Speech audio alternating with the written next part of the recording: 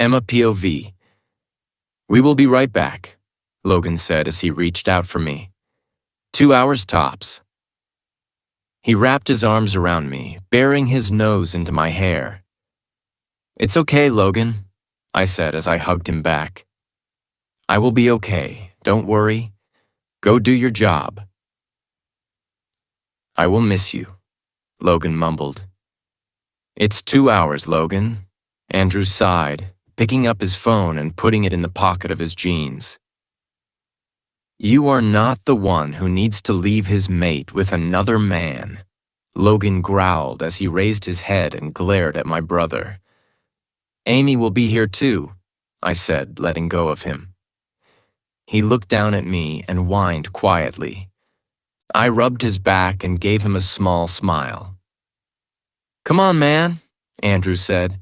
Drake is waiting for us.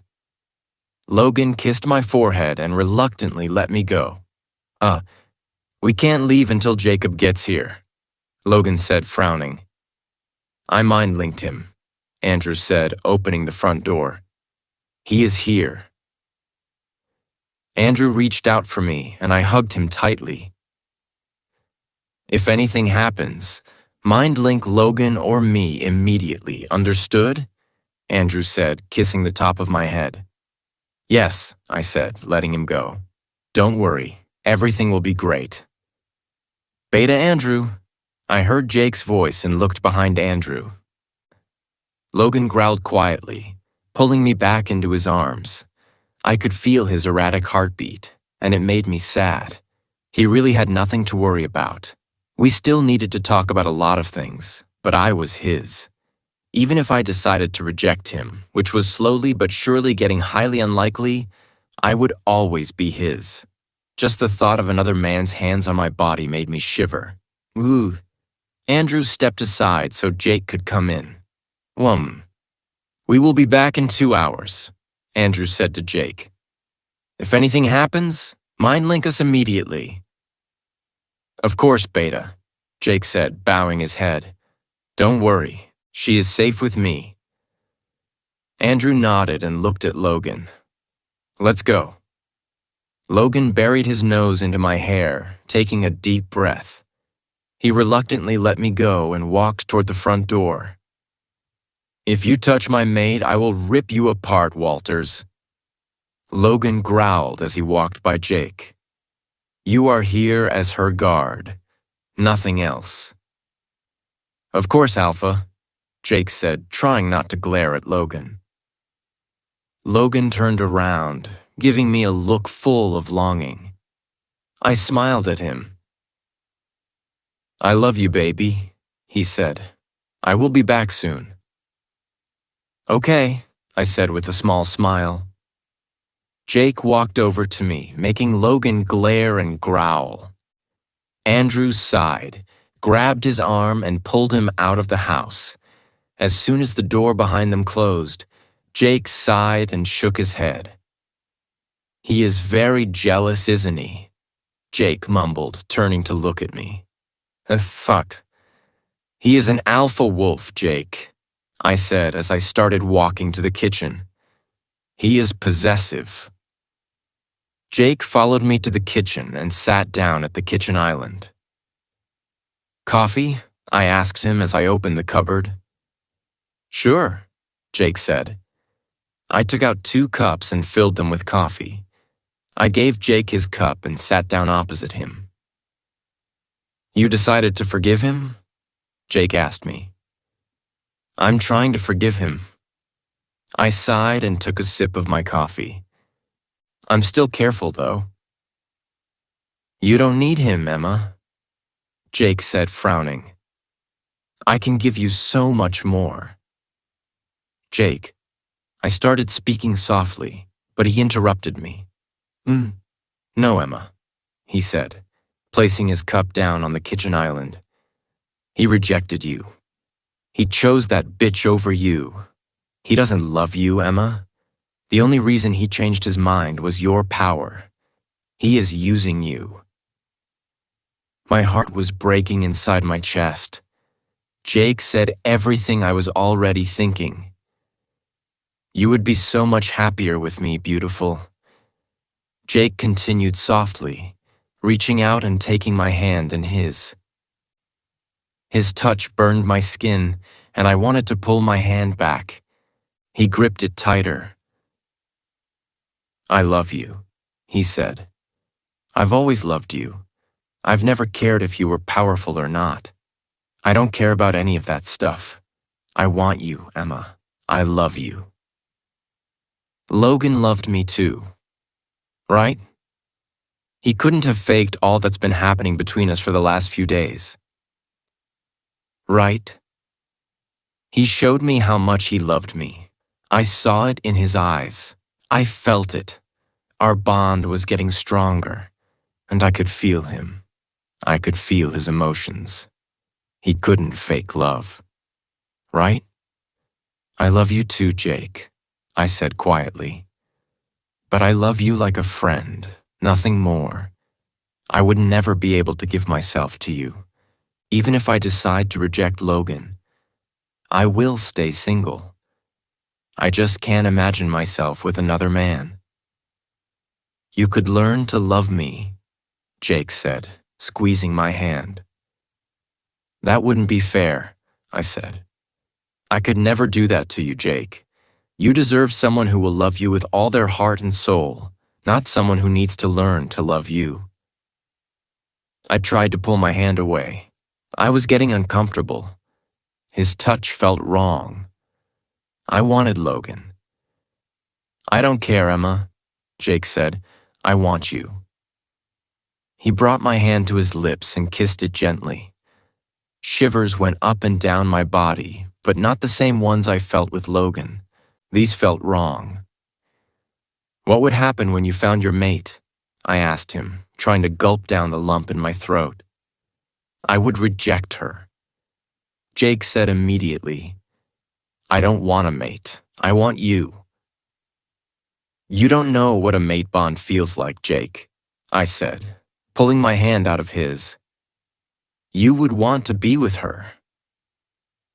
No, Emma, He started speaking, but this time I interrupted him. Stop, Jake, please, I said softly.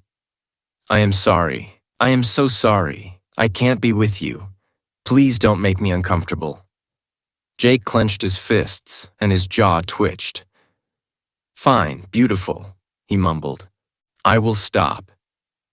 Thank you, I said, giving him a small smile. What do you want to do? We could play a board game.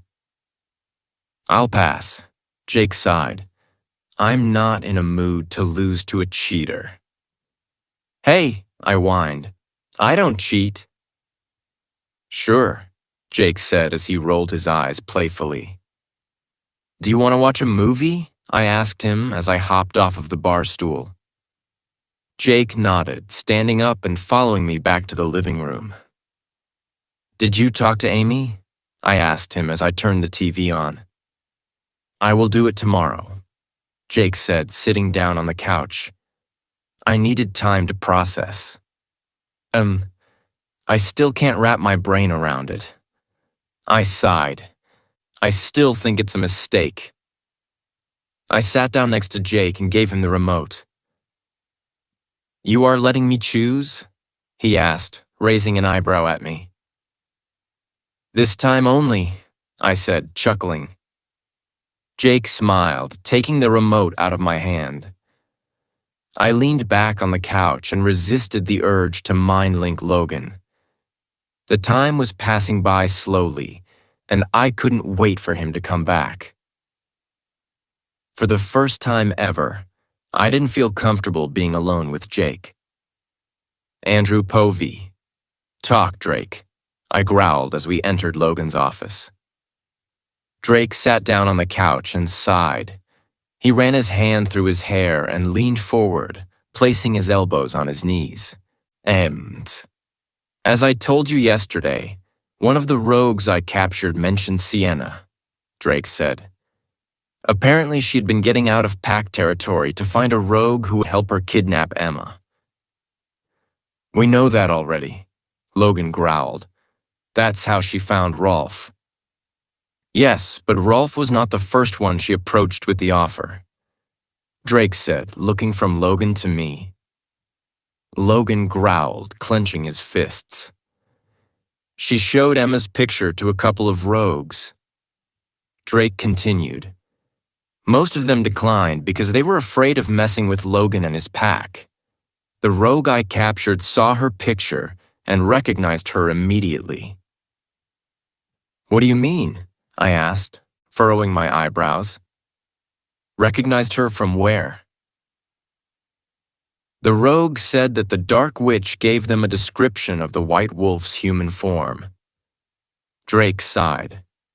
The rogue saw Emma's picture, and she fit the description. Why not take her then? I asked, trying to swallow the lump in my throat. Why did he let Rolf take her?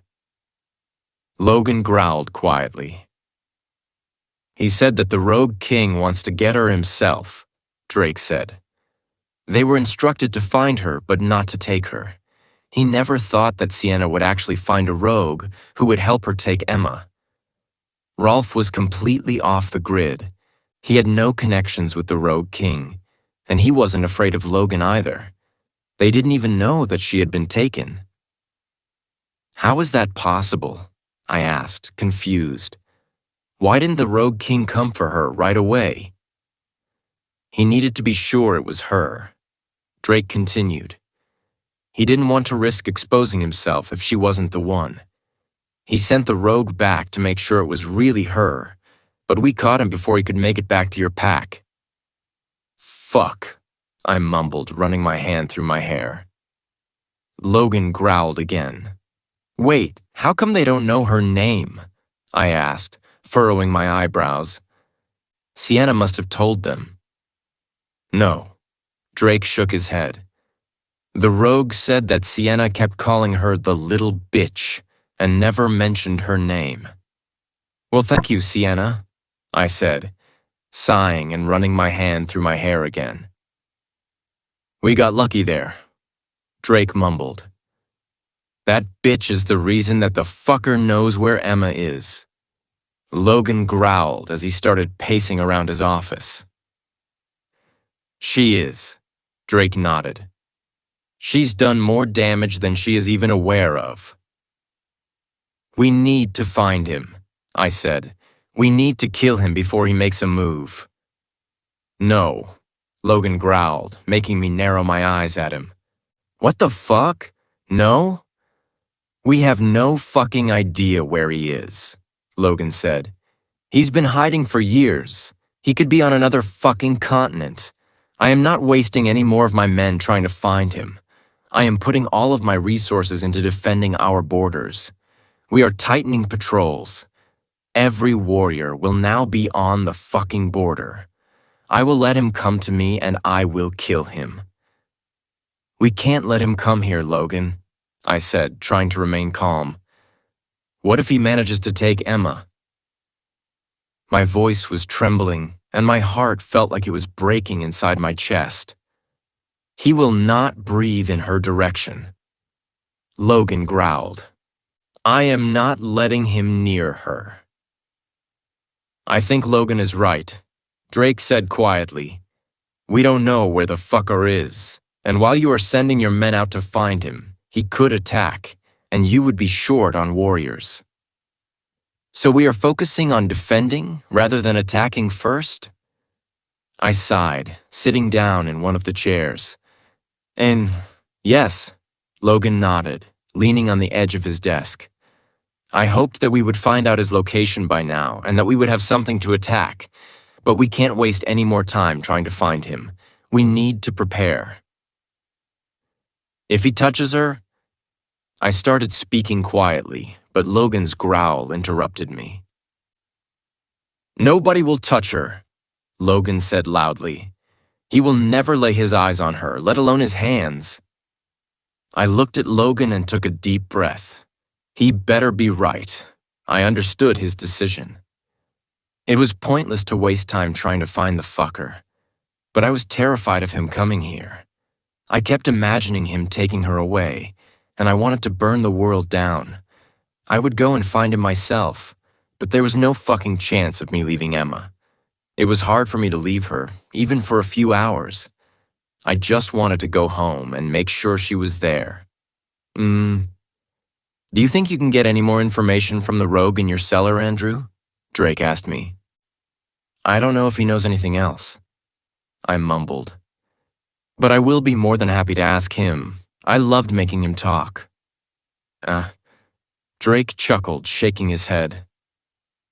I was sick and twisted when it came to torture. But I couldn't give a fuck. I would do whatever I had to do to keep Emma safe. Do that, Andrew, Logan said, walking behind his desk and sitting down in his chair. I will get Lewis to come to my office. I need to go over border patrol plans with him. Do you want to join me, Drake? I asked as I stood up. Gladdy, Drake smirked. I need to blow off some steam. I chuckled darkly and looked back at Logan. He was opening his drawers and pulling out papers. When are we going back to the house? I asked him, glancing at the watch on my left arm. We said 2 hours. We have an hour and a half left. I will go back as soon as I'm done with Lewis, Logan said. It will take us about 45 minutes to arrange everything. Okay, I nodded. Mind link me when you are done. If we are making progress, I will stay in the cellar longer. If not, I am going home in an hour. Don't worry, Logan said, looking up at me. I don't want her to be alone with Jacob for long. I'm going back there soon. Okay, I nodded. Enjoy, Logan said, chuckling darkly. Oh, I fucking will, I growled. Maybe I will even visit Sienna if there is time. I would love that, Drake laughed. I haven't seen her in a while. You two are sick fuckers. Logan laughed. We are sick? I chuckled. You are like a kid with a shiny new toy when you go downstairs. You are right, Logan nodded, smirking. I do love torturing the fuckers who hurt my mate. I laughed just as we heard a knock on the door. Come in, Lewis, Logan said. The door opened and Lewis walked in. He looked around the room and bowed his head in respect. Alpha, Beta, Alpha Drake, he said, looking back up at us. Please, Lewis, sit down, Logan said as he motioned toward the chair. We have a lot to discuss. Drake and I left Logan's office and started walking downstairs. I couldn't wait to blow off some steam. Logan POV. I missed Emma like crazy. I was so fucking happy when Lewis and I finally finished our talk. We've increased the border security and the number of patrols around the Pack territory. I was happy with the outcome and more than ready to go back to my mate. I needed to feel her. I needed to taste her. I needed to hear her sweet moans. How's it going, Andrew? I mind-linked my beta as I walked out of my office. He isn't talking. Andrew sighed. Take your time, I said. I'm going to your house right now. Don't worry about Emma.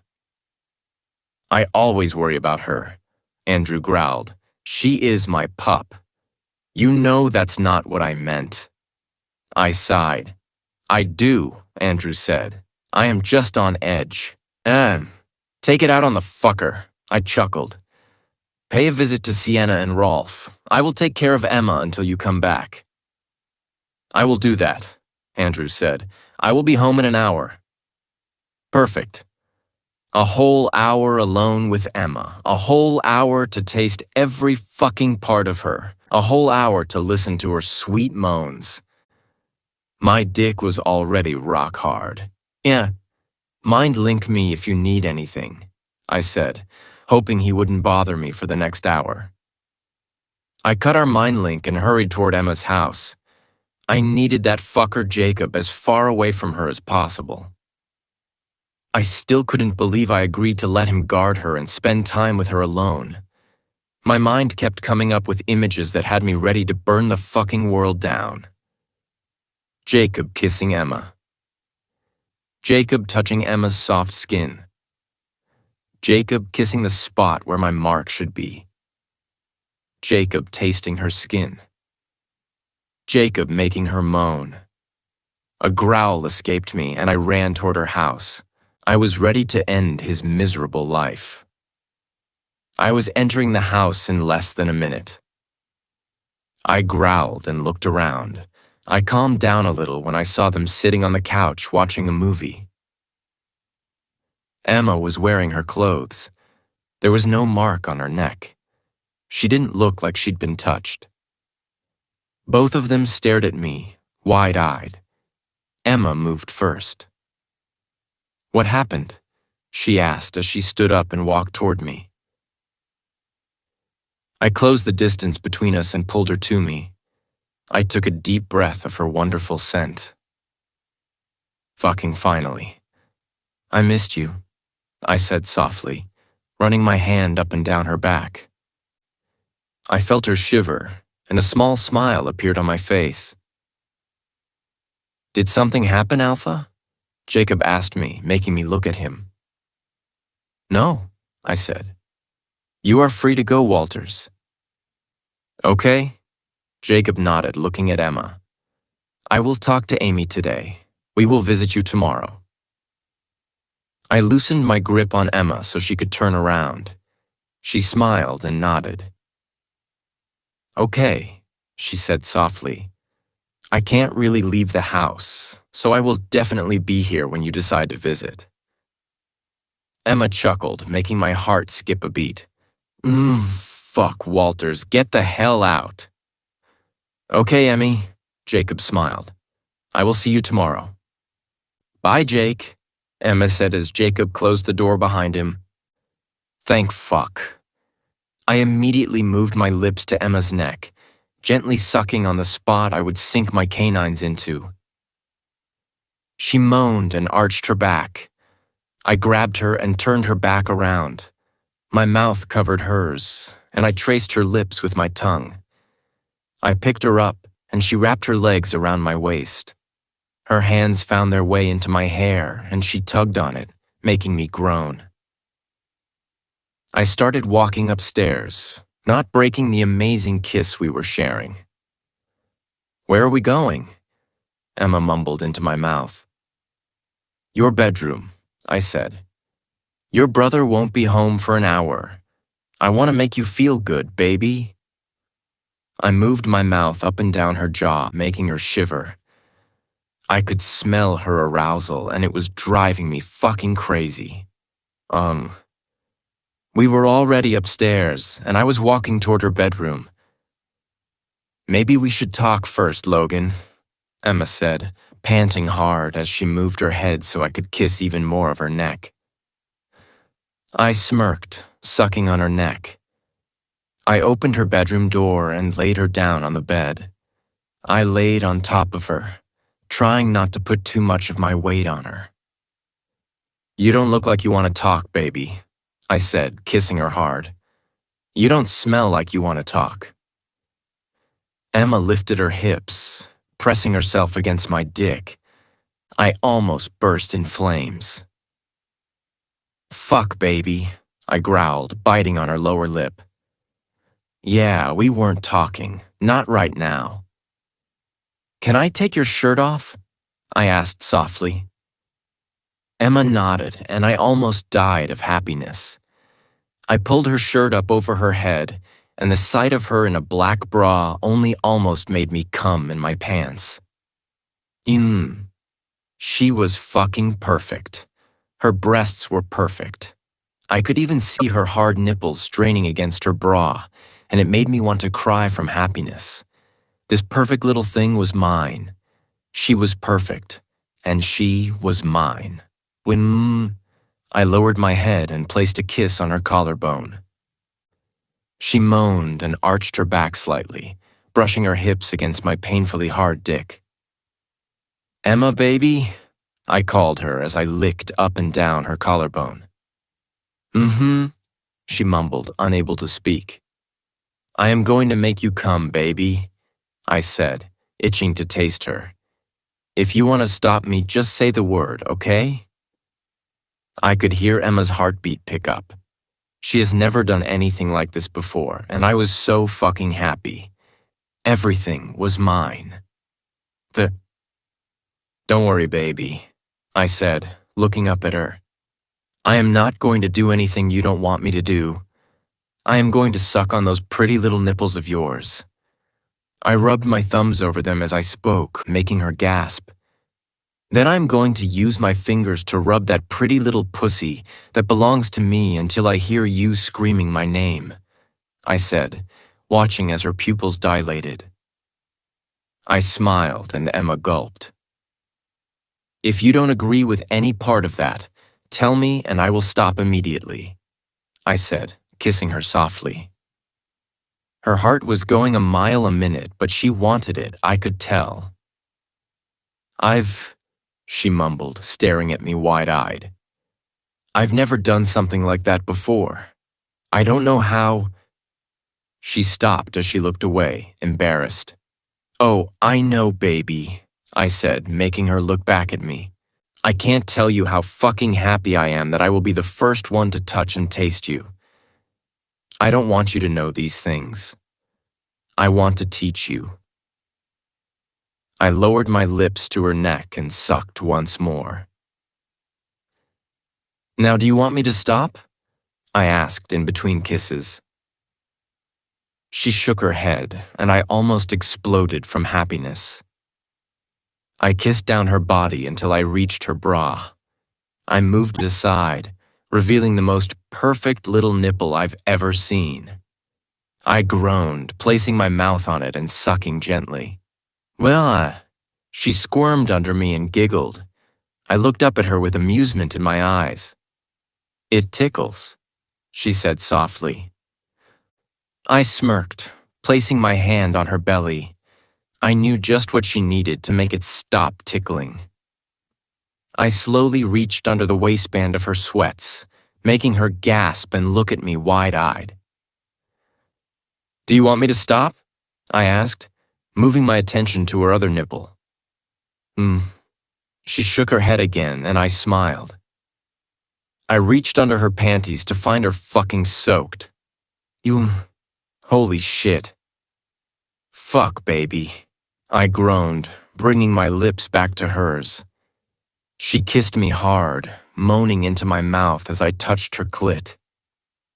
Do you want me to stop? I asked, knowing that it would take a fucking bulldozer to rip me away from her right now. No, please, she moaned, arching her hips toward my hand. Fuck. I started moving my fingers in a circular motion, making Emma cry out. I smiled and moved my mouth back down to her nipples. I sucked on them gently, and she arched her back. Not tickling anymore? I asked, smiling. She looked down at me, her pupils wide and her mouth slightly open. She shook her head. Good, I said, closing my mouth around her nipple again. She moved her hips in a steady motion, brushing against my dick at the same time. I was going to come. I was going to come in my fucking pants like I was a fucking teenager. She was close. Her breaths became shorter. Her whole body trembled. She grabbed my shirt with her fists and moaned my name. I covered her mouth with mine. That was the only thing I wanted to hear. My name on her lips as she came. Come for me, baby, I mumbled, biting her lower lip. Logan.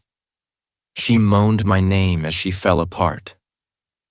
I felt my dick twitch inside my pants, and I exploded like a fucking volcano. This was the best fucking day of my life. Emma POV. I was trembling from top to bottom. I have never felt anything like that in my entire life.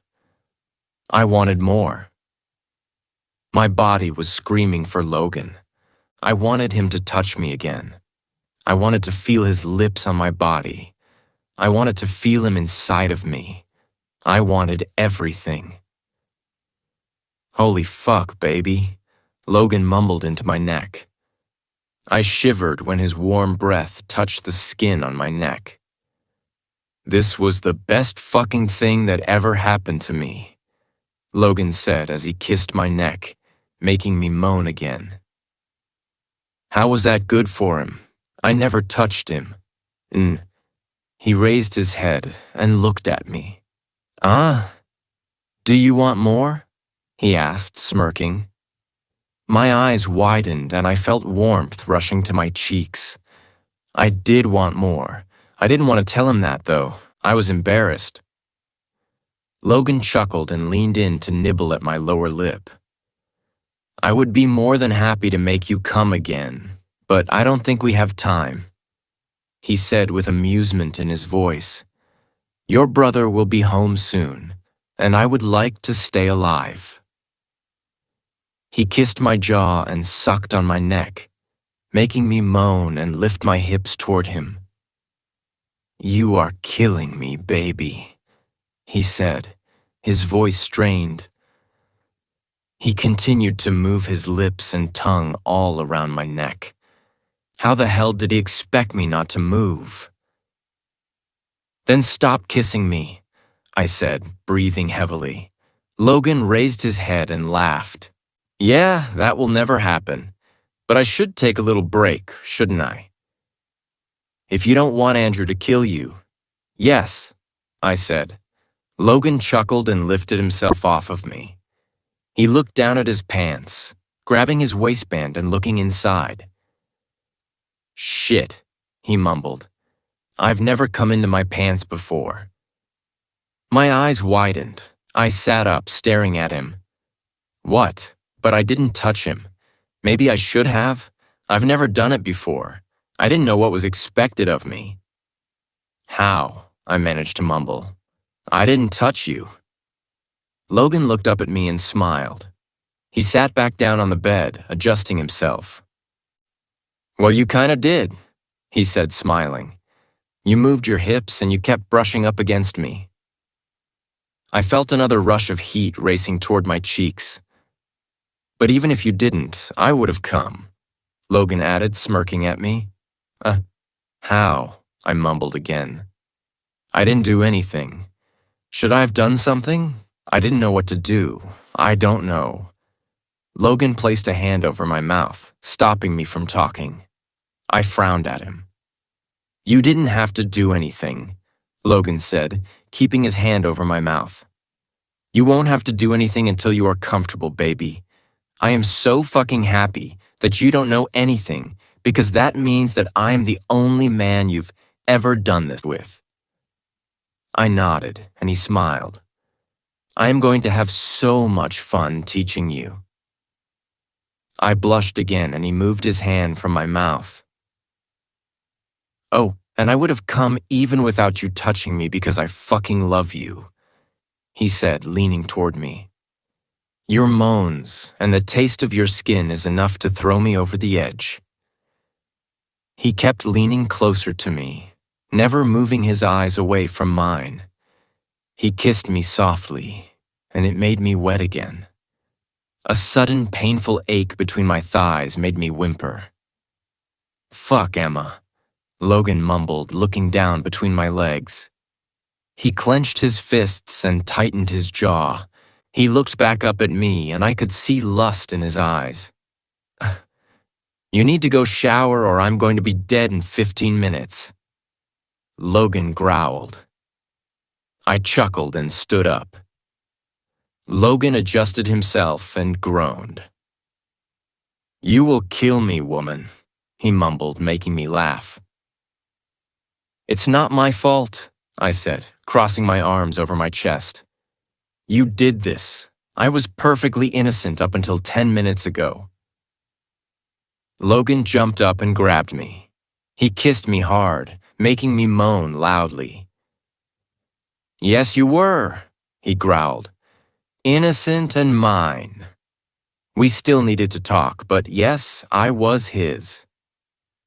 You need to let me go shower, I said quietly, stepping away from him. You need to shower too, or my brother will know what you did. I winked at him and he slapped my butt. I chuckled and walked to the bathroom. I heard my bedroom door open and close. I removed my clothes and stepped into the shower. I couldn't stop thinking about Logan's hands on my body. It was more than perfect, and I wanted more. I wanted to know what it felt like to have him inside of me. Another ache ripped through me, and I whimpered quietly. I needed to stop thinking about him. I finished showering and I dried myself with a towel. I put on a new set of clothes and walked out of my room. The scent of coffee hit me as soon as I started walking down the stairs. I walked into the kitchen and saw Logan pouring coffee into 2 mugs. "You're fast," I said as I sat down on the bar stool. Well, I'm not the one who couldn't leave the shower because she was fantasizing about me touching her again. He grinned and winked at me. My eyes widened and I blushed again. How the hell did he know? I was just guessing, but the expression on your face is telling me that I'm right. Logan laughed, walking around the kitchen island toward me. He wrapped his arms around me and kissed the top of my head. "Don't worry, baby," he said. "You don't have to be embarrassed. I fantasize about you all the time, not just in the shower." I rolled my eyes and Logan laughed. He lowered his head and kissed me again. I melted in his arms. "You wanted to talk to me," he said, lowering his lips to my jaw. "I did? I did. Yes, talk." My brain was all fuzzy and I couldn't think straight. "Maybe you should go stand on the other side of the island," I mumbled. "We can't talk like this." "Why?" Logan smirked. "Am I making it hard for you to focus?" "Yes," I said, frowning at him. "Okay, fine," he said as he stopped kissing my jaw. "I will go stand on the other side." He pecked my lips again and moved away. The cloud in my brain lifted slightly. His presence and his scent still made me all fuzzy. He sat on the bar stool opposite me and took a sip of his coffee.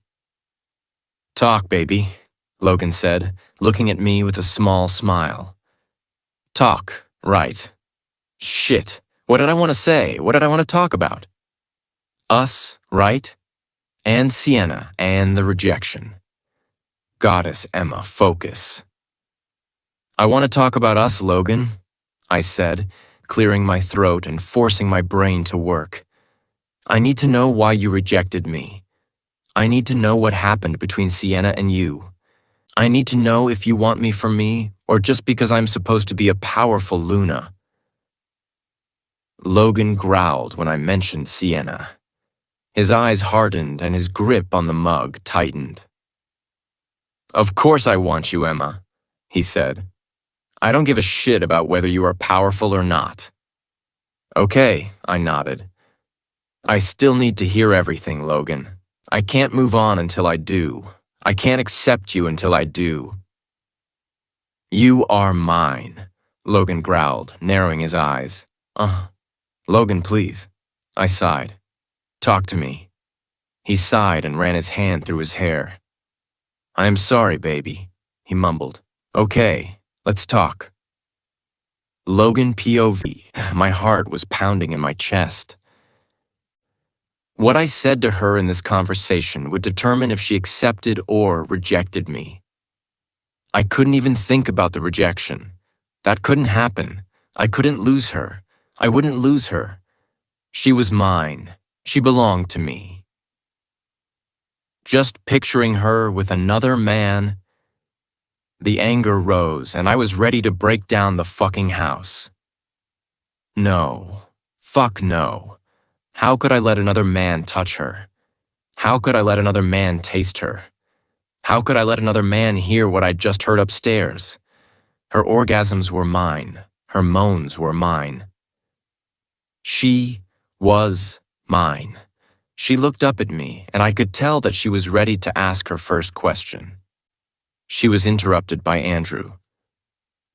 The front door opened, and we heard footsteps approaching. We looked at the entrance to the kitchen. "Hey," Andrew said as soon as he walked in. He hugged Emma and kissed the top of her head. "I missed you, Em," Andrew mumbled. "It's been 2 hours," Emma chuckled, making my heart swell in my chest. I adored the sound of her laugh. "It's been more than 2 hours," Andrew said as he walked to the cupboard. "What were you guys doing?" He took the mug and poured himself some coffee. "We were just about to talk," I said, giving him a meaningful look. "Oh," Andrew said, looking from me to Emma. "I will give you some privacy then." Andrew walked back to Emma and kissed her temple. I will be in my room if you need me," he said as he walked out of the kitchen, sipping his coffee. I walked around the kitchen island and took Emma's hand in mine. "Where are we going?" she asked me. "Living room," I said. I sat down on the couch and pulled her next to me. I wanted to touch her and feel her while we talked, but she pulled back. "I am sorry," she said immediately.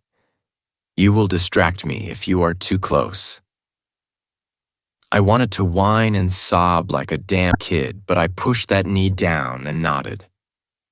"Okay, baby," I smiled. She took a deep breath and closed her eyes for a second. "Why did you reject me, Logan?" she asked quietly. "You said I was weak, but you didn't even give me a chance to prove to you that I am not." I clenched my fists and took a deep breath. "I was scared," I said quietly. "We were constantly getting attacked by rogues. My father left me this pack, and it is my duty to protect it. I was scared that they would take you away from me.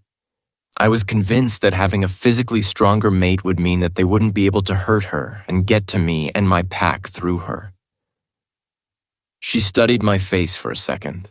I was never physically weak. I was always the best at training.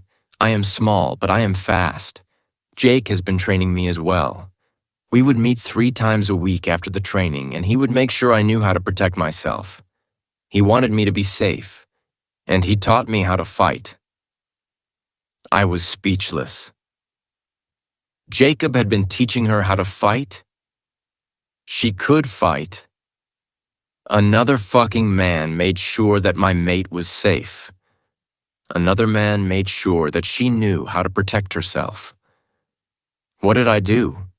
I rejected her immediately without even talking to her or considering teaching her myself. I was a fucking idiot. I hated myself so fucking much. I didn't deserve this girl, but I was too fucking selfish to give her up. Jake always said that I needed to be fast because I'm so small. She continued when I didn't say anything. "I am really fast. I can kick some serious butt." My eyes widened and I almost chuckled. Did Andrew know about this? Why didn't he tell me? "I am an idiot," I mumbled, staring at her. "Your words, not mine," Emma said, smirking. I reached out to her, ready to pull her to me and kiss her, but she stopped me. "Thaw, we are not done talking," she said, moving even further away from me. I was seconds away from whining like a fucking toddler. I wanted her. "What happened between you and Sienna?" she asked quietly, and I could hear the pain in her voice. "Did you love her?" I loved her like a friend," I said honestly. "I've never loved her like I love you." "But you slept with her?" she asked, narrowing her eyes at me. "Shit, how did she know about that?" "I did," I said nervously. "We hooked up occasionally, but that doesn't mean that I loved her." I sounded like a fucking pig. "That's kind of mean," Emma mumbled, looking down at her hands. It is, I agreed. But I'm done lying to you. I won't risk losing you again. I'm always going to be honest and tell you the truth. If Sienna didn't hurt me, would you be with her right now? Emma asked, looking back up at me. Goddess, no, I said immediately. I was caving, Emma. I regretted my decision as soon as I said those words. It wouldn't take me long to crawl back to you and beg you to forgive me. She studied my face, and I could tell that she was in deep thought. Look, baby, I sighed, running my hand through my hair. I gave up on ever finding my mate. I put all of my attention and effort into my pack. I thought about ways to protect it and make it even better. Finding a mate at 25 seemed impossible, and I decided to give myself to my pack entirely. I thought about making Sienna my chosen mate for a long while, but something was always stopping me. Now I know that it was the moon goddess, and she made me wait for you. But the only thing I wanted was a better, stronger pack, and I told myself that Sienna would help me achieve that, and even if I ended up finding my mate, she would never mean more to me than my pack. I decided to reject her even before I knew it was you. I honestly thought that Sienna was the best Luna for me and my pack. I couldn't have been more wrong. Nay, you blindsided me. I continued quietly. I never thought it was possible to love someone the way I love you. Suddenly, my pack meant nothing to me without you, but I was a stubborn idiot who made a terrible choice. The pain in Emma's eyes almost made me scream, but I had to tell her everything. I had to tell her how fucking much I loved her. Even Leon kept quiet the entire time, which was odd for him. He was giving me space to fix what I messed up. I wanted you back even before I found out about you being the true Luna, I said, trying to stop myself from grabbing her. I was a jealous idiot who made sure to find everything out about Jacob. I was a jealous idiot who told your brother that Jacob couldn't become your chosen mate. I was a jealous idiot who almost killed Drake at that dinner for looking at you the way he did. I couldn't even let anyone carry you home after you broke your ribs at training, Emma. I wanted to kill Jacob because he was the one who carried you to the hospital, not me. Emma sobbed, and I pulled her onto my lap immediately. She straddled me and buried her face in my neck. I wrapped my arms around her as tightly as I could. She fit into them so fucking perfectly. I love you, I said to her as I kissed the top of her head. I fucking love you. She raised her head and looked at me. She grabbed my face with her hands and pressed her lips on mine. My heart almost jumped out of my body. I kissed her back, parting her lips with my tongue. Her taste invaded my mouth, and I groaned. I had to break the kiss, because I was seconds away from fucking her right there. Andrew would have definitely killed me if he walked in on that. Does that mean that you accept me? I asked, breaking the kiss and trying to stop myself from ripping her clothes off of her. My heart hammered in my chest. I was so fucking sure that this kiss meant that she wanted me as much as I wanted her, but a part of me was still terrified that she would reject me. I, Emma Parker of the Crescent Moon Pack, accept you, Logan Carter, as my mate and alpha, she said quietly as she pressed her lips back on mine. I was in fucking heaven. Emma POV. I was shaking from top to bottom. Accepting Logan felt like finding a missing puzzle piece that completed the picture. It was the best thing I've ever done. It was the scariest thing I've ever done as well. A part of me was still scared. A part of me was still screaming at me that I'd made a mistake. His tongue massaged mine so perfectly. His hands on my body felt perfect, and I wanted more. I needed more. As happy as it makes me to see that the two of you have made up, please stop doing that on my couch. I heard my brother's voice. My eyes opened abruptly, and I jumped off of Logan. I forgot where we were. I forgot that I was sitting on him and that it wasn't a really good idea to throw myself backwards. Instead of jumping on my feet, I stumbled and started falling on my back. Logan grabbed me just before my head hit the coffee table. "Andrew!" Logan growled, shooting daggers at my brother. "Shit, Em," Andrew mumbled, walking down the rest of the stairs. "Are you okay?" "Fine," I mumbled, standing up straighter. "You scared me." Andrew walked over to me and pulled me into a hug. I am sorry, love," he said, kissing the top of my head. I looked up at him and gave him a little smile. He broke the hug, but he never let go of me. He kept his hands on my shoulders and pressed my back to his chest. "I see that you made up," Andrew said, looking from me to Logan. "We did," Logan said, smiling from ear to ear. My heart fluttered and my legs started to feel like jelly. He was so gorgeous. "That is good to hear," Andrew said, staring at Logan. "You and I will have a little talk later, Logan. It's the talk that I've been saving for my sister's mate, and I can't wait for you to hear it." Logan's smile disappeared and I almost laughed. He was a big, bad alpha, but right now he was scared of my brother. I guessed that big brother trumped alpha. Who knew? "Did you eat?" Andrew asked me as he moved his gaze from Logan to me. "No." I shook my head and looked up at my brother. "Come on," Andrew said, moving his hands from my shoulders and taking my hand in his. "I'll make us lunch." Logan followed us to the kitchen.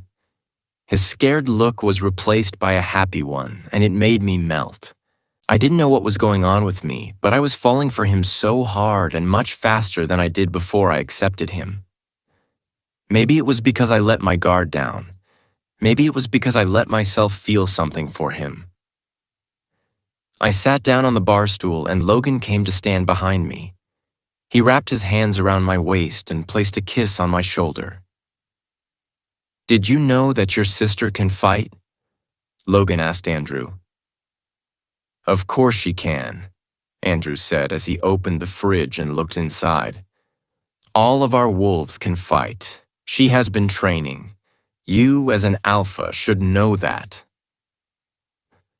"I do know that," Logan sighed. "But that is not what I'm talking about." Andrew turned around and looked at us. He raised an eyebrow. Walters has been teaching her outside of mandatory training," Logan said. "Apparently she is fast and she can kick some ass." Andrew's eyes widened. He looked kind of worried. "Why would he do that?" Andrew mumbled. "You could have gotten hurt." "He did it so I wouldn't be hurt," I said. "He said that he wanted me to be safe. He said that he wanted me to know how to fight and protect myself." Andrew looked at Logan, and I saw guilt written all over his face. "I know, man." Logan sighed. "We let another man do our job." I furrowed my eyebrows. "What are you talking about?" "I should have been the one to teach you, Emma," Andrew said, rubbing the back of his neck nervously. "I can't believe it never occurred to me. I can't believe that Jacob thought of it, and I didn't." Was he being serious right now? "You have a job, Andrew," I said softly. "You can't spend all of your time worrying about me and thinking about what would be good for me. You have a pack to run." "You are my pup," Andrew said, crossing his arms over his chest. "I should have thought of it." I sighed and shook my head. "You raised me to make good choices, and I made a good choice when I became friends with Jake, who then helped me learn how to fight. So, if you think about it, you are responsible for me knowing how to kick someone's butt." Logan snorted and started laughing. Andrew rolled his eyes and went back to making lunch. I really want to see you kick some ass, baby," Logan said, moving my hair away from my face. I would like you to show us what Jacob has taught you. I think that's a great idea, Andrew added. We can go down to the gym later. Walters is a good warrior, but Logan and I are better. We can correct your mistakes and teach you how to be even better. We had a little gym in the basement. I used it rarely, but Andrew was downstairs every day. I crossed my arms over my chest and smirked. I decided to mess with them a little. Anzus, how do you know that you are better than Jake? I asked. He is great. Both Logan and Andrew growled. Andrew turned around and studied my face for a second. He narrowed his eyes and looked at Logan. Don't fall for it, man, Andrew said. She is messing with us. Logan wrapped a hand around my throat and bent my head backwards so I could look at him. His hand around my throat almost made me moan. What the hell was he doing? I felt wetness between my thighs, and I knew the moment Logan smelled it because his pupils dilated and he gulped. My little devil, he growled playfully and let me go. I looked back toward Andrew and took a deep breath. Thankfully, Andrew was back at making lunch, and he didn't pay attention to us. Logan's hand found a way in between my thighs. I looked down abruptly. What was he doing? His fingers caressed my leg and moved up slowly. My breath got caught in my throat. He brushed his thumb on my clit and kissed my neck gently. I almost came right then and there. Holy! I grabbed his hand and moved it away. I looked up at him and narrowed my eyes, sending daggers at him. My brother was right there. Logan winked at me and laughed before sitting down on a bar stool next to me. Two can play this game, my alpha. I was going to get him back. Logan POV. Watching Emma in those tights and a sports bra had my heartbeat going a mile a minute with no signs of slowing down. Shit. Shit, shit, shit. Thank goddess, I was sitting down, and Andrew couldn't see the very obvious bulge in my pants. She was driving me fucking crazy. Okay, little one, Andrew said, panting hard. Not bad at all. He was right. She was amazing. She was fast, and she knew just where to hit to incapacitate her opponent. I was proud of her. I was turned on as fuck. I was so mad at myself because I almost lost her. You are amazing, baby, I said, smiling brightly. Gee, Jacob did a good job, Andrew said as he gave Emma a towel. I do see room for improvement, so we will be down here every day. Emma groaned. I should have kept my mouth shut.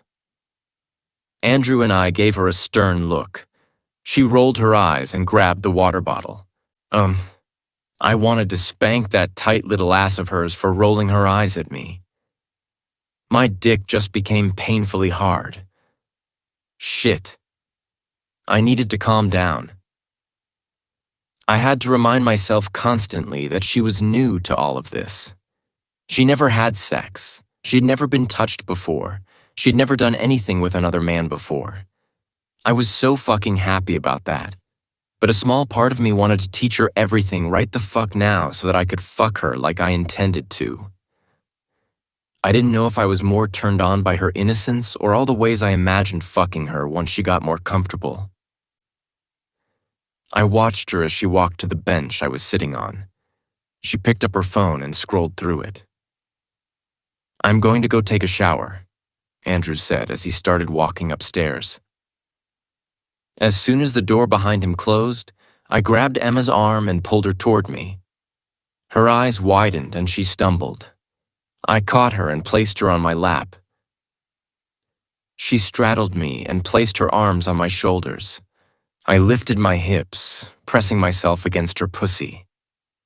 She moaned and I pressed my lips on hers, silencing her.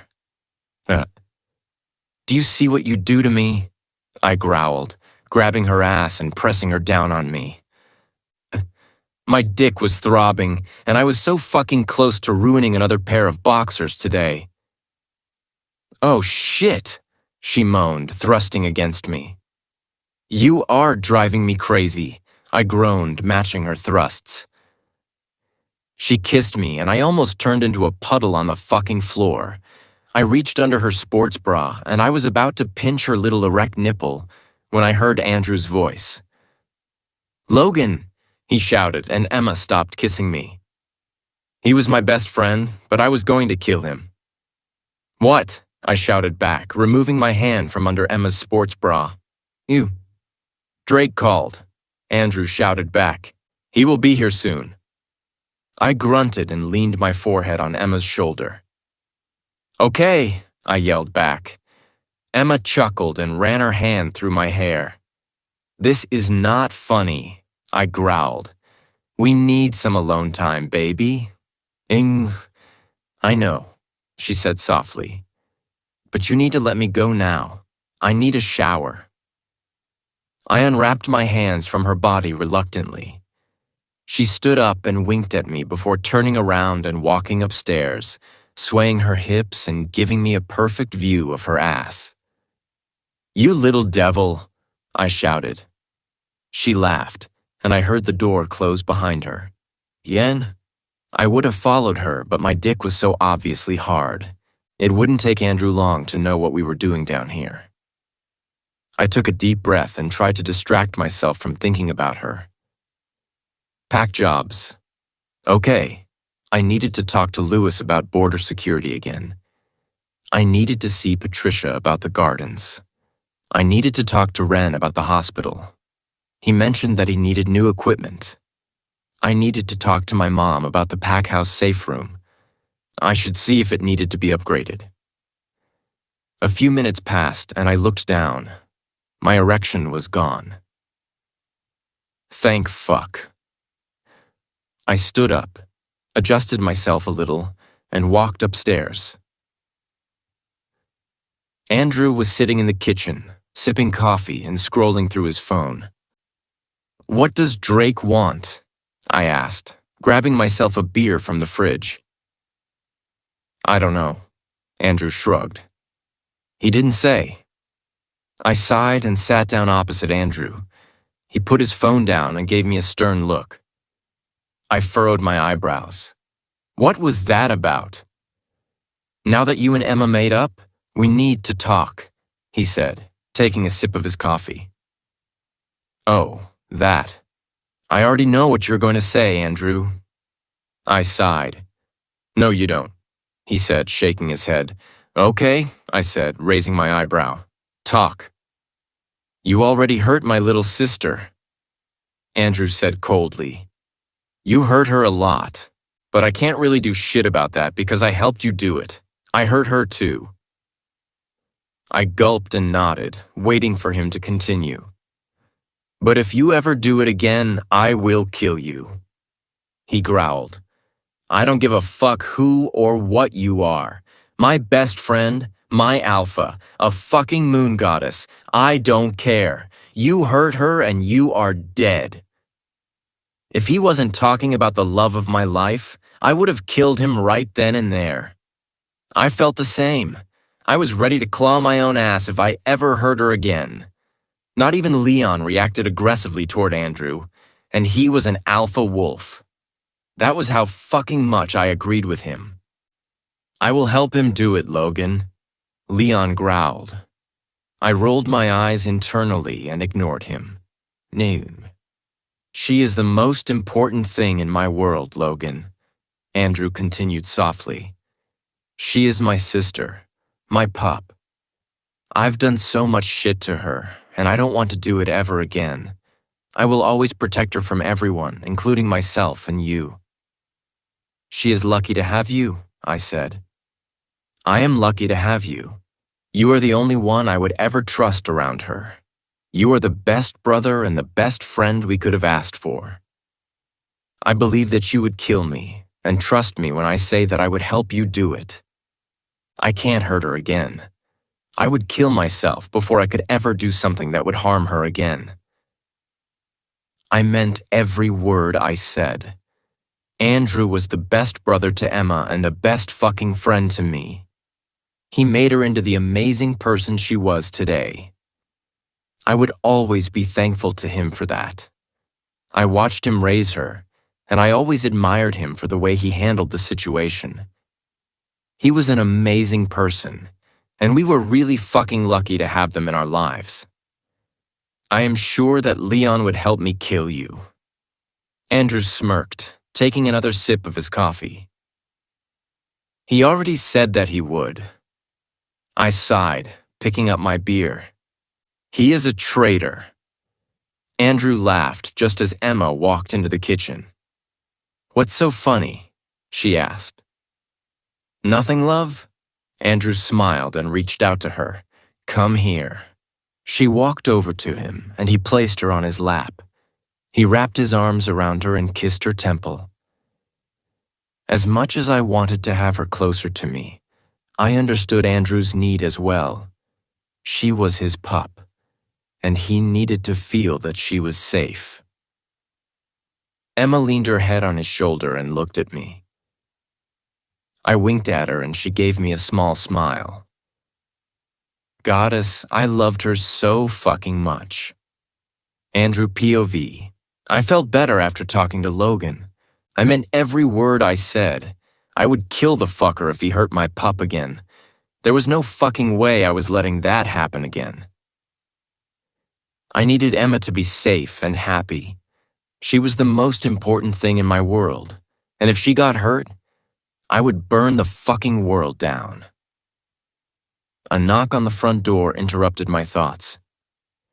Emma started getting up, but I held her down. I needed this.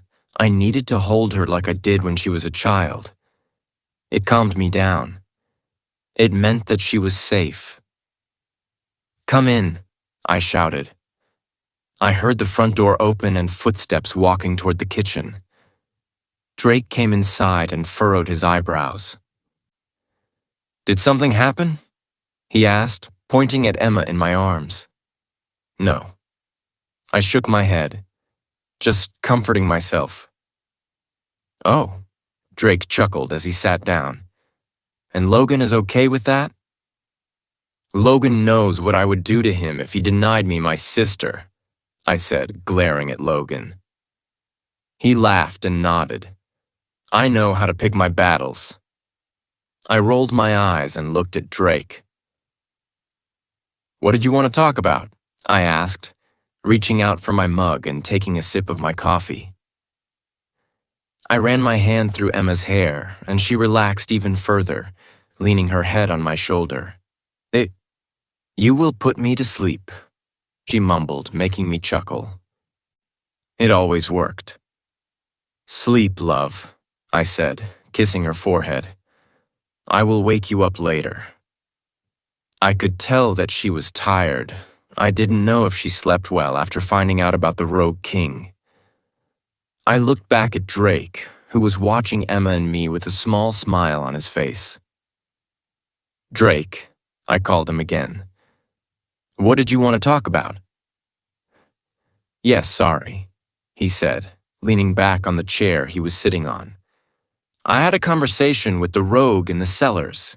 He said some interesting things. He air-quoted conversation, giving me and Logan a knowing look. What did he say?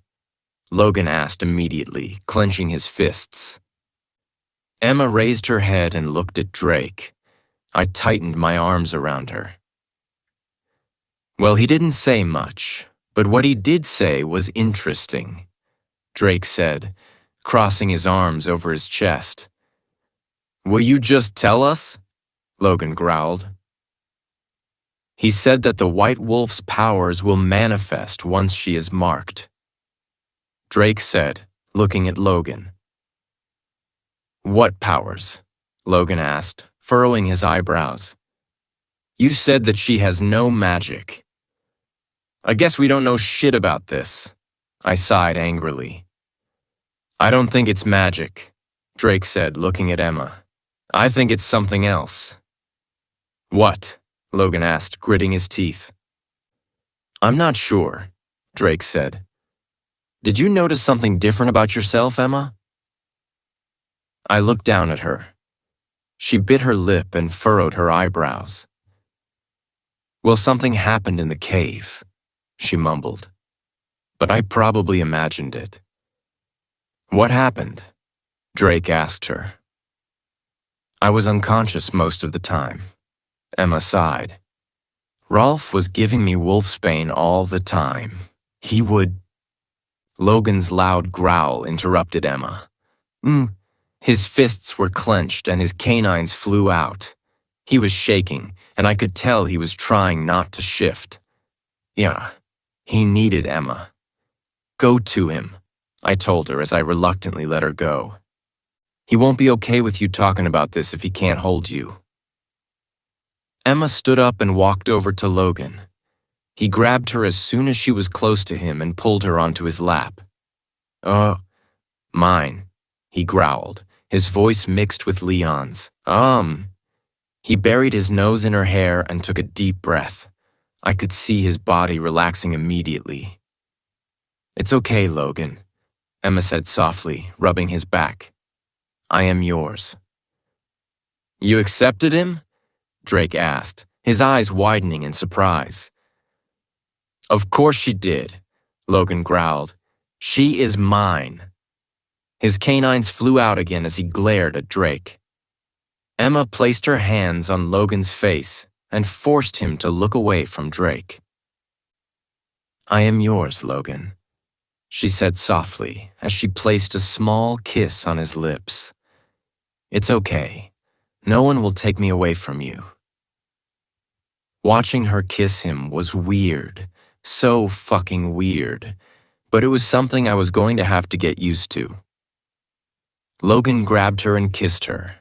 He leaned his forehead on hers and closed his eyes. I am sorry, he mumbled as he took a deep breath. It's hard for me to listen to this. It's okay, Logan, I said. Will it be easier now that you are holding her? Drake asked. If not, maybe we could talk to Emma alone. Logan growled again, making Drake raise his hands in surrender. It was just a suggestion, Drake said defensively. Don't bite my head off. I will stay right the fuck here, Logan growled. Okay, Drake nodded. Can we continue then? Logan nodded, pulling Emma closer to him and kissing her temple. What happened in the cave, love? I asked Emma, giving her a small smile. As I said, he was giving me wolfsbane, Emma said, running her fingers through Logan's hair. I was asleep most of the time. He would give me another dose of wolfsbane as soon as I woke up. Emma stopped talking and glanced at Logan worriedly. Go on, baby, he said. I am okay. Well, I could hear Eliza while I was there, Emma said. My eyes widened. She could hear her wolf, even though there was wolfsbane in her body. Logan and Drake looked as confused as I was. What do you mean, baby? Logan asked her. I could hear her, Emma said, looking at him. I talked to her. Holy fuck, Drake mumbled, staring at Emma with his eyes wide open. But I must have imagined that, Emma said, looking at me. Right? Was that even possible? Wolfsbane was poison for werewolves. It could kill us. Was it possible that it didn't have the same effect on her as it did on us? I don't know, love, I mumbled. What does Eliza say? I already talked to her about it, Emma said. She said that she talked to me, but I don't know if she remembers correctly. She could have imagined it just like I did. We could test that theory, Drake said, looking intently at Emma. You are not giving her wolfsbane, Logan growled, wrapping his arms around her and pulling her to his chest. At. I growled at the same time. I completely agreed with Logan. Drake was fucking insane if he thought that we would let him do that. Not Wolfsbane. Drake sighed. I was thinking about Silver. We could just have her touch something silver and see if she can communicate with Eliza. What? I wouldn't be able to talk to her if I touched Silver, Emma said, shaking her head. Rolf put silver handcuffs on me when they took me away. I lost Eliza immediately. Logan growled when she mentioned Rolf again. I clenched my fists, thinking about Rolf touching her. Okay. Drake nodded. Maybe you will be able to talk to Eliza even with silver touching your skin once Logan marks you. You think that I really talked to her? Emma asked, surprised. Probably. I sighed. You are powerful, love. You are a very special wolf. It would make sense if you could do something like that. Emma looked at me wide-eyed. I gave her a small smile. I am proud of you, baby, Logan mumbled, kissing her temple. There is another thing I wanted to talk to you about, Drake said, making the three of us look at him. Should Logan mark her or not? If he does, she could use her powers against the rogue king. But if he manages to take her, he could kill her while trying to remove the mark. But if Logan doesn't mark her, she will be weaker. I gulped and looked at Emma. Logan growled, pulling her to him. Should he mark her or not? Logan POV. Of course I was going to mark her. She was mine. I growled at Drake, wrapping my arms around her even tighter. I'm marking her, I said angrily. She is mine. I never said she wasn't, Logan. Drake sighed. I'm saying that maybe you should wait. If he takes her. The growl that escaped me made the windows shake. He is not taking her away from me, I shouted, standing up with Emma in my arms. No one is taking her away from me.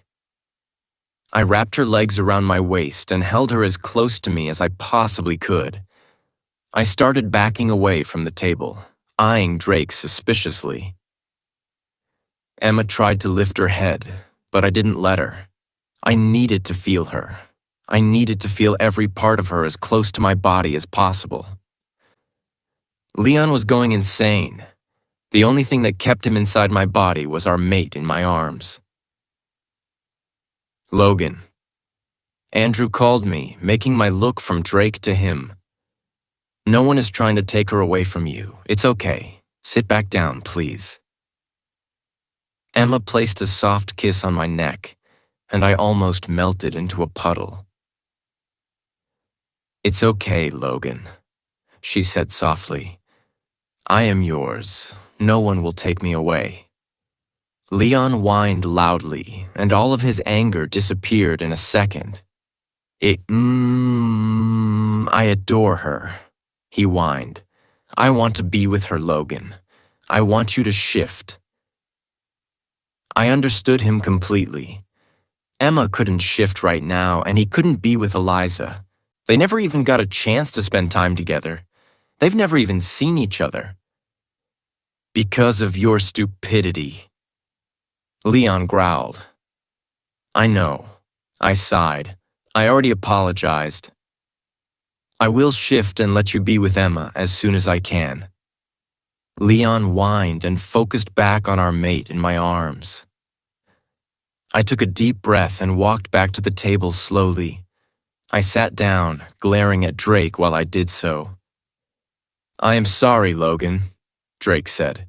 I know this is hard for you, but we need to talk about this. He was right, and I knew it. But that primal, animal, alpha side of me couldn't handle talking about it.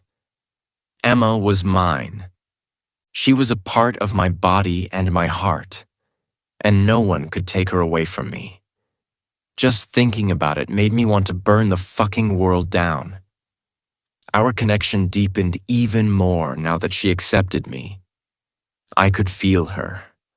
I could feel her emotions even when we weren't in the same room. She belonged to me and me only. And I think he should mark her, Andrew said. If what the rogue said is true, it will make her stronger. She will be able to fight him if he tries to take her. He will not take her, I growled loudly. He won't, Andrew nodded. But he will try to. There is obviously a lot we don't know about her. Drake mumbled. He has an advantage over us. He is much more familiar with the legend of the White Wolf than we are. My heart clenched painfully, and fear washed over me. I pressed her closer to me and kissed the top of her head. I would die before I let him take her. Yeah. He definitely knows more. Andrew sighed, running his fingers through his hair. There wasn't anything about her in our library. It has to be some kind of witch's tale. Maybe that's just what it is, Emma said, looking at Andrew. Maybe it's just a tale, and I'm nothing special. You talked to your wolf while being under the influence of wolfsbane, Drake said softly. Other wolves can't do that. I could have imagined that, Emma said. I was convinced I was going to die. I was hurt and sad and alone. I needed someone to comfort me. My heart clenched painfully, and I wanted to stick my claws up my own ass. We did that to her. Andrew's jaw ticked, and he reached across the table, taking her hand in his. I am so sorry, love, Andrew said softly. It's okay, Emma said, giving him a small smile. It wasn't okay. We were idiots. You are right, Emma, Drake continued. You could have imagined that. But how do you explain the fact that you survived? You should have died with that amount of wolfsbane in your body. Both Andrew and I growled. But it was the truth. Ren said that she should have died. Drake is right. Andrew sighed, squeezing Emma's hand even tighter. Ren did say that the amount of wolfsbane in your body was lethal. My baby almost died. Just thinking about it made me so fucking angry. I was ready to tear the world apart. That's weird, Emma mumbled. Not for you, Drake smiled. You are the true Luna. You can do what most wolves can't. Emma looked up at him and gave him a small smile. Jealousy burned inside of me. She shouldn't be smiling at him. But what pissed me off even more was the way he was looking at her. I could tell he wanted her. I could tell that he was in love with her. And I wanted to kill him. Calm down, Logan. Andrew mind-linked me. You look like you are about to explode. He wants her, I growled back, not taking my eyes away from Drake. He was still staring at my mate with a look of adoration in his eyes. She is yours, Andrew said. She is sitting in your lap. You are the one who is holding her. Drake can keep wanting her, but he will never have her. I think you should wait, Logan, Drake said, looking at me. Don't mark her until we deal with the Rogue King. If he takes her, he will want to remove the mark. It could kill her. I wasn't surprised that he thought I shouldn't mark her. Maybe he thought that he had a chance with her. Fucker. As if I would let him touch her. Mine, Leon growled possessively. Emma and I will talk about it privately, I said, trying to stop myself from killing him. It's our decision, not yours. I understand that. Drake nodded, glancing back at Emma. But I also know that the desire to mark her could cloud your judgment. Please think about it before doing anything. He still thinks he has a chance with her. I mind-linked Andrew. He doesn't want me to mark her so he can take her away from me. Andrew didn't respond, but he glanced at me and I could tell that he agreed with me. I will always put her safety first, I said sternly, looking back at Drake. She is mine, and I will always take care of her. You don't have to worry about that. Drake nodded, not taking his eyes away from Emma. I was pissed the fuck off and wanted him to leave. Can Emma and I talk privately, please? I asked as calmly as I could. Yes, of course, Andrew said immediately, sensing my need for Drake to leave. Drake and I could go to the library and look through the books again. Maybe I missed something the first time I was there. Sure, Drake said, standing up and smiling at Emma. Andrew walked over to us, and I let Emma stand up so he could hug her. I will be right back, love, Andrew said as he kissed the top of her head. Okay, she said, hugging him tightly. Take care of her, Andrew told me as he and Drake left the kitchen. Drake never looked away from Emma. I pulled her back onto my lap as soon as they left the kitchen.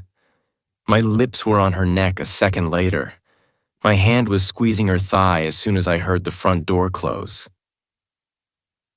She moaned quietly, and I wanted to rip her clothes into tiny little pieces so that I could touch and taste every fucking piece of her skin.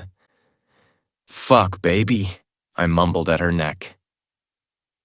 I needed her. I fucking needed her. I needed to know that she was mine and not Jacob's. She was mine and not Drake's. Mine, only mine. Latte Logan POV. Emma, baby, I need you, I mumbled, capturing her lips with mine. I could smell her arousal and I growled. Fuck, I needed to taste her now.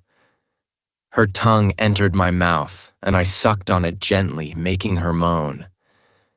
Can I take you upstairs? I mumbled, biting her lower lip. Yes, she mumbled, looking at me with her lust-filled eyes.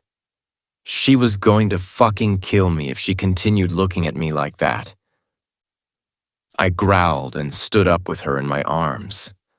She wrapped her legs around my waist and moaned when she felt my rock-hard dick pressing between her legs. I wrapped my arms tightly around her, making sure that she was as close to me as possible. I needed to feel her. I rushed upstairs, not moving my lips away from hers. I just couldn't get enough of her taste.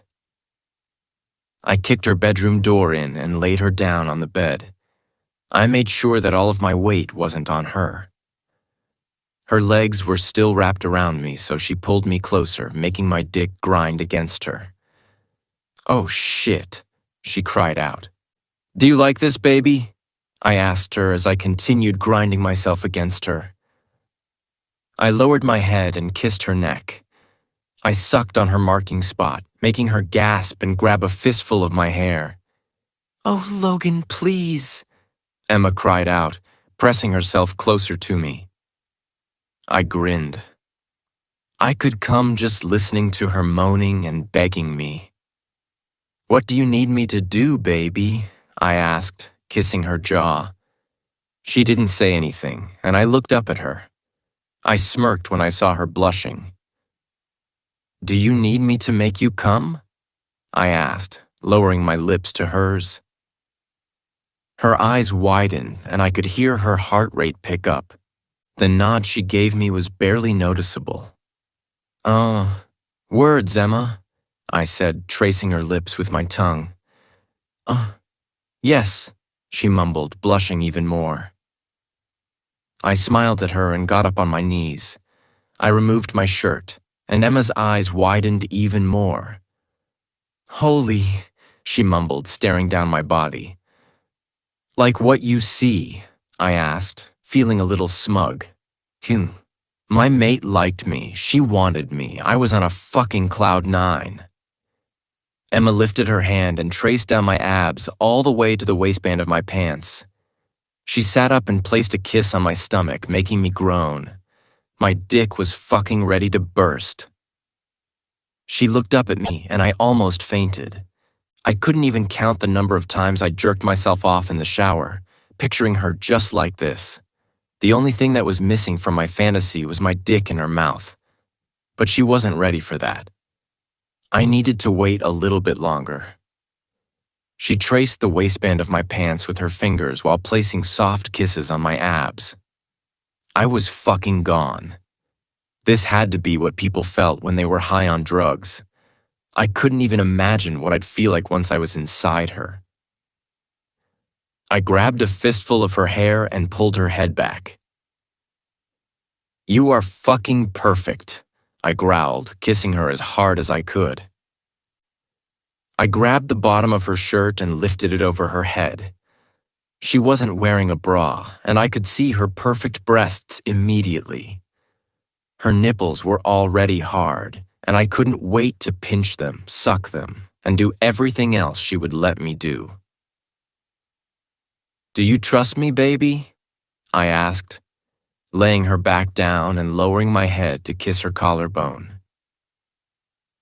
I wanted to taste her. I wanted to make her come and taste her. I needed it. She was a fucking drug, and I needed her. "I do," she mumbled, looking down at me. I lowered my head further down and kissed the area between her breasts. I pinched one of her nipples gently, making her moan. "I am going to make you come, baby," I said, kissing down her body. "But this time I am going to use my lips. I am going to suck your clit and put a finger inside you. I am going to taste you because that is the only fucking thing I've been dreaming of for a while." Nah. I could hear her labored breathing. I looked up at her and smiled. She was staring at me wide-eyed. "Logan, I don't," she mumbled. "I know, baby," I said, kissing below her belly button and making her squirm. "I won't do it if you don't want me to, but I want you to know that you have nothing to be embarrassed about. You are perfect, and you are mine." I put my fingers inside her waistband and looked up at her. I wanted her so fucking much, but I would never do anything against her will. She nodded, but I needed her to speak up. "Words, Emma," I said, kissing below her belly button again. "Yes," she said, moaning quietly. I smiled and pulled down her pants and her underwear in one motion. The sight of her naked under me made my heart almost jump out of my body. She was fucking perfect, and every fucking inch of her was mine. She tried to cross her legs, but she couldn't because I was kneeling between them. "Fuck no, baby," I said, placing my hands on her thighs. "Let me see you. All of this is mine, and I want to see everything. Never be embarrassed with me, okay?" She nodded, staring at me. She was blushing and her chest was falling up and down rapidly, making her breasts bounce a little. I was a touch away from ruining my pants again. I lowered myself back down between her legs. She was so fucking wet already. I groaned, leaning in and looking up at her. "Are you sure, baby?" I asked, not knowing what the fuck I would do if she said no. "Yes," she said, clenching her fists. She was too tense. I took her hand in mine and interlaced our fingers. She relaxed slightly, and it made me smile. I lowered my mouth onto her pussy, licking from the bottom to her clit. I didn't know if I was going insane, but she even fucking tasted like strawberries and watermelon. She gasped and bucked her hips. I used my other hand to keep her still. "Easy, baby," I mumbled, closing my mouth around her clit. I sucked on it gently, making her cry out. She grabbed a fistful of my hair, keeping me in place, as if I would have moved. I was in heaven. and I wasn't leaving anytime soon. I started sucking a little harder, flicking her clit with my tongue from time to time. "Oh, Logan," she moaned, arching her back and giving me a perfect view of her erect nipples. I moved my hand away from her hip and placed it between her legs. "I am going to put a finger inside, baby," I said, teasing her wet entrance. "It may feel weird at first, but you will enjoy it, I promise." "Yes, please," she said, breathing heavily. I chuckled and winked at her. Someone was a little impatient. "No." I lowered my mouth back down on her clit and started inserting my finger. Oh shit," Emma mumbled, squeezing my hand in hers. She was so fucking tight, and I couldn't wait to get my dick in here. I inserted my finger in and waited a little bit before I started pumping it in and out gently. "Oh my," Emma moaned, arching her back again. I sucked on her clit harder, flicking it with my tongue and pumping my finger in and out of her. She tightened around me, and I knew that she was coming. I smiled as I heard her cry out and moan my name. I sucked on her clit a few more times, knowing how sensitive it was now and not wanting to hurt her. I pulled my finger out of her and looked up. She was staring at me completely dazed. She was breathing hard, and I smiled at her. "This should be illegal," she mumbled, making me laugh. "That good, huh?" I asked with a hint of smug in my voice. "My legs are shaking," she said, laying back down and staring at the ceiling. I chuckled and kissed her body all the way to her delicious mouth. "You taste fucking amazing," I said, nibbling on her lower lip. "Logan?" she called me softly. "Yes, baby," I said, kissing her jaw. "I love you," she said quietly, making my heart stop beating. I looked at her and she smiled at me. "It's a weird time to tell you, but I wanted to." She chuckled. "Not because of what you just did, but because I wanted you to know. I loved you from the moment I found out that you were my mate." My heart felt like it was going to explode. I was never happier than at that moment. I grabbed her and pulled her closer to me. I kissed as hard as I fucking could. Say it again," I mumbled against her lips. "I love you," she said, chuckling. "Oh, I love you too, baby," I cried out, kissing her again. Andrew's voice in my head startled me completely. "Logan," he screamed. "The Rogue King is here, hide Emma now." Andrew POV. I ran out of the pack house, looking around frantically. "Get to the safe room," I yelled at women and children. And I saw Aunt Gloria picking up a pup who was crying loudly. She tried to soothe him while she looked around. Our eyes met and she ran toward me. "Where is Logan?" she asked, and I could hear the fear in her voice. "With Emma," I responded. "He will be here soon." "Okay," she nodded, taking my hand in hers and squeezing it tightly. "Be careful, okay?" "I will, Aunt Gloria," I said, looking around and trying to find Drake. "Go to the safe room, please." She nodded and turned around, running inside the pack house. "Andrew," I heard Drake calling my name. I turned around and saw him running toward me. "Where is Emma?" he asked worriedly. "Logan is hiding her," I said, trying to keep calm. "Beta, we won't be able to keep them out for long." One of the warriors from the border mind-linked me. "There is a witch here, Beta, and she is doing something." Our mind-link cut off. "Peter," I yelled back at him, but there was no response. "Fuck." "Jacob," I tried mind-linking him. "Yes, Beta," he answered, and I sighed in relief. "What the fuck is going on there?" I asked, running after Drake and toward the border. He brought a witch. He responded, and I could hear him panting hard. She is using her magic to restrain us. Fuck, I yelled, running faster. What happened? Drake asked me. A witch is with him, I growled. She is using magic to restrain our warriors. I heard footsteps behind us.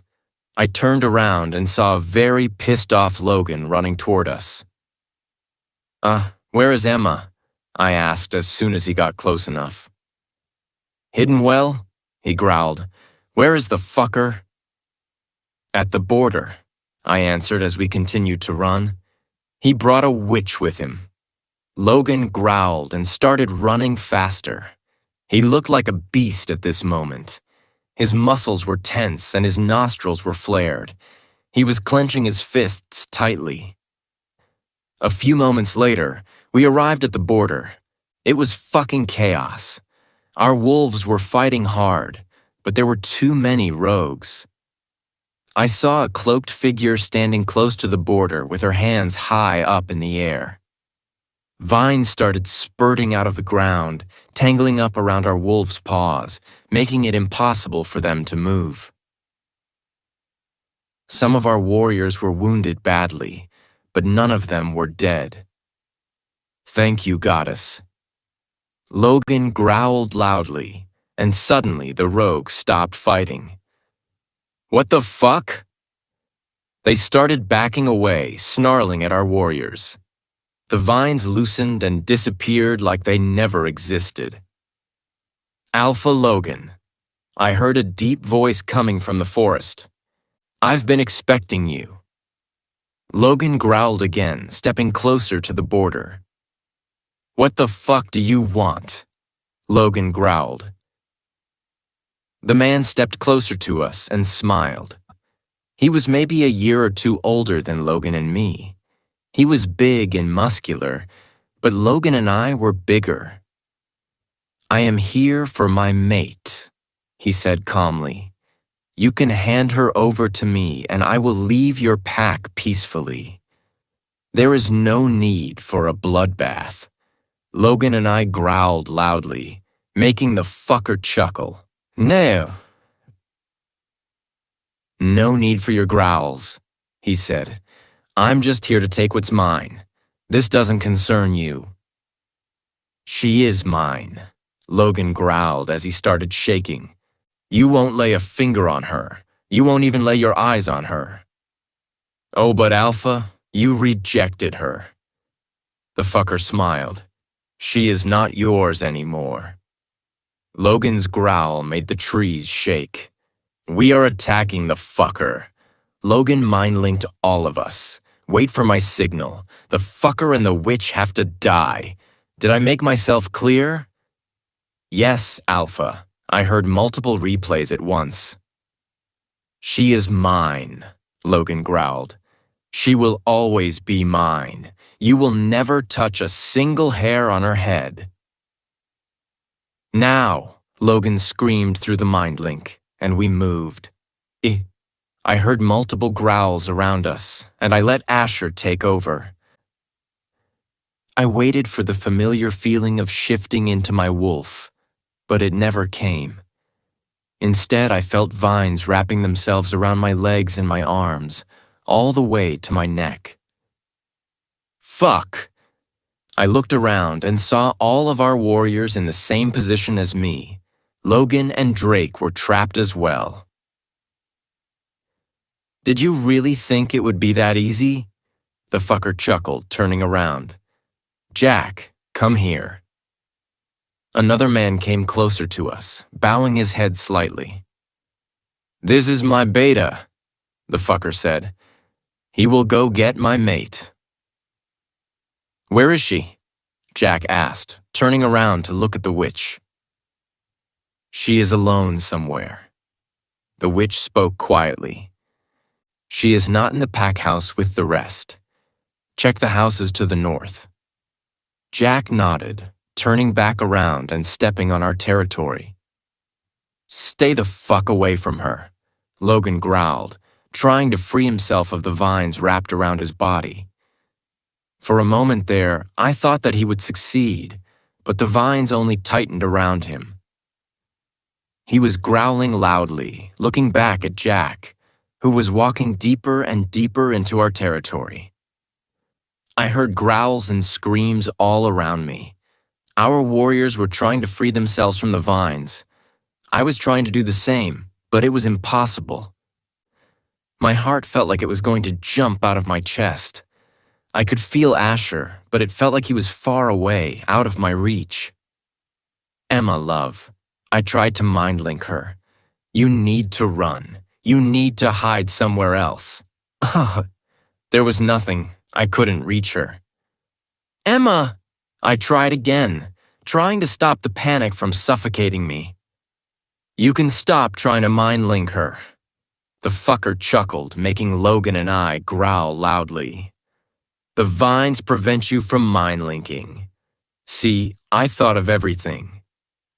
He won't be able to find her, Logan growled. Give the fuck up. Oh, but he will, the fucker chuckled, pacing back and forth.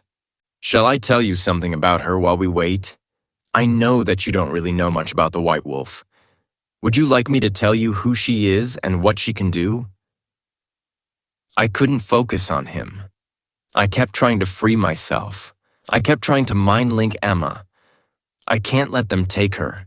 I can't let them hurt her. My pup. I heard Asher's broken whine, but it was far, far away. He was trapped somewhere deep inside of me, and I couldn't reach him. She will be okay. I tried to tell him. I won't let them hurt her. I won't let them hurt our pup, Asher. I wasn't sure he heard me. I wasn't even sure what I was doing anymore. I couldn't free myself.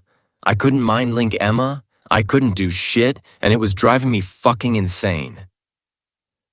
The story of the true Luna is really a legend among the witches. I heard the fucker's voice. I wasn't even aware of it until a witch told me about it. The most fascinating thing about her is that she is stronger than any other wolf. She can't be hurt or killed using wolfsbane or silver. She is indestructible and very valuable. She is the only creation on this earth that can share her abilities with others. I heard gasps all around us. Our pack members didn't know how special she was. We didn't even know how special she was. We knew bits and pieces, but not this. If what this fucker was saying was true, then she was really extraordinary. Logan POV. Emma, baby, run. I tried mind linking her again. Run, baby, please. Hide somewhere else. The fucker said we couldn't mind link her, but maybe she could hear me. Maybe I couldn't hear her, but maybe she could hear me. Run, baby, please. I screamed through the mind link. So, you see, when I mark her, she will be able to share her magic with me and the rest. The fucker continued, making me growl loudly. Now while she is unmarked and unmated, she can't share her powers with anyone. You will never mark her, I screamed, trying to stop my heart from breaking. She will never be yours. Oh, but she will, the fucker laughed. If you hadn't rejected her, I would never have been able to take her. She would be marked and mated by now, and you would be able to stop me so easily. But you rejected her, just like the witch told me you would. You did this to yourself, Alpha Logan. I growled and tried to shift. I wanted to rip him to pieces. I was going to rip him to fucking pieces, heads. I will mark my mate as soon as the witches are done with her, he continued, making my heart stop beating. I promised them that they could experiment on her in exchange for their help in finding her and bringing her to me. They are fascinated with her. I mean, who wouldn't be? The fucker chuckled. Andrew and I growled loudly. The rest of my wolves started shouting and cursing him. Baby, please run, I cried through the mind link. Run to the forest north of the territory. I will come and find you, baby. Please run. I will come back with her as my Luna. He continued, I will give you two options. You will either surrender and give your pack to me, or I will kill you. I will be the most powerful alpha once I have her and her powers, and you won't be able to defeat us. You will never have her, I growled. You will never have my pack. I will fucking kill you.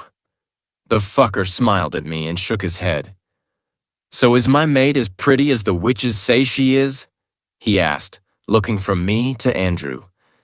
I growled loudly. Stay the fuck away from her, Andrew screamed, trashing and trying to free himself of the vines. I could tell that he was getting tired of trying to escape the vines. My wolves were getting tired of trying to escape the vines. Each time we moved, the vines tightened around our bodies. And why do you care, Beta Andrew? He asked, narrowing his eyes. Andrew growled in response. Why does he care? The fucker asked, turning toward the cloaked witch. The witch tilted her head and stayed silent for a moment. He is related to her, she said quietly, making Andrew growl loudly. Related? The fucker looked back at Andrew wide-eyed. You are too young for her to be your pup. Is she your sister, your cousin? Andrew growled loudly, narrowing his eyes at the fucker. I am going to guess that she is your sister. The fucker laughed. Well. Beta of the Crescent Moon Pack is my brother-in-law. I'm making connections everywhere I go. I could feel my blood boil, and my anger blinded me for a second. I will kill you, Andrew screamed. The fucker laughed and shook his head. Is that how you talk to your sister's mate? He asked, raising his eyebrows at Andrew. Your sister won't be impressed. Emma, baby, hide, I said through the mind link again. I will come find you. Hide. The fucker looked behind us and his eyes widened. I tried to turn around, but the vines wouldn't let me. She is beautiful, he mumbled, making my heart stop. No. Fuck. No. Andrew screamed and started trashing even harder than before. My eyes fell on my mate. She was staring at the scene in front of her, and I could tell that she was shocked. That fucker Jack had his hand wrapped around her arm and he was pulling her toward us. He was touching my mate. I growled loudly, making Emma look at me. Her eyes widened even more. Well, if it isn't my beautiful mate, the fucker said happily. You are gorgeous. Emma looked at him, and I saw fear in her eyes. My heart broke into a million tiny pieces. My mate was afraid, and I was stuck. I was fucking stuck. She is not fucking yours, I screamed. Stay the fuck away from her. Jack dragged Emma to stand between us and the fucker. Hello, beautiful, the fucker mumbled, staring at her mesmerized. My name is Samuel, but you can call me Sam. I am your mate, after all. What is your name? She was standing so close to me. If I could free my arm from the vines, I would be able to reach out and grab her. You are not my mate, Emma said. The fucker smiled and took a step closer, making Andrew and me growl loudly. Oh, beautiful, I am, he said. Alpha Logan rejected you, remember? I am here to take you back home. You belong with me. No, Andrew screamed and trashed again. It was pointless, though. No matter how angry we were, we couldn't get out of this fucking trap. Emma looked at him and he broke down. Run, love, please, he cried out. Run, I will find you, okay? Run. Tears fell on Emma's cheeks and a quiet sob escaped her. I wouldn't do that if I were you. The fucker sighed. I will kill them all if you don't do as I say. I growled and the trees shook. Don't listen to him, baby, I said to her. What's your name, beautiful? He asked again. Emma, she said quietly, looking at me. Emma, he said with a small smile. Beautiful, just like you.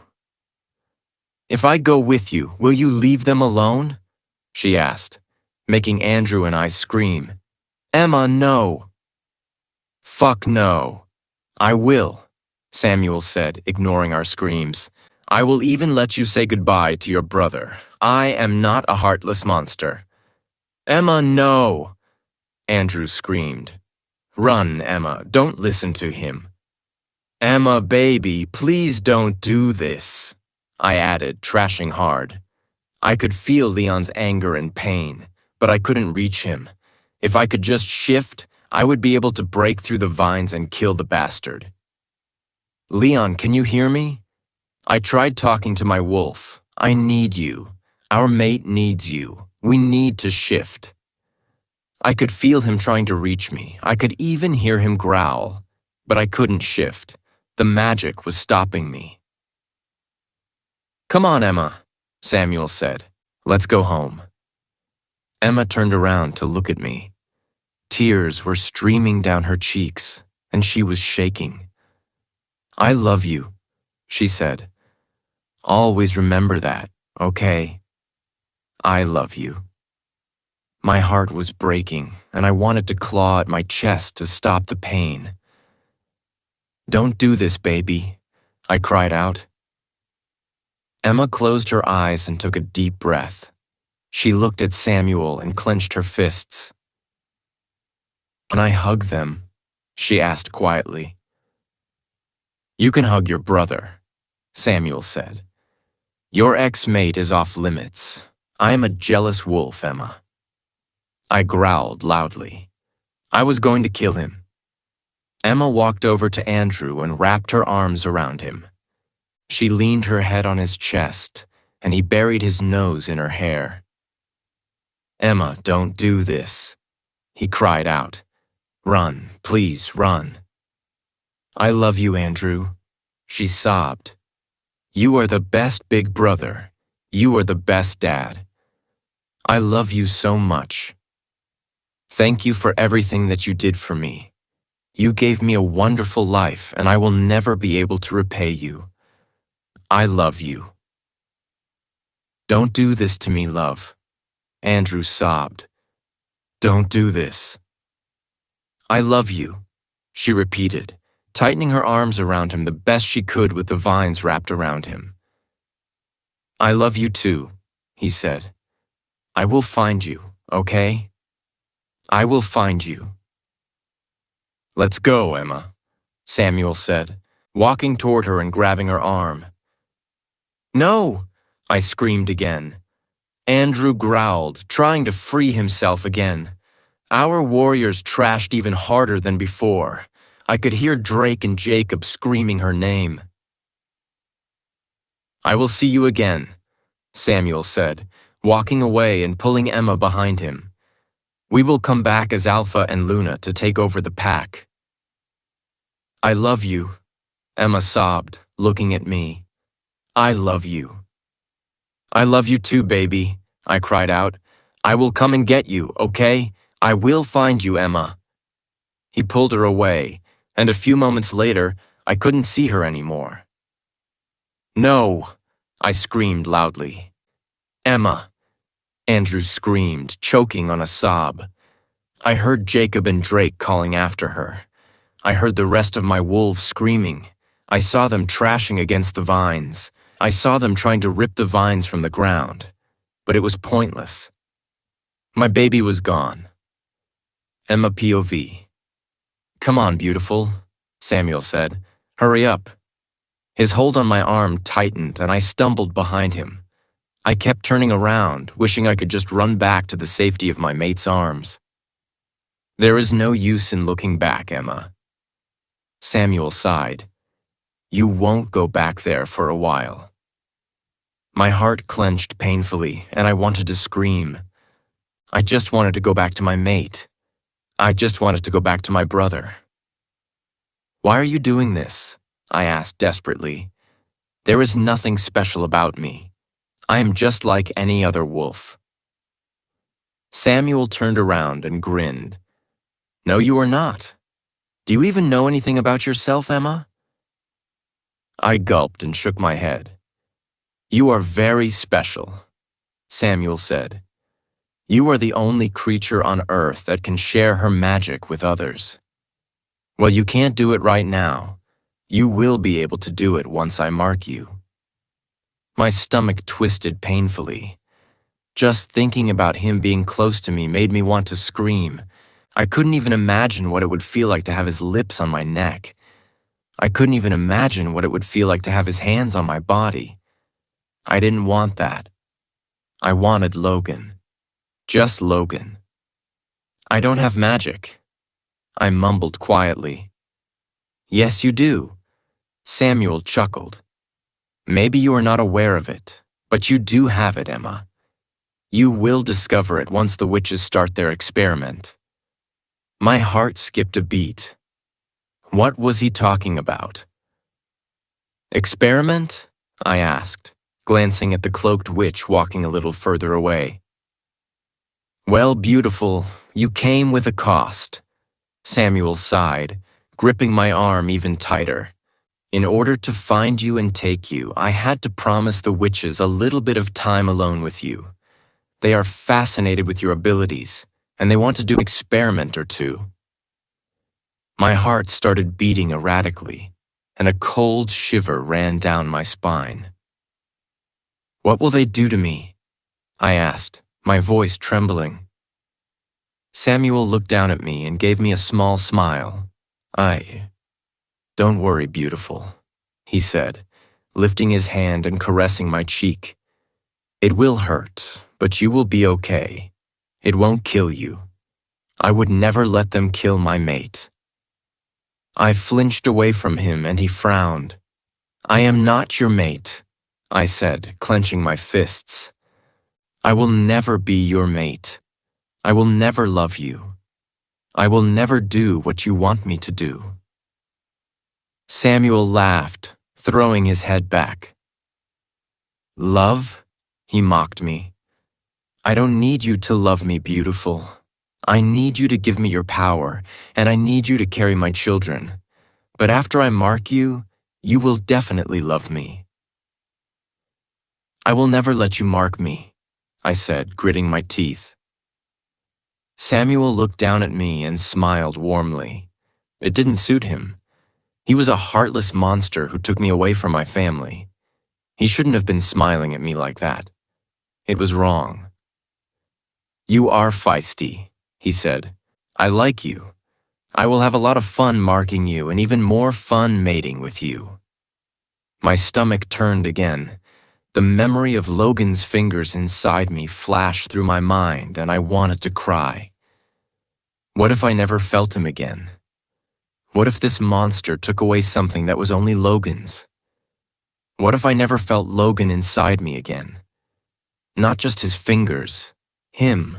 I wanted him inside of me. What if I never got to feel that? Are you a virgin? Samuel asked, looking down at me. I didn't respond, but the blush that formed on my cheeks was enough for him to know the answer. Oh, wonderful, he exclaimed happily. You will be mine and mine only. There is something so fucking hot about that. I will have so much fun with you, Emma. You will have fun raping me? I asked, trying to rip my hand out of his grasp. He looked down at me angrily and pulled me even closer to him. Again, I am not a monster, Emma, he said. I would never do that to you or to any other woman. You will be begging me to fuck you, and I will gladly do so. That would never happen. I glared at him, and he laughed. Oh, my beautiful little mate, I will have so much fun with you, he said, placing his arm over my shoulders. I can't wait until the witches are finished with you. Maybe I will die during their experiments and he won't be able to have me. I heard a loud roar in the distance and my heart raced. Logan. I looked back, hoping that I would hear the thud of his paws. The magic wore off, the witch said, making me look back at her. It doesn't matter, Samuel said. We are close to home anyway. I furrowed my eyebrows and looked around. We were in the middle of the forest on no man's land. Where was his home, and how the hell weren't we able to find him if he was this close all the time? My questions were answered when we entered a cave. Really? A cave? Again. What was it with rogues and caves? My stomach turned and fear washed over me. I remembered Rolf, his words, and his touches. Samuel must have noticed the fear on my face because his eyebrows furrowed and he looked me up and down. Not a fan of caves? He asked. Don't worry, it's much more spacious underground. Underground? He'd built something underground? No wonder we weren't able to find him. I looked around, but I couldn't see much. The further we walked, the darker it was. How big was this cave? I could smell the humidity in the air, and it made me sick. Rolf's face flashed before my eyes, and I had to stop myself from screaming. Samuel stopped walking abruptly. I looked around, but I couldn't see anything. I heard something heavy scraping against the floor, and suddenly there was a concrete hallway in front of me. Welcome home, Emma, Samuel said, leaning toward me. Nah. I could feel his breath on the side of my face, and I shivered. Why? This wasn't my home. This would never be my home. Logan POV. I'd never felt pain like this before. I'd never felt fear like this before. I'd never felt rage like this before. As soon as the vines loosened around my body, I jumped and shifted. I couldn't control Leon even if I wanted to. Your Luna has been taken. I opened the mind link with every member of my pack. I want everyone capable to go out and search for her.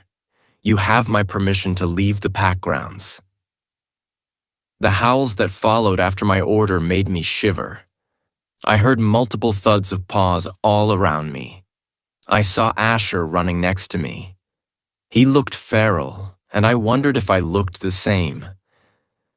Can you feel Eliza? I asked Leon desperately. I can. He growled back. She is okay, but I don't know where she is. Oh, my baby. I wanted her back. I needed her back. I would do absolutely anything to have her back in my arms. I needed to feel her. I needed to taste her. I needed her. I fucking needed her. We will get her back, Leon growled. I will burn the fucking world down. I will find her. She is mine. Mine. Can you follow her scent? Andrew growled through our mind link. I'm losing it. I could, but I was losing it slowly as well. As her mate, I could find her scent more easily than any other wolf. It was stronger for me than it was for them. I would be able to follow it for a while, but I would eventually lose it as well. Following a scent was tricky. The more time passed, the more scents mixed together, and it was harder to track the one you were looking for. Yes, I mind-linked him back, but it's fading away. They couldn't have gone far, Andrew said. We haven't been restrained for that long.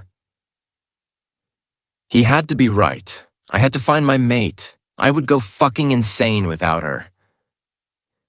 Emma, baby. I tried mind-linking her, even though I knew it was pointless. I love you, baby. I love you so fucking much. I am coming for you. I will find you, baby. I knew she couldn't hear me. I knew it. But I had to try. I just had to. I could tell the exact moment when the other wolves lost her scent. I felt their eyes on me, and instead of looking around, they were following me. "If you see the fucker, kill him." I growled through the mind link with all of my wolves. "I want your Luna back unharmed." I wanted her back right the fuck now. I needed to feel her body next to mine. I needed to taste her lips again. I needed to be inside her again. Fuck, I just needed her. I could feel Leon's anger and possessiveness. I could feel how fucking unhinged he became. "Of course I'm unhinged." He growled loudly. "My Emma isn't with me. Eliza isn't with me. I want them with me." "I know, Leon," I growled back. "I want them with us too. I want Emma." "If he hurts her," Leon whined. "If he touches her." "He won't," I growled angrily, running even faster than before. "Goddess Logan, she is so small," Leon whined. "He could really hurt her. He could kill her." "Shut the fuck up, Leon," I growled at my wolf. "He will not touch her. He will not hurt her. I will fucking kill him before he puts a hand on her. She was fucking mine. Mine." Suddenly, I couldn't feel her scent anymore. A loud growl that escaped me made the trees around us shake. I was fucking furious. I shifted back in a second, making all the wolves behind me stop abruptly.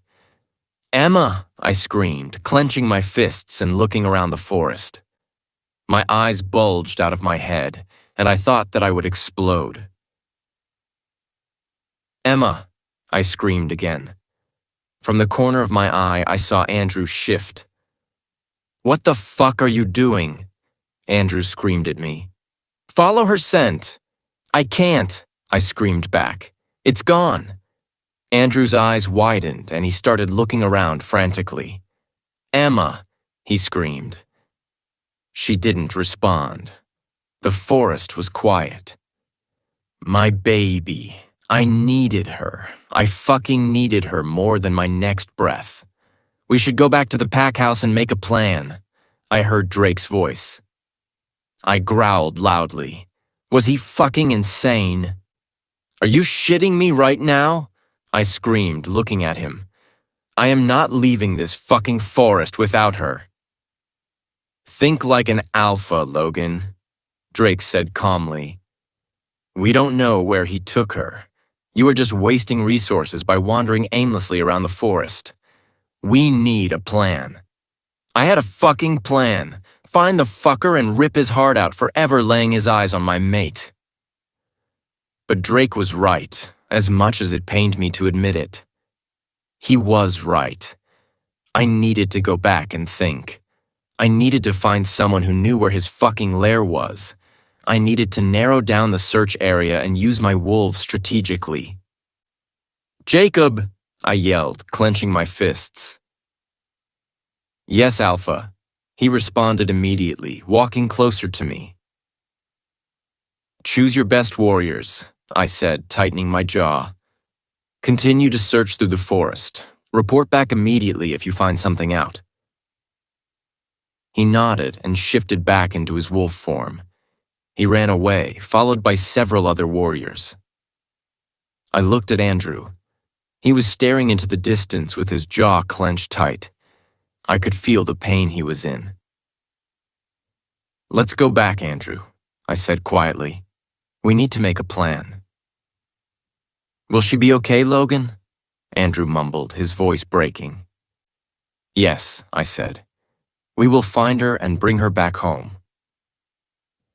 "She is my pup," Andrew said quietly. "I need my pup back." His voice was a mixture of his and Asher's.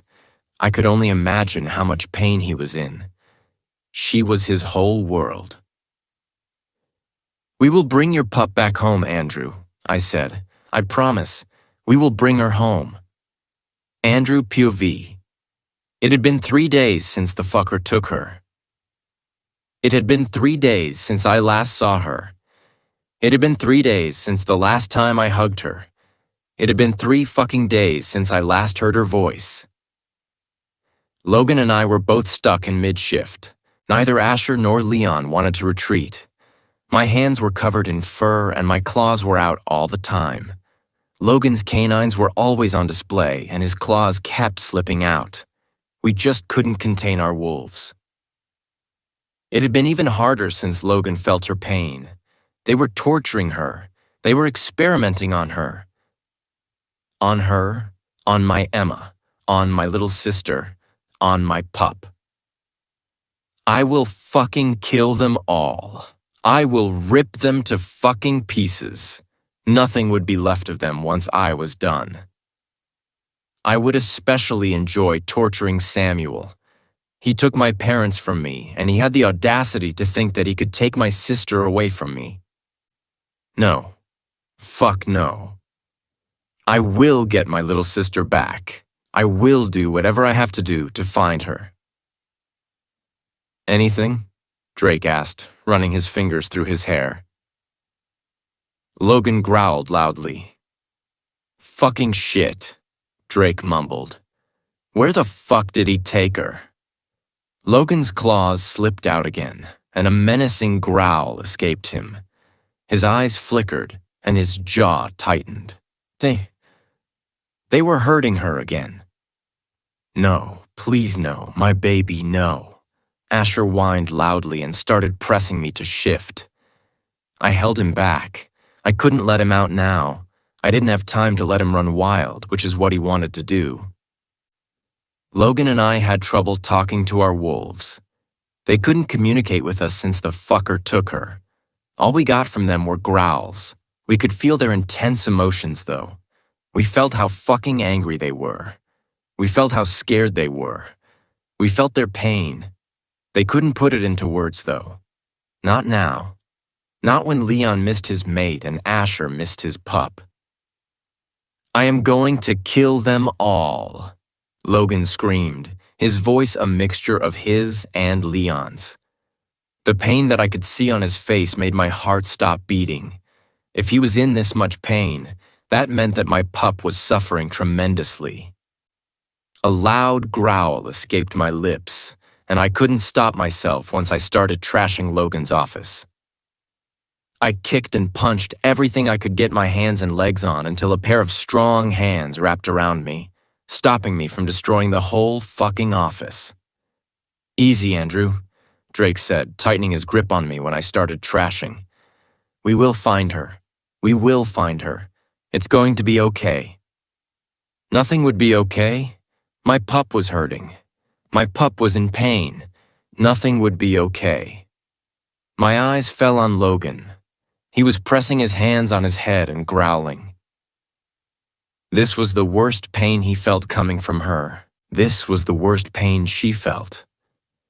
Drake let me go, and I stepped away from him. This one is longer, Drake mumbled, looking at Logan. It definitely was. The pain usually lasted for a few seconds. This one lasted more than a minute. Asher growled and pressed to come out, but I held him back. If I destroyed the office, Asher would burn the fucking world down. We need to find her, Logan said, his voice trembling. They are going to kill her. My heart stopped beating. He needs her, I mumbled. He won't kill her. It won't be on purpose, Logan whined, looking up at me. I can feel her. She won't be able to take any more of this. She is tired. She is giving up. No, no, no, no, no. Not my little pup. Not her. Please, goddess. Not her. Don't take her away from me. She can't give up, I mumbled, my voice breaking. Not her. Not my little girl. Logan's eyes held so much pain that I almost threw up. I'm trying to connect with her, Logan said, tightening his jaw. I'm constantly trying to mind link her and tell her that we did not give up on her. Do you think that she can feel it? Drake asked, I hope so. Logan sighed, running his hand through his hair. I won't give up. If there is even the slightest chance that she can feel me, I want her to know that I am looking for her. I want her to know how fucking much I love her. Drake nodded, clenching his fists, and looked down at the floor. Logan was right. Drake still thought that he had a chance with Emma. Same. I walked over to the maps I'd thrown on the floor in my fit of rage. I picked them up and looked at our scribbles of the areas we searched. Suddenly, a thought came to my mind. How the fuck didn't I think of this before? I was such a fucking idiot. I wanted to stick my claws up my own ass for being so fucking stupid. What about caves? I growled, looking up at Logan. There are a shitload of cave systems just outside of our territory. That would be the perfect place for the fucker to hide. It would also explain why we weren't able to find him. Logan walked over to me and looked at the area I was pointing at. Fucker. Logan growled. That would also explain how fast they disappeared from the fucking forest. I nodded, and a small wave of relief washed over me. We finally had a clue. We finally had something to grab onto. I mind-linked Jacob, Logan said, looking up at me. I'm sending our warriors to search the area. I nodded again, looking down at the map. The cave system was huge. The fucker could really be hiding there. The entrance was close to the spot where Logan lost her scent. My pup could really be there. We would find her. We would find my pup. Emma Povey. Hello, my beautiful little Luna. I heard a voice that made me sob. I shut my eyes even tighter, praying to the goddess that he wouldn't touch me. Oh, don't cry, he said, walking closer to me. It will be over soon. The witches are almost finished. You did amazing, just like I knew you would. I wanted it to be over. I wanted to die. I didn't know what hurt more, their experiments or his touches. I just wanted it to stop. He placed a hand on my thigh, making me flinch. I couldn't move away because of the chains. Do you think that Logan feels my hands on your body? He asked, moving his hand up. Do you think that he will feel it when I enter this sweet pussy? I clenched my fists, and a louder sob escaped me. Hearing his name was like a knife through my heart. I missed my mate so much. I wanted to see him. I wanted to hear his voice. I wanted to feel his hands on my body. Don't cry, beautiful. He laughed, moving his hand away from in between my thighs. You will want me to fuck you. You will beg me to fuck you. I felt his breath on my face, and a cold shiver went down my spine. Open your eyes, Emma, he commanded. I shook my head, but he grabbed my face and stopped me. Open your eyes, he growled. I listened to him and opened my eyes. He smiled at me, moved the piece of cloth from my mouth, and pressed his lips against mine. My stomach turned and I almost threw up. He lifted his head and laughed. You taste amazing, beautiful, he said. I can't wait to taste every part of your body. I felt warm tears slide down my face and into my hair. I will let you rest, he said. The witches will be back in a couple of hours. He placed the cloth back over my mouth and winked at me. I watched as he left the room. He closed and locked the door behind him. I sobbed and closed my eyes again. I didn't want to be awake anymore. I couldn't look at the damp walls. I couldn't look at the chains on my body. I couldn't look at the burns, the cuts, and the bruises. I couldn't do any of this anymore. I wanted to leave this world behind. I wanted to give up. I wanted to go. A soft breeze touched my skin, and I furrowed my eyebrows. What was that? The room I was in didn't have windows. I opened my eyes and gasped. I wasn't chained to the bed anymore. I didn't have a cloth over my mouth. I wasn't in that room anymore. I was on an open field. I could feel the sun on my skin. I could hear the stream nearby. I could smell the flowers all around me. I was dreaming. I looked down, and I wasn't wearing the dirty, ripped jeans and a hoodie. I was wearing my favorite yellow sundress with white daisies all over it. Emma. A voice I missed so much called my name. My head snapped up, and I saw my mate standing a few feet away looking at me wide-eyed. Emma, he repeated quietly, his voice breaking. He reached out for me, and I closed the distance between us, jumping up in his arms. I wrapped my legs around his waist and leaned my head on his shoulder. He held me tight against his chest, kissing the top of my head repeatedly. "Oh, my baby," he cried out. "I missed you, my love. I missed you so much."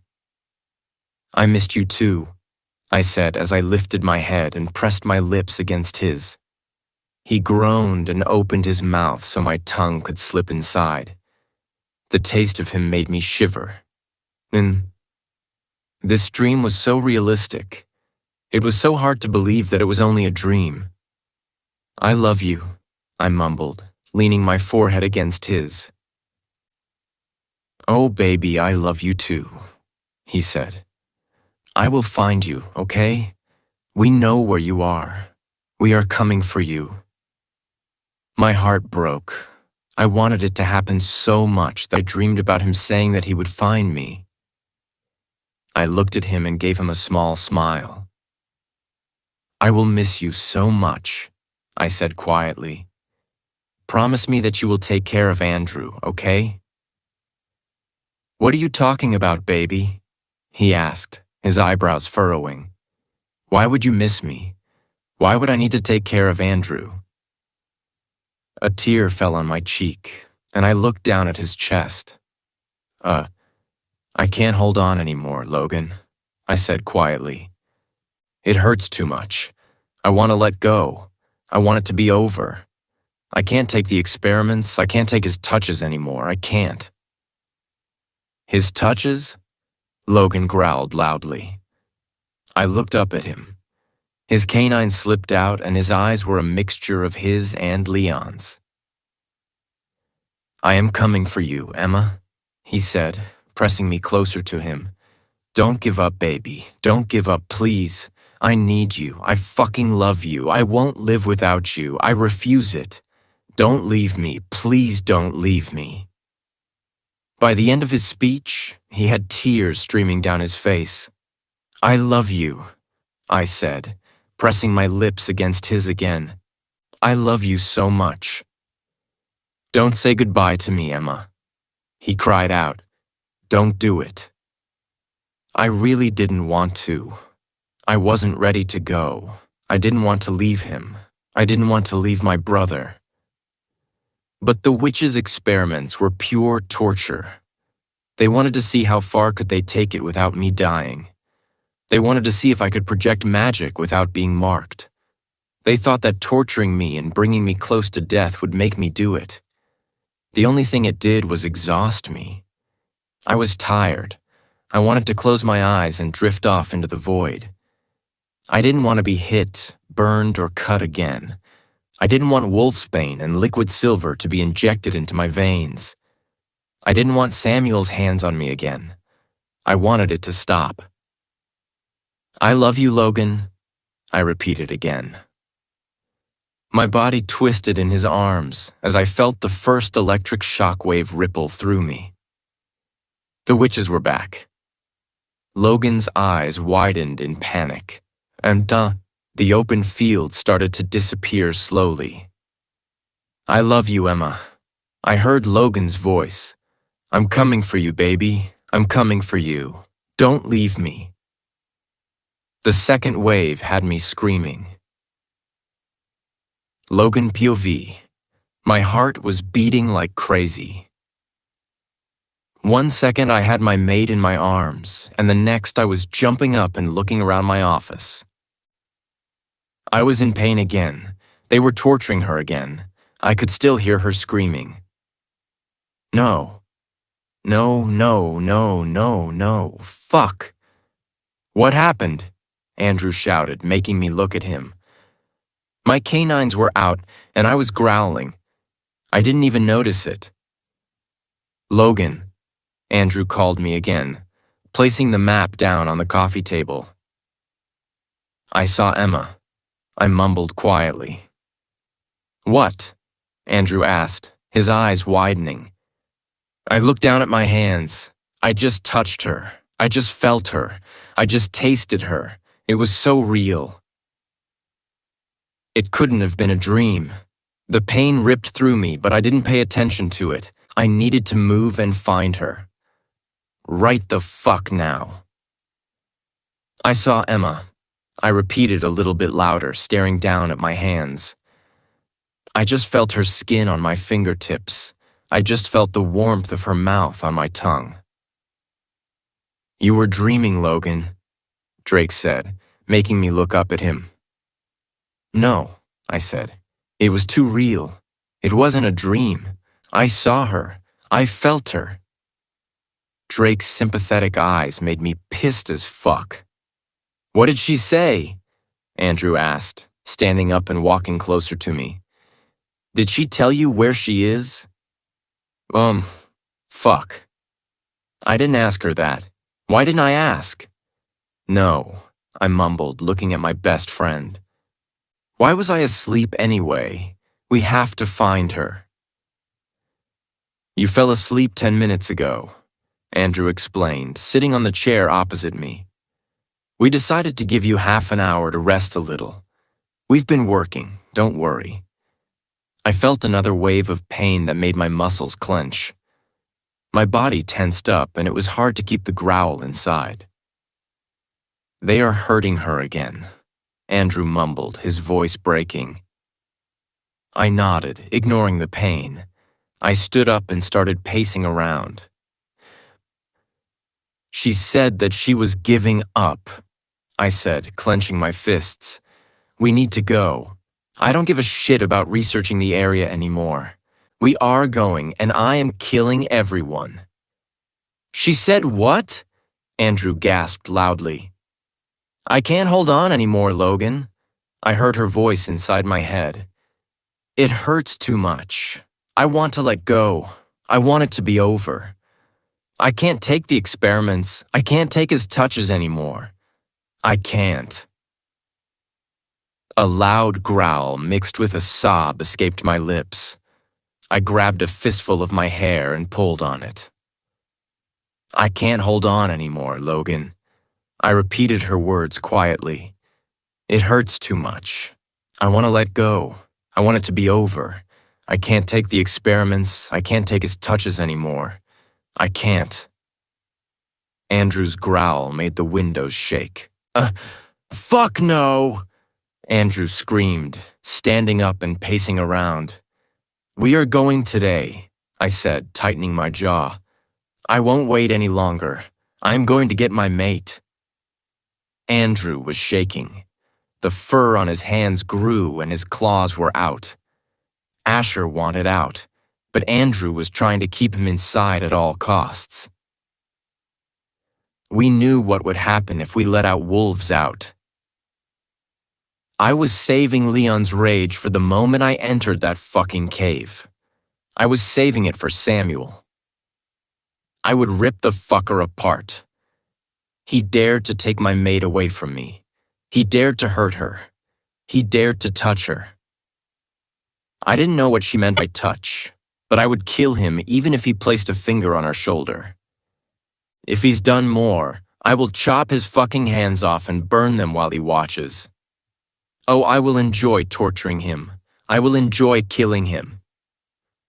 Are we sure that it's the best idea to go there without the preparations just because of a dream? Drake asked, making my head snap toward him. Andrew and I growled loudly. It wasn't a dream, I shouted. It was fucking real, and I'm going to get my mate. Drake raised his hands in surrender. I am sorry, Logan, he said. I am just concerned about the safety. My people won't be in danger once I let Leon out. I growled. Leon is so fucking ready to kill. Same with Asher, Andrew growled. I understand, Drake said calmly. I am all in, guys. I want her back too. I will help. I just want you to take a breath and calm down a little before we do anything stupid. They have witches, remember? Of course I did. I knew that we had to be careful. I knew we couldn't go blindly, but I didn't want to waste any more time. I couldn't lose her. I couldn't lose the love of my life. I couldn't lose my baby. I needed to go to her. I needed to save her. I needed to feel her in my arms and taste her again. I fucking needed her, and I couldn't wait any longer. I know, Drake. I sighed. We won't go in blindly, but we are going in today. We will be careful, but we are going. I can't hold on without her much longer. I can't let her give up. I can't lose her. Andrew whined, making my heart break. I couldn't even imagine the pain he was in. She was his little sister, his little pup. I mind-linked the warriors and everyone else willing to help, Andrew said. We're bringing my pup back home.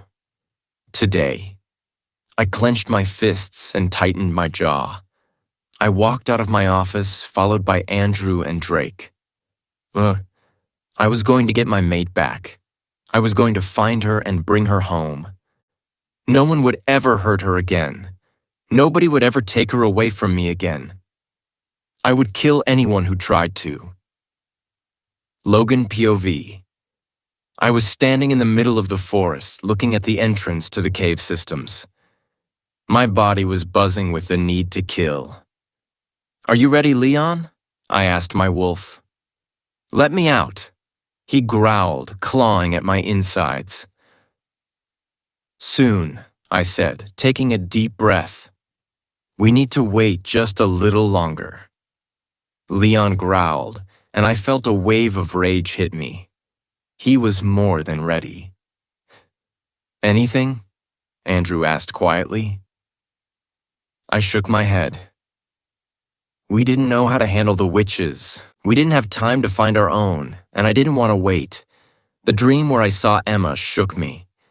If it was real and if she was really ready to give up, I would never fucking forgive myself if I waited around to find a fucking witch who would be willing to help us. I wouldn't even have time to forgive myself. I would follow my mate. I wasn't going to live without her. We decided to wait until I felt Emma being tortured again. We decided to attack once the witches were occupied with Emma. I am sorry, baby. I mind-linked her. I am so sorry. We are here, my love. We will get you out. I am so sorry that we have to use you like this. I am so fucking sorry. I love you, baby. I am here, and I will get you out as soon as I can, okay? Just hold on a little longer. Just a little bit longer, baby. I knew that she couldn't hear me, but I felt better talking to her. Maybe, just maybe, she could hear me, but she couldn't respond. I needed to give her assurance. I needed to give her strength. I needed her to hold on a little longer. I looked at Andrew. He was on the edge. He looked fucking feral. I knew that all hell would break loose once he let Asher out. How is Asher doing? I asked my beta. He is ready to kill, Andrew growled, keeping his eyes fixated on the entrance to the cave systems. Same with Leon, I mumbled. He wants out. I'm having trouble keeping Asher in, Andrew growled quietly. I could see his muscles clenching in an effort to stop his shifting. "Are you trying to mind link her?" I asked him. He nodded, tightening his jaw. "I keep talking to her," he said. "I'm hoping that maybe she can hear me, but she can't respond." "Me too," I sighed. "Emma, I love you so much. I mind-linked her again. I'm here, baby. I'm just outside the cave. I'm coming for you. You will be back in my arms soon." I stopped talking, hoping to hear back from her. I knew that I wouldn't, but hope was a relentless bitch. "I will take care of you, baby." I opened our mind link again. "I can't wait for you to get better. I can't wait to taste you again. I can't wait to be inside of you. I can't wait to sink my canines into that sweet neck of yours. I can't wait to make you mine in every way possible." Like gay. I was going to marry that girl. As soon as I had her back in my arms, I was going to tie her to me in every fucking way possible. I was going to make love to her, fuck her, mark her, and marry her. She was mine, and I would make sure that everyone knew who she belonged to. "What if she's not here?" Andrew mumbled, clenching his fists. "What if we are in the wrong place?" The anger exploded inside of me. I growled, narrowing my eyes. "She is here," I said, tightening my jaw. "She has to be here." Andrew took a deep breath and ran his fingers through his hair. She had to be here. My baby would be back in my arms today. I would taste her lips today. I would feel her skin under my fingertips today. I would inhale her amazing scent today. I would fucking see her today. If not, I would burn the fucking world down. I was getting her back. Today. I looked around the forest surrounding the cave. Mine and Drake's warriors were hidden all over the place. If I didn't know exactly where they were hiding, I would have thought that Andrew and I were here alone. But we weren't. All of mine and Drake's warriors were here. Even some of my wolves who weren't classified as warriors came along. Everyone was ready to fight the bastards. Everyone wanted Emma back. I didn't even know how much my pack loved her. She entered their hearts even before she became Luna. She volunteered at the hospital. She helped at the training center. She volunteered at the school. She helped Amy in the fields. Everyone knew her, and everyone loved her. I was a complete idiot when I thought that she wouldn't be a good Luna. She was a Luna even before we knew that she was my mate. She didn't even need me to become Luna. I needed her to be an alpha. I was her alpha. I wouldn't be an alpha without her. I fucking had to bring her back. I fucking needed her back. I imagined myself slowly caressing her cheeks. I imagined myself looking into her eyes and placing a soft kiss on her mouth. I could taste her on my tongue. I could feel her soft lips against mine. I imagined myself touching her soft skin as I kissed down her body. I imagined her moaning and calling my name. I imagined myself entering her as my canines pierced her delicious skin. A shiver went down my body. I needed it to happen. I fucking needed her. I clenched my fists and forced myself to focus. I needed to kill the fucker first. I needed to show him what happens when you take something that belongs to me. Suddenly, a wave of pain hit me like a train. They were torturing her again. "Go!" I screamed through the mind link with all of my warriors. "Now! I'm here, baby. I mind linked Emma. I'm coming for you." Andrew POV. I jumped up and let Asher take control. The force of the shift strained my muscles like never before. Asher was more than eager to come out. "Find Emma!" Logan screamed through our mind link as we entered the cave. "Let me deal with Samuel." He is mine. Be careful, I linked him back. We don't know what the fucker is capable of. Just get my baby to safety, okay? Logan linked me. I will, I said. Don't worry, I'm getting her back. I was going insane without her. I was worried, I was scared, and I was pissed the fuck off. I needed my sister back. I needed my pup back. Asher was constantly trying to get out. He wanted to turn the fucking forest down until he found her. Of course I did, Asher growled as we ran through the cave passages. She is my sister. I watched her grow up. I raised her. I helped her when she was sick. I kept her warm when she was cold. I want my sister back. You will get her back, I told him. We will get her back. Asher whined loudly and ran even faster than before. The cave walls were a blur.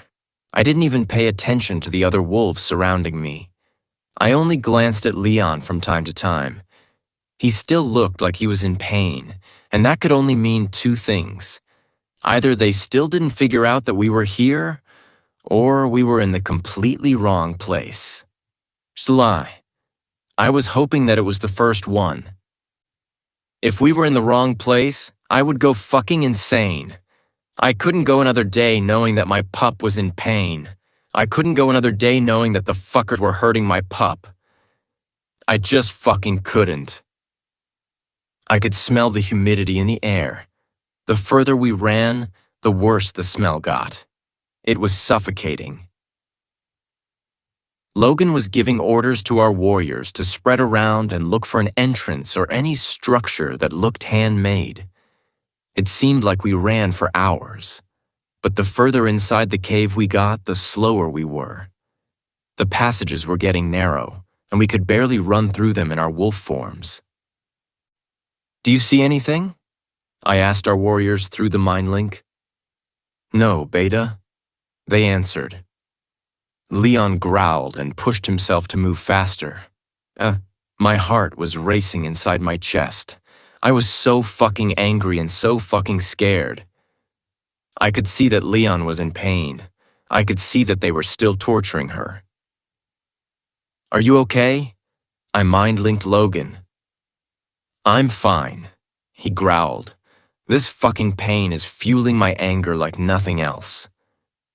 I believed him. He looked pissed as fuck. I've never seen him like this before. My heart hurt just thinking about my sister being in pain. What were they doing to her?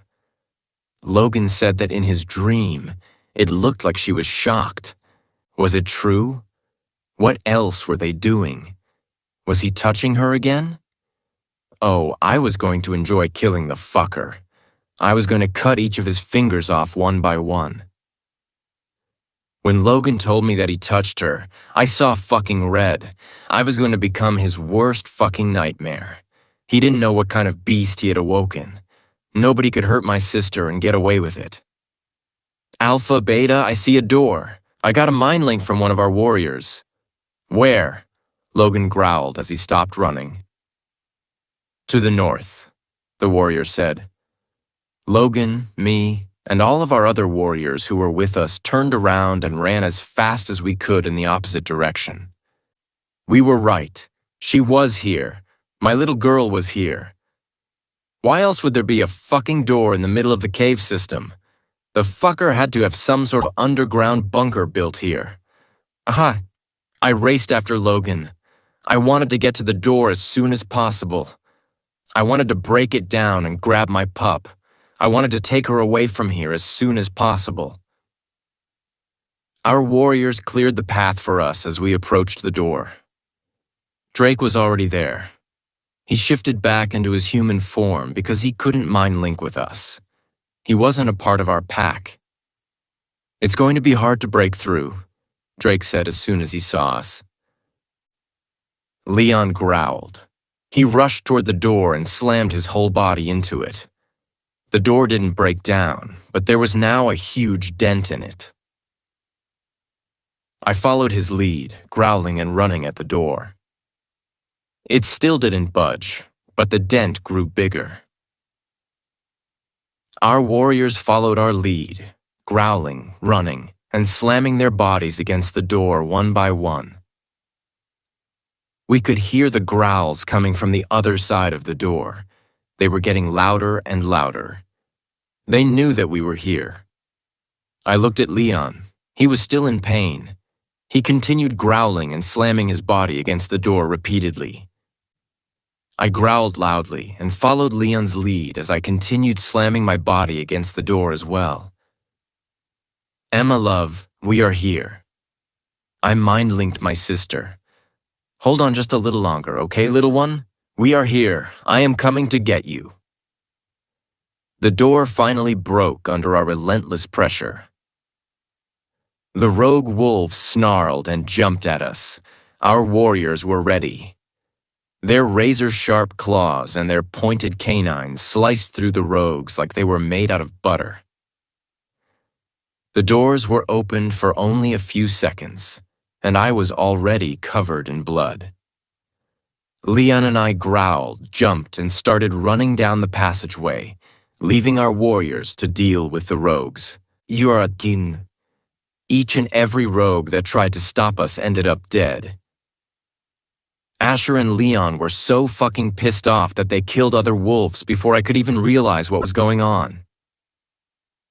The narrow passage we were running through suddenly became a large concrete room. I was right. It was an underground structure. I looked around, searching for a door that would lead us further, when a loud whine coming from Leon froze my insides. My head snapped toward him. He was on the ground, whining and growling. He looked like he was seizing. The amount of pain he was in could only mean one thing. She died. No. Logan POV. The pain was horrible. It was something I'd never experienced before. I felt like I was being ripped apart. I felt like I was dying. I wanted to die. I wasn't going to live without her. I could feel our bond ripping. I could feel her soul leaving.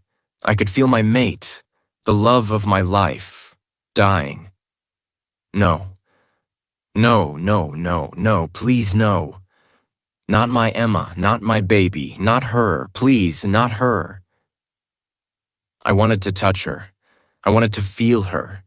I wanted to see her and hear her wonderful voice. I fucking needed her. I needed her to live. I needed her to breathe. I needed her to exist. I couldn't lose her. Not her. I wanted to stand up and fight. I wanted to run to her and save her. I wanted to kill the motherfucker, but I couldn't move. The pain had me whining and thrashing on the floor. Emma! Leon was screaming inside my head. No, baby, no. I could see Andrew shifting back, kneeling next to me and grabbing a fistful of my fur. Is she dead? He screamed, tears falling down his cheeks. I couldn't respond. I didn't fucking know. It felt like she had died, but I could still feel our bond. The bond was still there. It was ripped, but it didn't break. She was still alive. She had to be. I can still feel the bond. I mind-linked Andrew. She is dying, but she is not dead. Andrew's head snapped up. He looked around the room before his eyes stopped on something. Get up, he growled, standing up and shifting back. There is a door there. He continued talking to me through the mind link. We need to get to her. The pain was still mind-numbingly strong, but I lifted myself off the ground and turned toward the door. The growl that escaped my lips was bone-chilling. I'd never growled like that before. I'd never felt the need to kill anyone as much as I felt the need to kill Samuel. Andrew and I rushed toward the door. Asher slammed his body against it and it opened. It led us to a new hallway. I could hear the growls of our warriors behind us. I started running so fucking fast that the hallway became nothing but a blur. I could now hear growls in front of us as well. Kill them all, I growled through the mind link with my warriors. I don't want to see that you left any one of those pathetic motherfuckers alive. Yes, Alpha, my warriors growled back in unison. I focused on my bond with Emma. It was still there, but I could feel it slowly fading away. Emma, baby, don't leave me, I cried through the mind link. Please, baby, please, I am here. Hold on, baby. I'm coming to get you, don't leave me. I couldn't even think about Emma dying. She had to stay alive. She had to stay with me. I couldn't even think about not hearing her voice or her laugh anymore. I couldn't even think about not touching her soft skin anymore. I couldn't even think about not tasting every part of her anymore. It couldn't happen. It just couldn't. I would go fucking insane. She is not dying, Leon screamed, quickening his pace. I am not losing her. I am not losing Eliza. I will rip them to fucking pieces. Leon growled loudly just as we ran into another huge room. This one wasn't empty, though. There were rogues waiting for us. They were snarling and ready to fight. They looked like pathetic little shits to me right now. My anger was flaming inside of me, and I knew that I would be able to kill them all by myself. But then my eyes fell on the one person I wanted the most. Samuel. He was still in his human form, and he had a smirk on his stupid face. I shifted back and stood up straighter. Give me my mate back right the fuck now, I screamed. I could hear snarls and growls behind me. I saw Asher standing next to me. He was like a coiled spring, just waiting for me to say the word so that he could start killing. I don't know what you're talking about, Logan. The fucker laughed. The only she-wolf in here is Emma, and she is my mate. Leon growled so fucking loudly that even the rogue wolves took a step back. Samuel's smile wavered for a second. That's right, fucker. Give her back to me right the fuck now, and I might let you die faster. I growled, taking a step closer to him. I can't let you have her, Logan. The fucker pouted. How could I give up my mate just like that? How can you just take another wolf's mate? Do you know how much that hurts? Anger exploded inside of me. Leon was pressing to come out. He was ready to rip the motherfucker into unrecognizable pieces. Let me out, Leon growled menacingly. Wait, I growled back at him. The fucker smirked.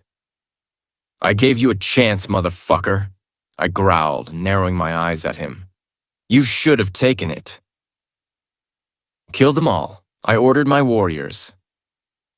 In a second, all hell broke loose around me. I shifted back and let my anger and Leon take control. I saw Samuel shifting into his wolf. It was so much smaller than mine. Killing him would be easy as fuck. I glanced around the room quickly. The witches were nowhere in sight. I could still feel Emma's pain. I could still feel our bond disappearing slowly. The witches had to know that we were here. That meant that they couldn't stop doing whatever they were doing to my baby. It had to be some sort of ritual or some other disturbing shit. Go find Emma. I mind-linked Andrew. We can't waste any more time. Take Drake and Jacob with you. They are killing her. Asher let out a growl mixed with a whine. I could see him motioning for Drake to follow him. I could see them running toward the door leading out of the now blood-soaked room we were in.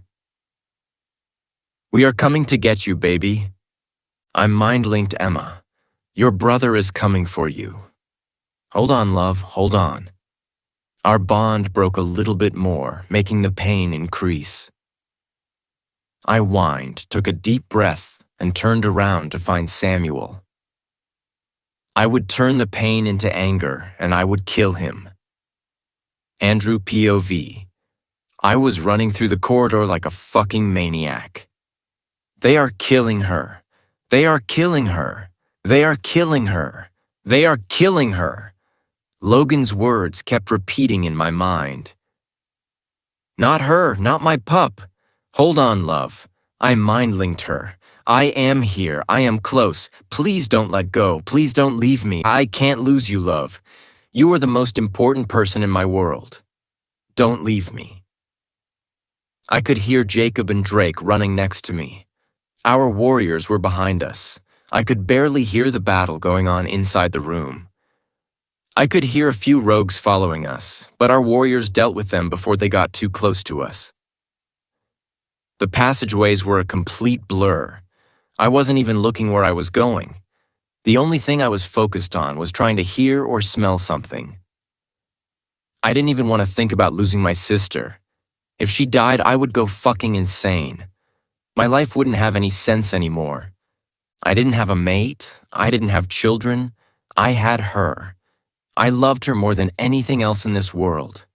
I couldn't lose her. I couldn't. I remembered her laugh. I remembered her voice calling my name. I remembered each and every time she ran into my arms when she was little. I remembered how her little arms would wrap around my neck. I remembered how she would snuggle into Asher's fur when she was cold. I remembered how she would always come to me when she was sick. I remembered how she would seek comfort in me. I remembered each and every time I made her laugh.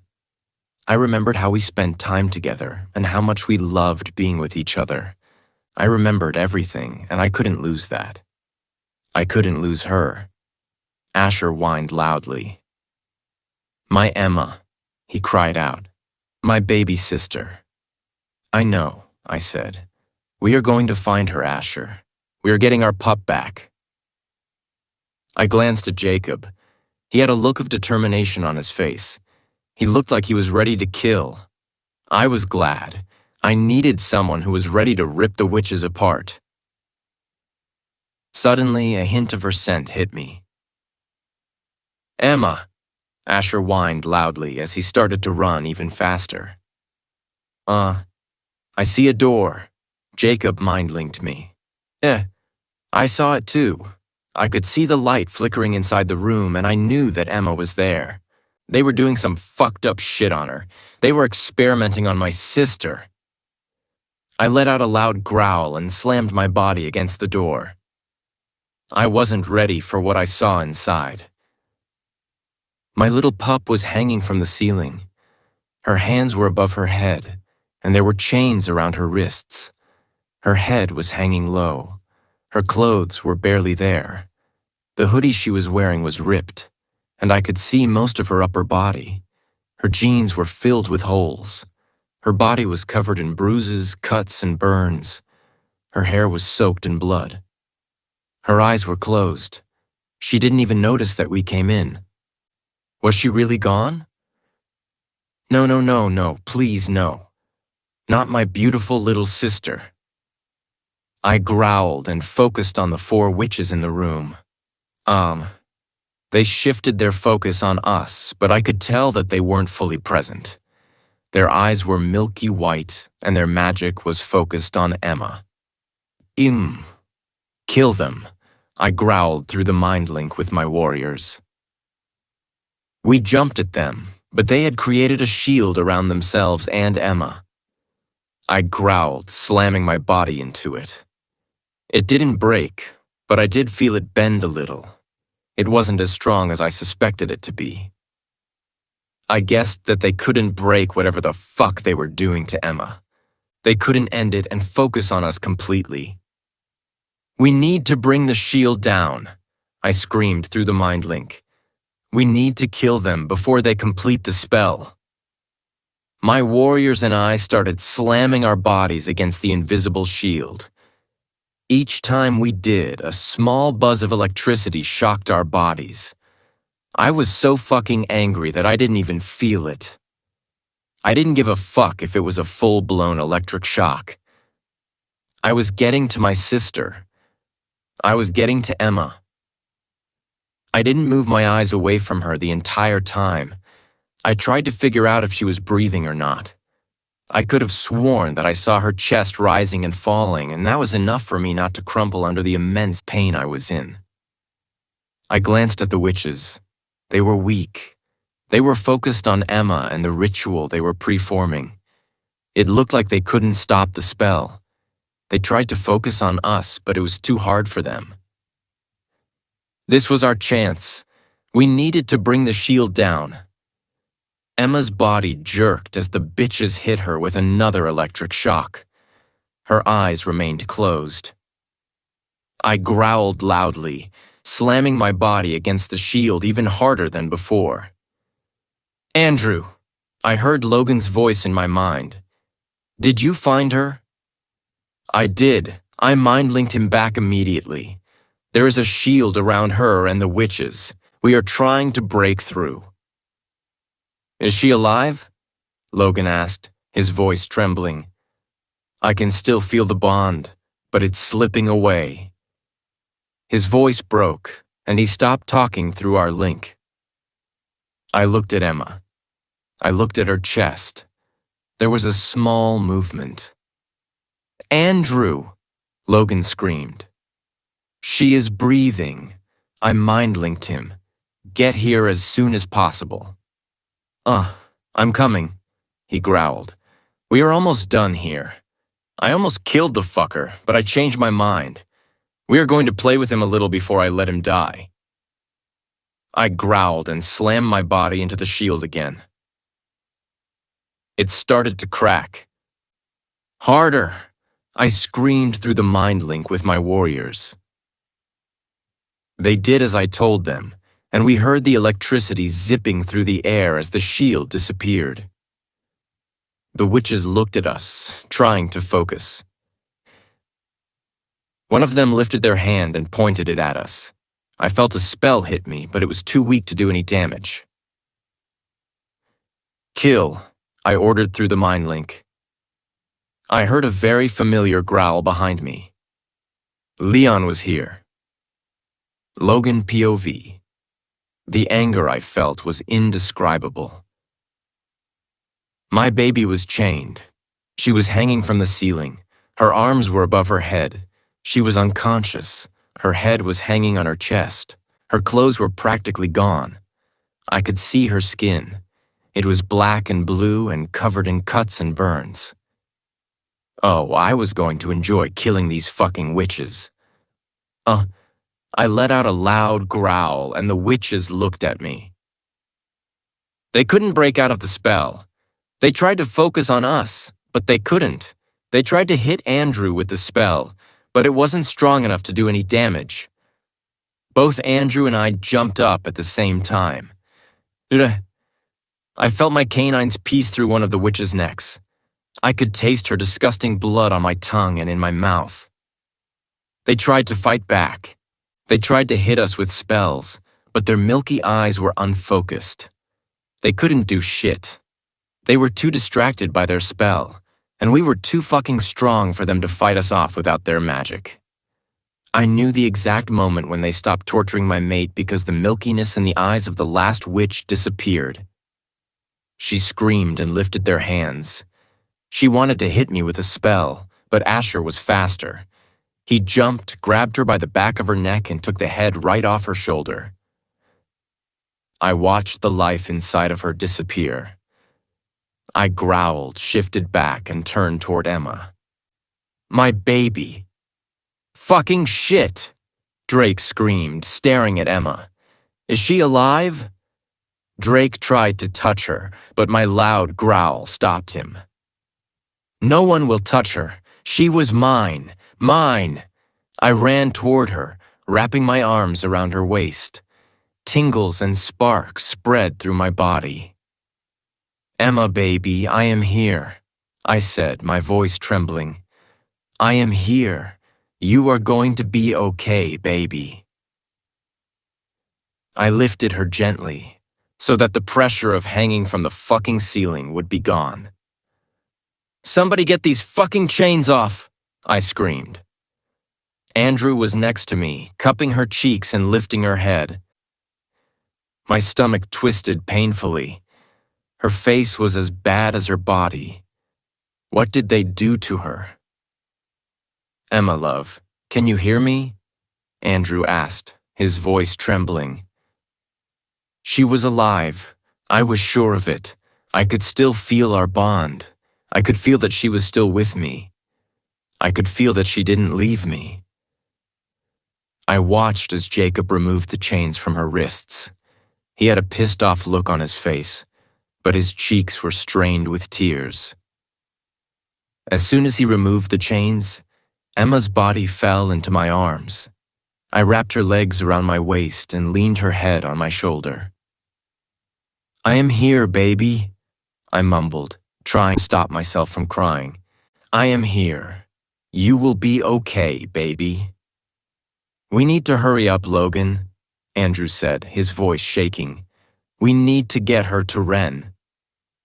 I started running out of the fucking room, followed by Andrew, Drake, and the rest of my warriors. All of us were covered in blood.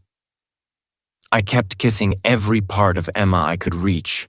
I kept pressing my nose into her hair and her neck, trying to get as much of her scent as possible. I missed it so fucking much. I pressed my lips on her neck, trying to get a little taste of her. It was impossible.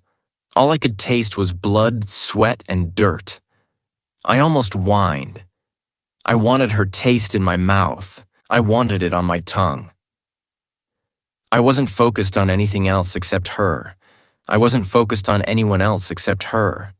I knew that Andrew was next to me. I knew that Drake and Jacob were behind me. I knew that they were staring at her. I wanted to rip their eyes out, but to do that, I would have had to let go of my mate, and that wasn't happening. Not now. Not ever. I reached the room where we defeated the fucker. Most of the rogues were dead. Some of them surrendered, and my warriors were placing the silver chains on their wrists. I would decide what to do with them later. My priority was Emma. I needed to make sure that she was okay. I needed to make sure that she would stay with me. She needed to stay with me. Where is Samuel? Andrew growled. He is outside, I said, lifting my head. We are bringing him to the cellars. I will enjoy myself with him a little before I kill him. I'm getting my turn with him, Andrew growled, bending down to look at Emma. He caressed her cheek and took a deep breath. You are going to be okay, my little girl, he mumbled. You are going to be okay. I promise. I started running, trying to get out of here as fast as possible. I needed to get her to Ren. I finally managed to get out of the fucking cave. Is she dead? I heard the voice I hated most in the world. I turned my head to my right and growled. Samuel was kneeling on the ground a few feet away from me. He had silver chains on his wrists. He was beaten and bloody from all the shit I did to him. But I was far from done. He would suffer. You disgusting piece of shit, Andrew screamed, covering the distance between him and Samuel in 2 long strides. Andrew punched the fucker, and he fell to the ground. Not now, Andrew, I growled. We need to go. There will be time for that and so much more later. I started walking away as fast as I could. Andrew growled again as he followed behind me. I love you, baby, I said, burying my nose back into Emma's neck. You are safe now. You are going to be okay. I started running, tightening my arms around her. I needed to get her to Ren. I needed her to wake up. I needed to hear her voice. I needed to taste her. I missed her so fucking much. No one would take her away from me again. No one. Andrew POV. Oh goddess, Ren exclaimed as soon as Logan and I ran inside the hospital. Help her, Logan growled. You need to help her, Ren. She needs to be okay. Logan put her down on the bed, kissing her cheek and taking her hand in his. Please, baby, don't leave me, he mumbled, his voice breaking. I can't lose you. My heart was hammering inside my chest. I couldn't breathe. I kept my eyes on her beautiful face, wishing that she would just open her eyes. I need you to step aside, Alpha, Ren said softly. We need room to work. Logan gritted his teeth, but listened to Ren. He let her hand go and came to stand next to me. We watched as Ren and the nurses started working around Emma. They attached some machines to her. They pierced her skin with needles. They touched and poked every part of her skin. I wanted to growl. I didn't like that they were touching her. I wanted to pick her up in my arms and hold her. But I couldn't. I needed to let them work. I needed to let them help her. I glanced at Logan. He was shaking. Whimpers and growls kept escaping his lips. His eyes were wide and filled with tears. He stared at Emma without blinking. Suddenly, all hell broke loose. The machines attached to Emma started beeping loudly. Logan grabbed his chest and fell down on his knees. What is going on? I screamed, kneeling next to Logan. She is in V-fib, Dr. Wren screamed. I need a crash cart, now. Crash cart? As in defibrillator? As in her heart wasn't beating the way it was supposed to? As in it could stop? As in she could die? No, no, no, no, no, no, no, no, no. Emma, I screamed, grabbing a fistful of my hair. No, love, please. Logan was trying to take deep breaths. His eyes were fixed on her. Tears were streaming down his cheeks. He couldn't speak. He couldn't even fucking breathe. I watched as the nurses cut what was left of Emma's hoodie off of her. I watched as they placed some patches on her chest. I watched as Dr. Wren placed the defibrillator pads on her. I watched as her back arched up. I watched as her body fell back down on the bed. My eyes flew to the machine monitoring her heart. It still didn't stop beeping. No, please no. Not her, not my beautiful little sister, not my pup. Please, goddess, please, don't take her. Clear, Wren screamed again. He placed the pads back on Emma's chest. Her back arched again. Her small body fell back down onto the bed again. Come on, Emma, Wren growled. Don't leave us. Emma, baby, please. Logan cried out, fighting to breathe. Don't leave. Don't go. Please. I didn't even realize how hard I was holding on to him. I didn't even realize how hard he was holding on to me. We were watching the person we loved most in this world fight for her life. We needed each other more than we even realized. Clear, Wren screamed, repeating the process. My heart was going to jump out of my body. I couldn't lose her. I couldn't lose my sister. What the fuck would I do without her? What the fuck would I do? I would burn the fucking world down. I would follow her. I wouldn't want to live in a world where she didn't exist. I was so fucking sure of that. Please, love, I mumbled, watching her body hit the bed again. Don't leave me. I looked at the machine again. It stopped beeping like crazy. The beeps were now quieter and steadier. We have a rhythm, Wren shouted, making me sob. Fuck, Logan growled, tightening his arms around me. You did good, Emma, Wren said softly. You did good, little warrior. Let us do the rest. He went back to poking her skin with different needles. The nurses started running around him, handing him everything he needed. Alpha Beta. Ren called us, keeping his eyes on the wound he was cleaning. I need you to go shower and change. I will clean Emma's cuts and move her to a different room. We can't risk infection. Logan and I both growled. We didn't want to leave her.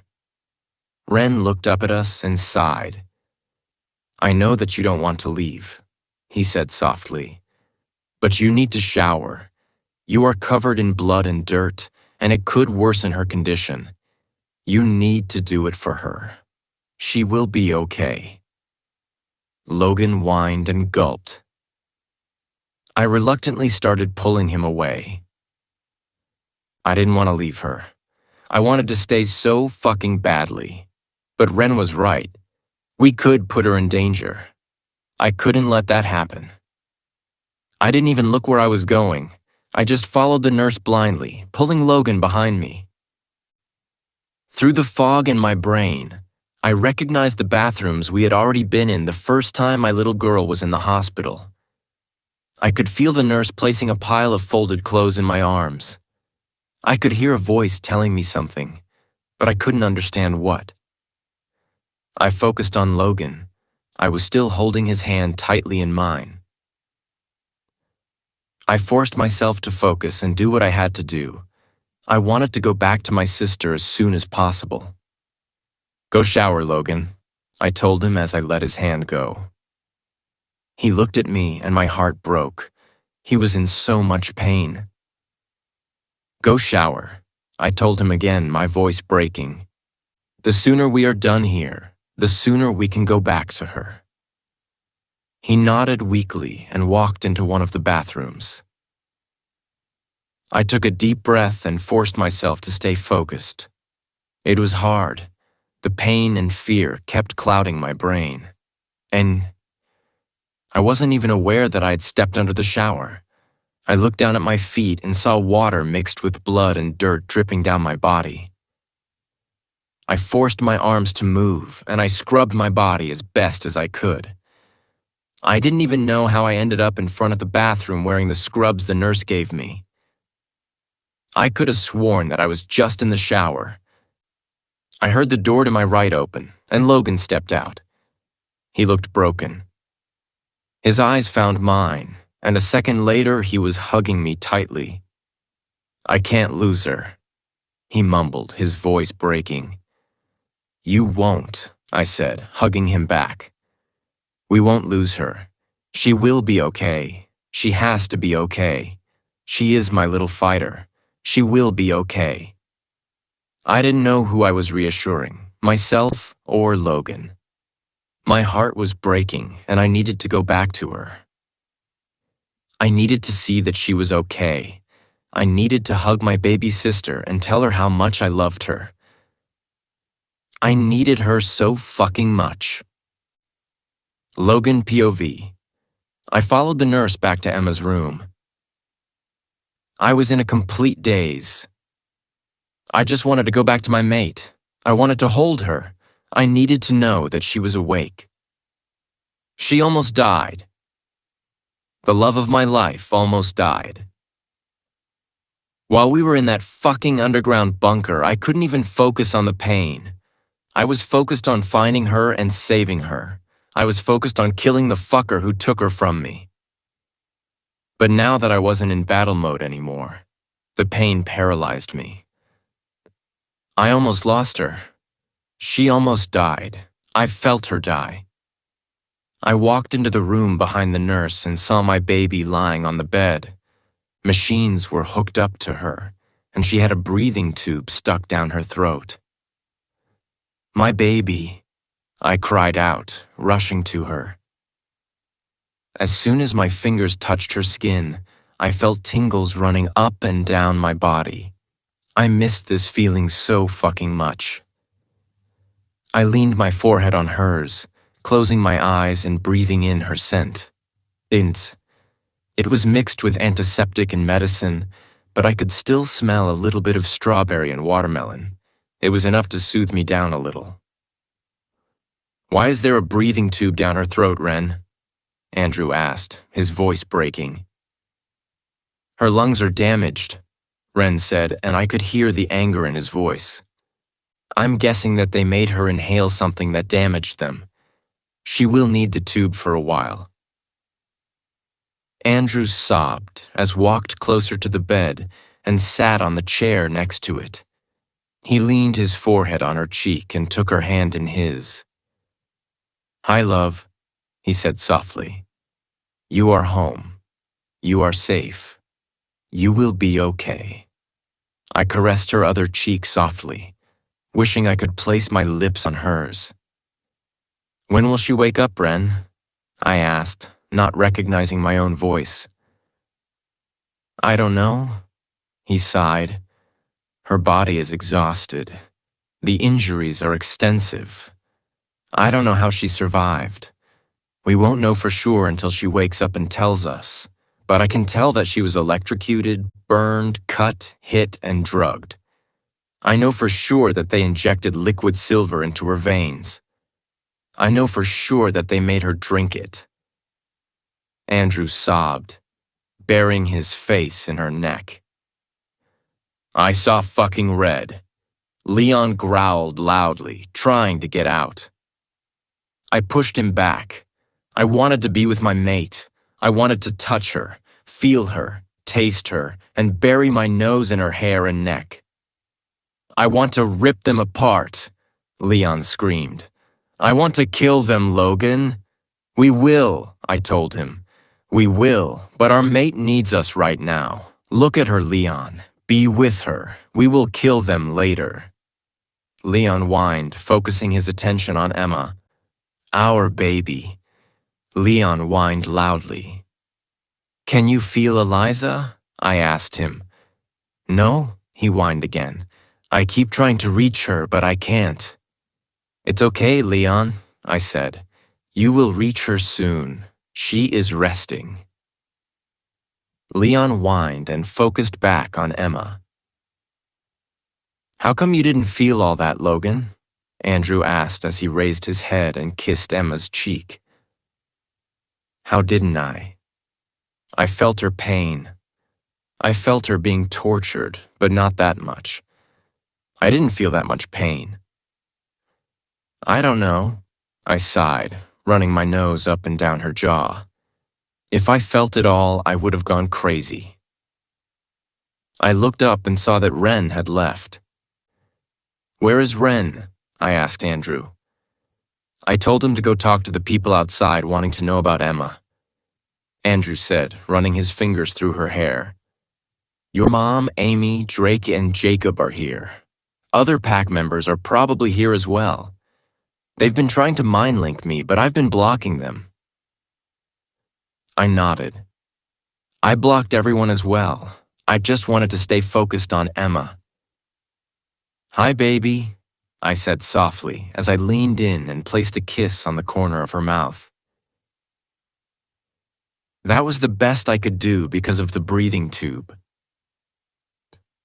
I love you, baby, I said, burying my nose in her neck. I love you so much. You are home. You are safe. Please wake up soon. I miss you. I kept trying to inhale as much of her scent as I possibly could. It was the only thing that kept me calm right now. I placed my hand on her chest, rubbing small circles with my palm. I wished that I could heal her heart and her lungs with the touch of my hand.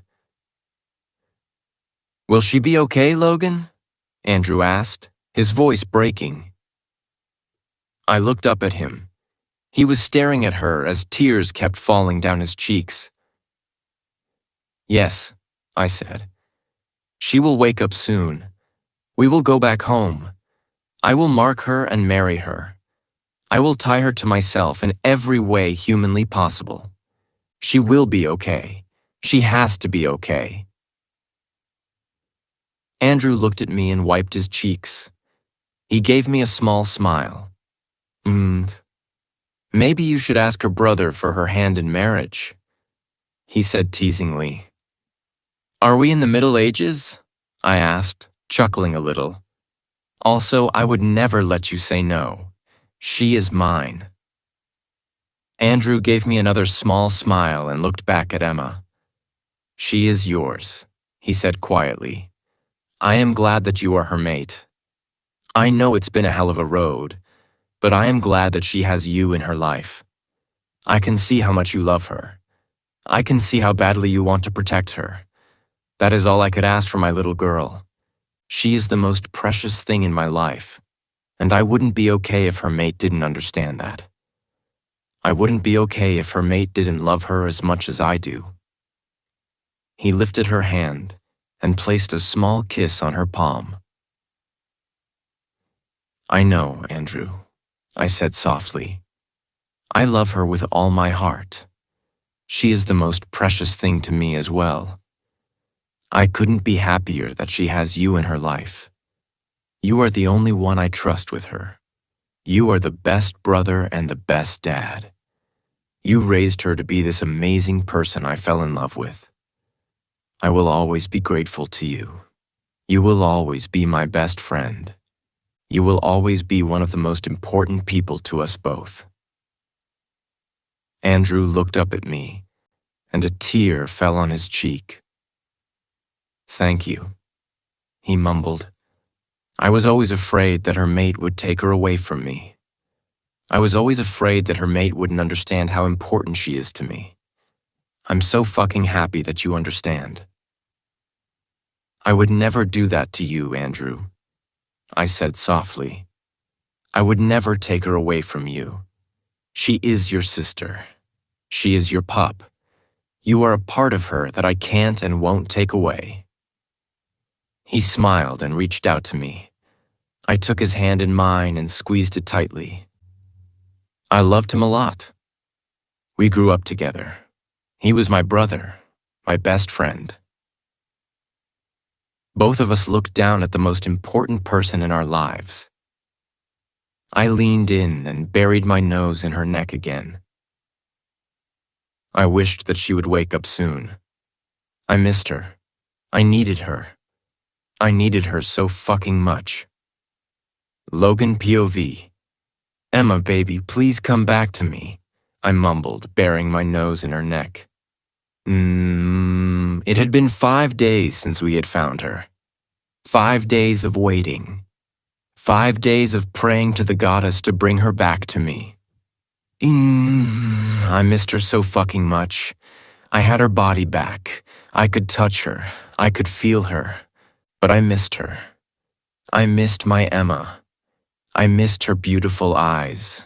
I missed her voice. I missed her laugh. Her lungs got better, and she was now breathing on her own. Her heart was stronger. She was physically getting better, but she just wasn't waking up. Emma, baby, I love you, I said, placing a kiss on her neck. Come back to me, please. I looked up at her beautiful face, but her eyes were still closed. How is she, Logan? Andrew mind-linked me. The same, I answered immediately. She is still asleep.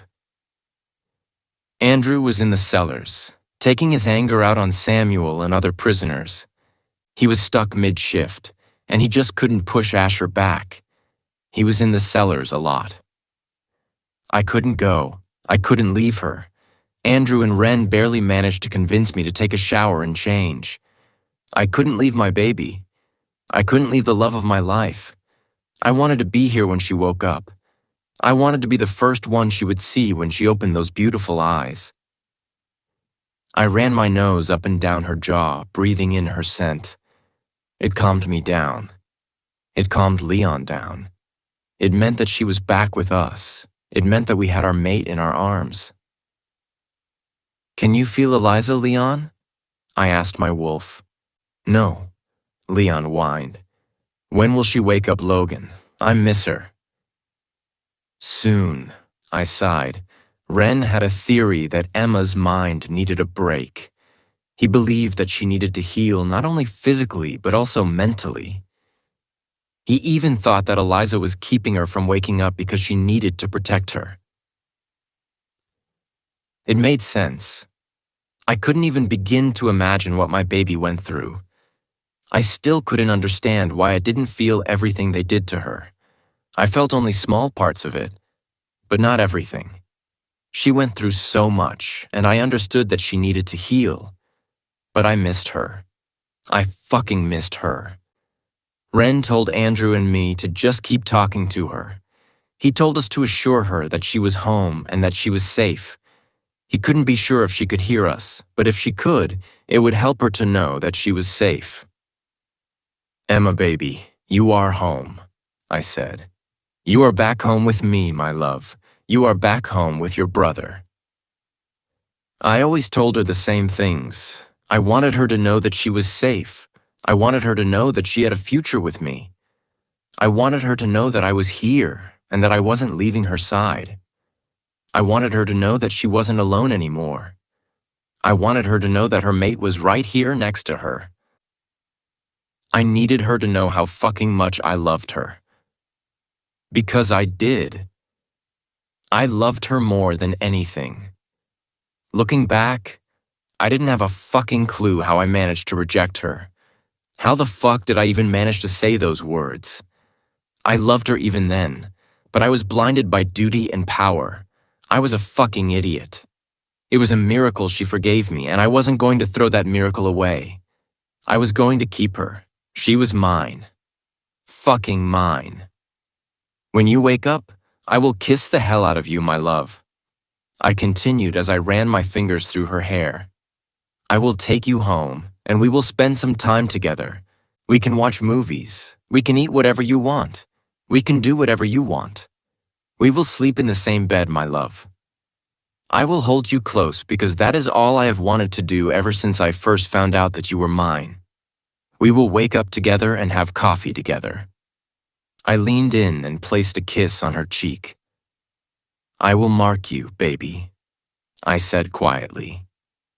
"I will make love to you, and I will sink my canines into your beautiful neck where they belong." I traced her marking spot with my fingers.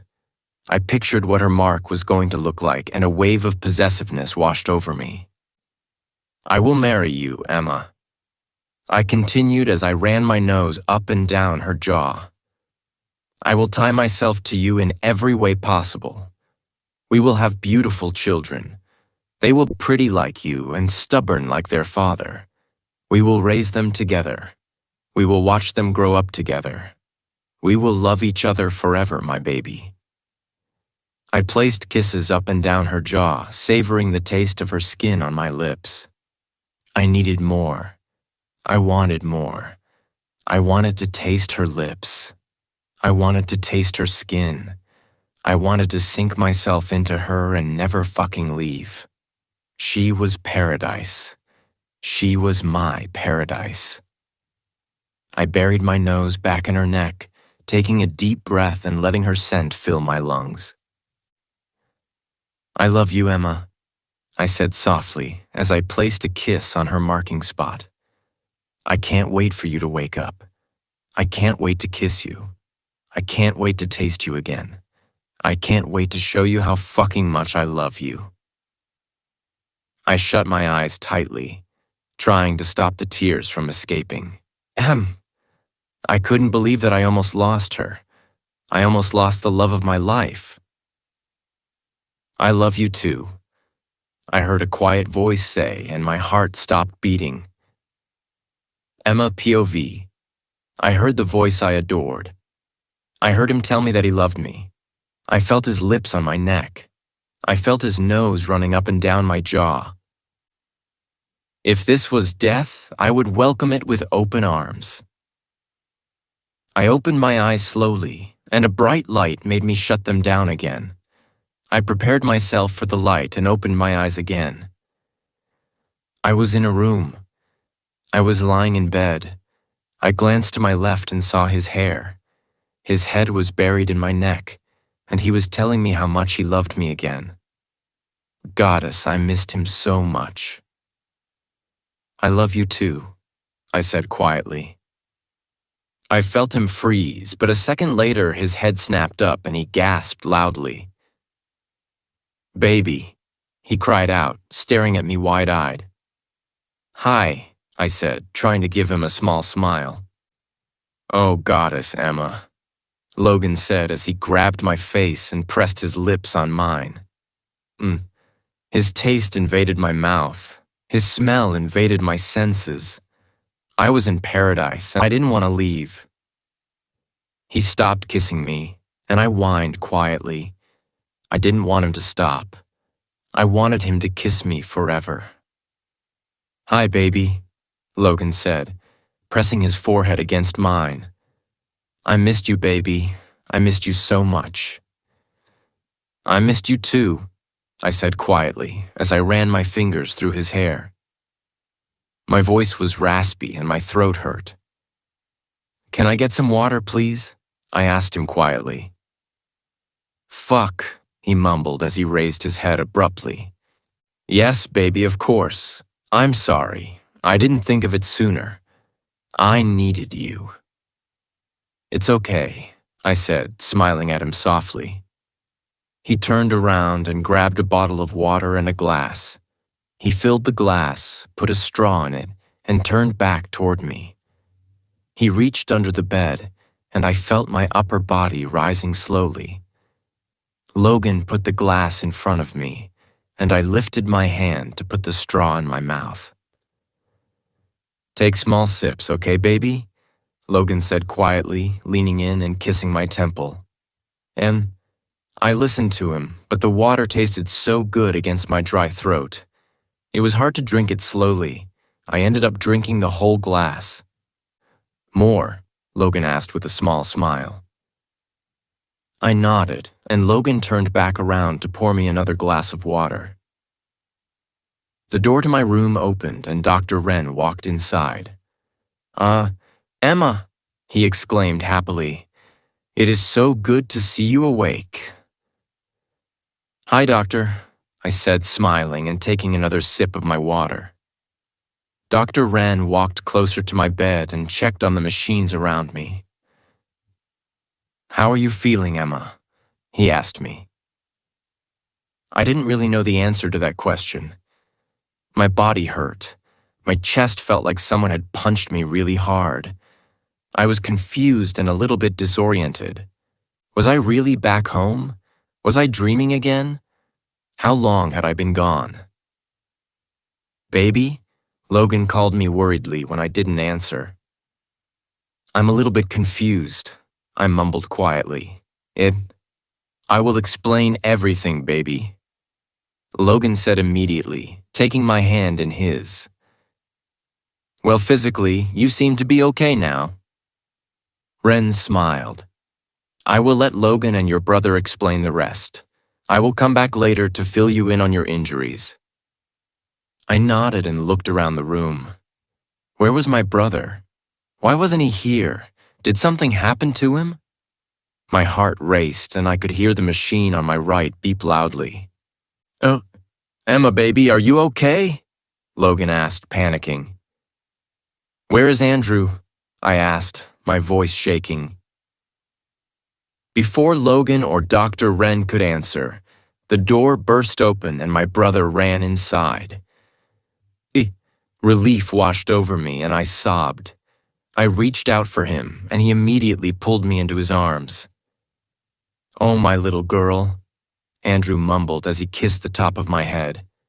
"You are okay, love. You are safe. You are home." I tightened my arms around my brother the best I could. I leaned my head on his shoulder and closed my eyes. Sadness washed over me and I sobbed. I missed him. I missed him so much. Just the thought that something happened to him. No, I couldn't even think about that. "I will give you some privacy." I heard Dr. Wren's voice. "I will be back later." "Thank you, Wren," Logan said as he placed a hand on my back and rubbed it softly. I heard Dr. Wren walking away. I heard the door behind him close. "How are you, love?" my brother asked me as he ran his fingers through my hair. "Are you in pain?" "A little," I mumbled, holding on to him. I didn't want him to let me go. I really thought that I would never see him again. Let me hold her, Andrew, Logan said. The pain will go away. Just a little bit longer, I said, pressing myself closer to my brother. Please. Oh, love, Andrew mumbled. It's okay, I'm here. Your brother is here. Logan continued to rub my back. It helped a lot with the pain. Even my brother's touch helped. I was back with him. I was back home. It was enough to get rid of the pain. I love you, Emma, Andrew said. I love you so much. I love you too, I said. I missed you. Oh, I missed you too, love, Andrew said softly. I missed you so much. I opened my eyes and saw my mate smiling softly at us. I reached out and took his hand in mine.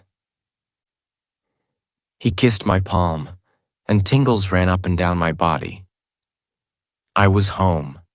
I was really home. I was back in my brother's arms. I was back with my mate. Nothing and no one would take me away again. I wouldn't let them. I couldn't let them. I wouldn't survive it again. Looking back at all the things that the witches did to me, I didn't know how I survived it. How was I alive? What if I wasn't? What if I died? What if this was only a short dream? Pain washed over me, and I wanted to scream. Please, no. I didn't want it to be a dream. I didn't want to lose my brother and my mate again. Andrew POV. When Logan mind-linked me and told me that Emma was awake, I thought that my heart would explode from happiness. She was awake. My little girl was finally awake. What hurts, love? I asked her as I placed another kiss on the top of her head. She let me go and looked up at me. Am I dreaming again? She asked quietly, her voice laced with fear. Am I dead? I furrowed my eyebrows and glanced at Logan.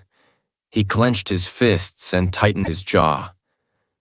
You are not dead, love, I said, looking back at her. You are not dreaming. This is real. You are home. She took a deep breath and looked at Logan. You are home, baby, he said, leaning in and placing a kiss on her lips. You are home. She breathed out in relief and gave us a small smile. I'm sorry, she mumbled. I wasn't sure anymore. I wasn't. You don't have to apologize, love, I said as I caressed her cheek. It's okay to be confused. You've been asleep for a while. How long? She asked quietly. 5 days, baby, Logan answered. She took a deep breath and shook her head. And how long had I been with him? She asked quietly. 4 days. Logan answered, his voice cold. Emma closed her eyes, and I pulled her back to my chest. I kissed the top of her head, breathing in her scent. Can you tell me what hurts, love? I asked her again. Well, my whole body, she mumbled. But my chest hurts the most. I froze. Logan growled. Emma lifted her head and looked at both of us. What's wrong? She asked, furrowing her eyebrows. Your heart wasn't okay when we brought you back, love, I said softly. They had to use the defibrillator to stabilize it. Her eyes widened. I went into V-fib? Yes, Logan said as he pulled her to him. It was the scariest moment of my life.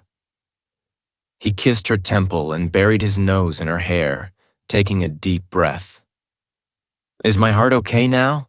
Emma asked, looking at me. It is, love, I said, giving her a small smile. Your chest hurts because of the defibrillator. Ren said that it's normal. Emma nodded, turning her head toward Logan and placing a kiss on his chest. What did he do to you, baby? Logan asked her, his voice raspy and quiet. Emma visibly tensed up. Logan let her go and looked at her worriedly. If you don't want to talk about it, you don't have to, love, I said immediately as I took her hand in mine. She looked at me and gulped. Did you feel it? Emma asked quietly as she looked from me to Logan. I did, baby. Logan nodded. I didn't feel everything, but I did feel some of it. I don't know how that's possible, though. Oh, thank goddess, Emma mumbled as she closed her eyes and took a deep breath. Logan gave me a confused look. What do you mean by that, love? I asked her softly. Emma opened her eyes and looked at Logan. I was blocking you from feeling it, she said quietly. I didn't want you to go through that. I wasn't sure that it was working, though. I'm so glad that it did. I'm so sorry about the things that you did feel. I guess I was just too tired to block it all.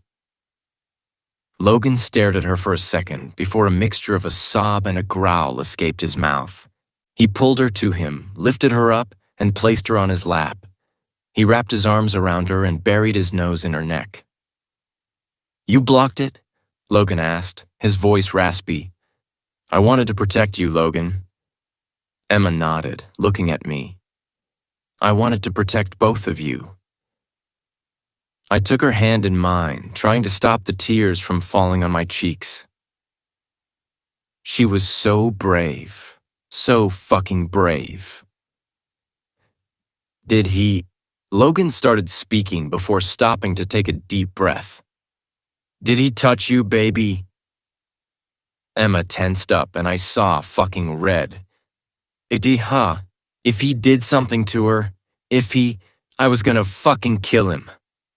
Emma? Logan growled, tightening his arms around her. What the fuck did he do? Emma took a deep breath and leaned more into Logan. My heart was beating a mile a minute. I could feel it in my throat. I tightened my grip on her hand. He didn't rape me. Emma mumbled quietly. He touched me and kissed me, but nothing more. Logan growled and his eyes changed color. I'm gonna fucking kill him, Logan said, gritting his teeth. I was just relieved that the fucker didn't... Fuck, I couldn't even think about that. Emma wrapped her arms around Logan's neck and hugged him tightly. He relaxed immediately. Oh, my baby, he mumbled as he kissed the top of her head. I love you so fucking much. I love you too, Emma mumbled quietly. Emma let go of Logan and turned around to look at me. She reached out for me and I pulled her into my lap. My little girl, I mumbled as I kissed her temple. I'm sorry for leaving like I did, Emma said as she wrapped her arms around me. I couldn't let him hurt you. I couldn't. She stopped talking and buried her head in my neck. The memory of that fucker taking her away made me want to scream. Oh. It's okay, love, I said, trying to stop myself from growling. It's okay. I looked at Logan. His fists were clenched tight. His jaw was tightened. There was so much pain in his eyes that my heart broke for him. But she was back. My little sister was back. She would be okay. She had to be okay. We would never let anything happen to her again. We would protect her. We would make sure that she would always be right here next to us. I kissed her temple, leaned my head on hers, and closed my eyes. My little girl was back, and that was all that mattered. Logan POV. I can walk, Emma said with a hint of amusement in her voice. I looked at her and rolled my eyes, as if I would let her walk on her own and miss the chance of touching her and feeling her close to my body. Emma chuckled and shook her head. I opened her bedroom door and walked inside.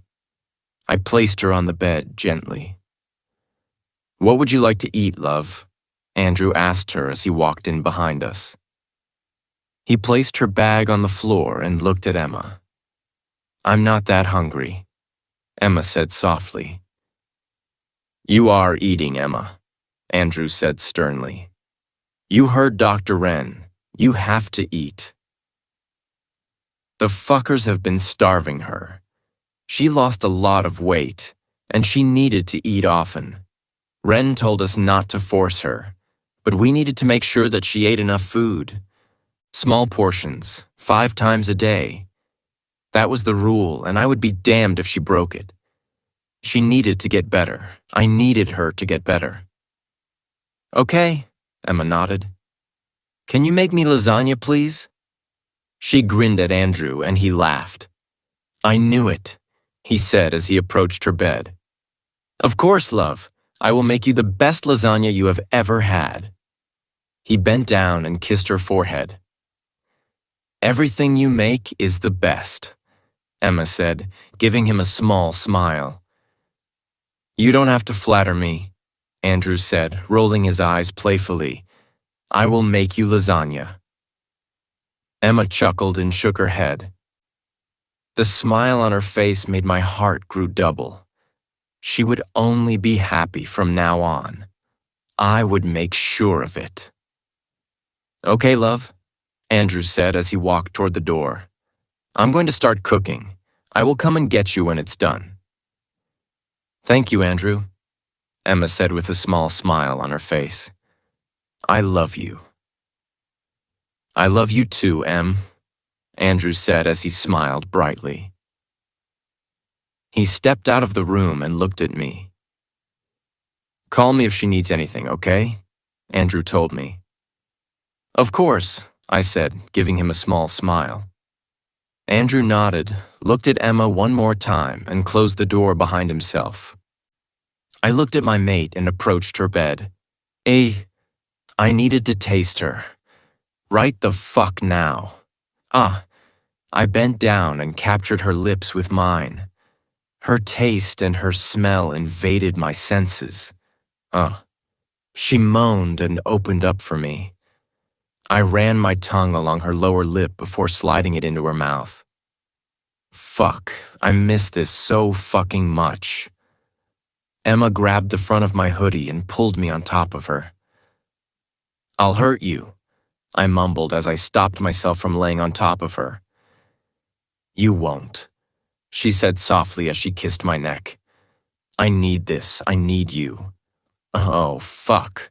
I growled and lowered myself onto her gently. I still held most of my weight on my elbows. She was so much smaller than me, and after what she'd been through, she weighed practically nothing. I had to be careful. Emma wrapped her legs around my waist and continued to kiss my neck and my jaw. I could feel my dick getting harder and harder by the second. Fuck, baby, I mumbled as I tried to take deep breaths. I missed your taste, Emma mumbled as she ran her tongue over my jaw and toward my mouth. A shiver went down my body and my dick twitched painfully. Fuck, Emma, I growled as I cupped her cheek and kissed her as hard as I could. She moaned and arched her body up, pressing herself closer to me.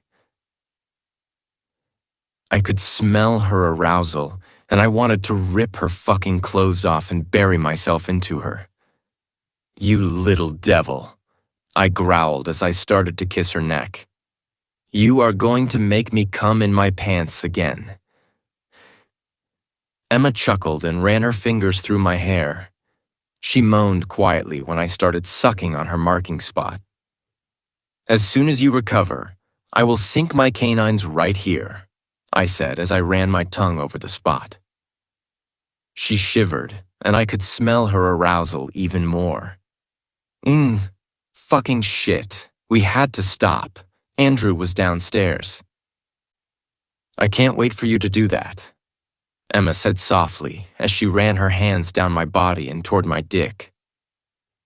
I stopped kissing her neck and looked up at her. Her breath was short and fast, and I could see the lust in her eyes. I smirked at her as I placed a small kiss on her lips. I will mark you and marry you as soon as fucking possible, I told her as I sucked her lower lip into my mouth. Emma moaned, and the sound shot straight down to my dick. I will make you mine in every fucking way possible, Emma, I said. You are mine. I'm yours, she said, and I almost came into my pants again. Fuck. You will need to repeat that once I put my dick inside of you, baby, I said. It will make me come like nothing ever has before.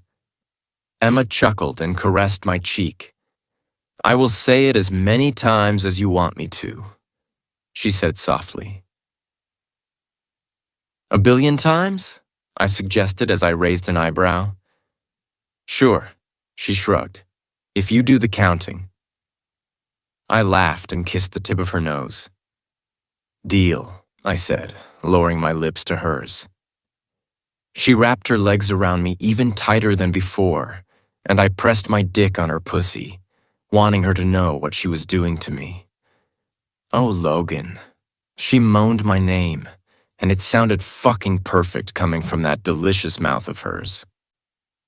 As soon as you recover, you will be screaming my name as you come all over my dick, I growled as I kissed her harder. No, I couldn't wait for it to happen.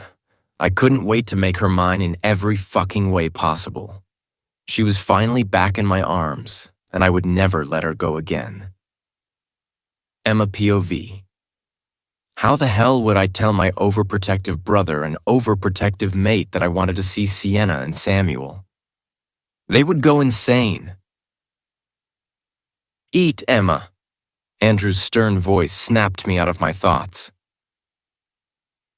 I looked down at my plate and took a piece of toast into my hand. What were you thinking about, baby? Logan asked softly as he placed a hand on my back.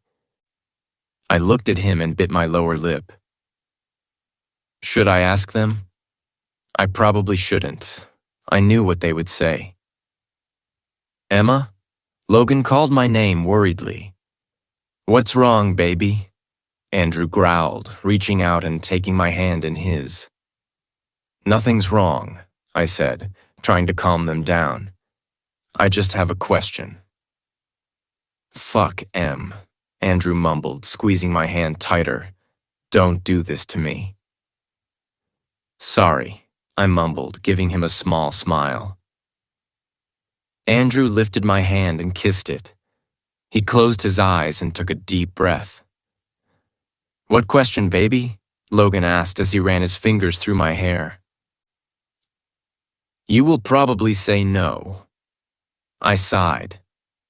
Try us, Logan said, smiling at me. I took a deep breath and squeezed Andrew's hand. I would like to see Sienna and Samuel, I said, keeping my eyes on my mate. It was silent for a second, but then both Logan and Andrew growled loudly. Why? Andrew asked, making me look at him. I don't want you near them. No fucking way, Emma. Logan growled as he picked me up and placed me on his lap. Forget it. I sighed and looked at my mate. He was pissed off, but I wasn't surprised. I expected him to react like this. Why would you even want to see those fuckers? Andrew asked again, growling. I'm not sure, I said quietly as I looked at my brother. I guess that I need to talk to them. I need some kind of closure. You will have closure, Logan growled. You will be a Luna. You will be my wife. You will be the mother of my children. You don't need to see them to have your closure. I looked at my mate and caressed his cheek gently. He was right. I was going to be all of those things, but I still needed to do this.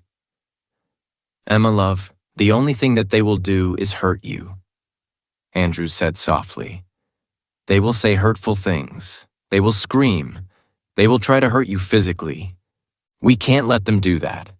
We can't let you see them. I closed my eyes and took a deep breath. I knew all of that. I knew what they would say. I knew it would be easy. I leaned my forehead on Logan's, and he tightened his arms around me. Can you please think about it? I asked quietly, keeping my eyes closed. I was taking deep breaths, trying to get as much of Logan's scent into my lungs as possible. It calmed me down. It made me feel at home. I know it's crazy, I continued. I know that they would try to hurt me. I know that you would never let them, because you wouldn't let me do that alone. Think about it, please. I feel like I really need to do this. Neither Logan nor Andrew spoke. I was just about to open my eyes when Logan captured my lips with his. He gave me a small, soft kiss before pulling away. I wanted to whine, but my brother was right there. I wanted that kiss to last longer. I opened my eyes and looked at my mate. He was frowning. I will think about it, Logan said. But if I let you do this, it will be after I mark you. I'm not risking anything again. I glanced at my brother. He gave me a small nod.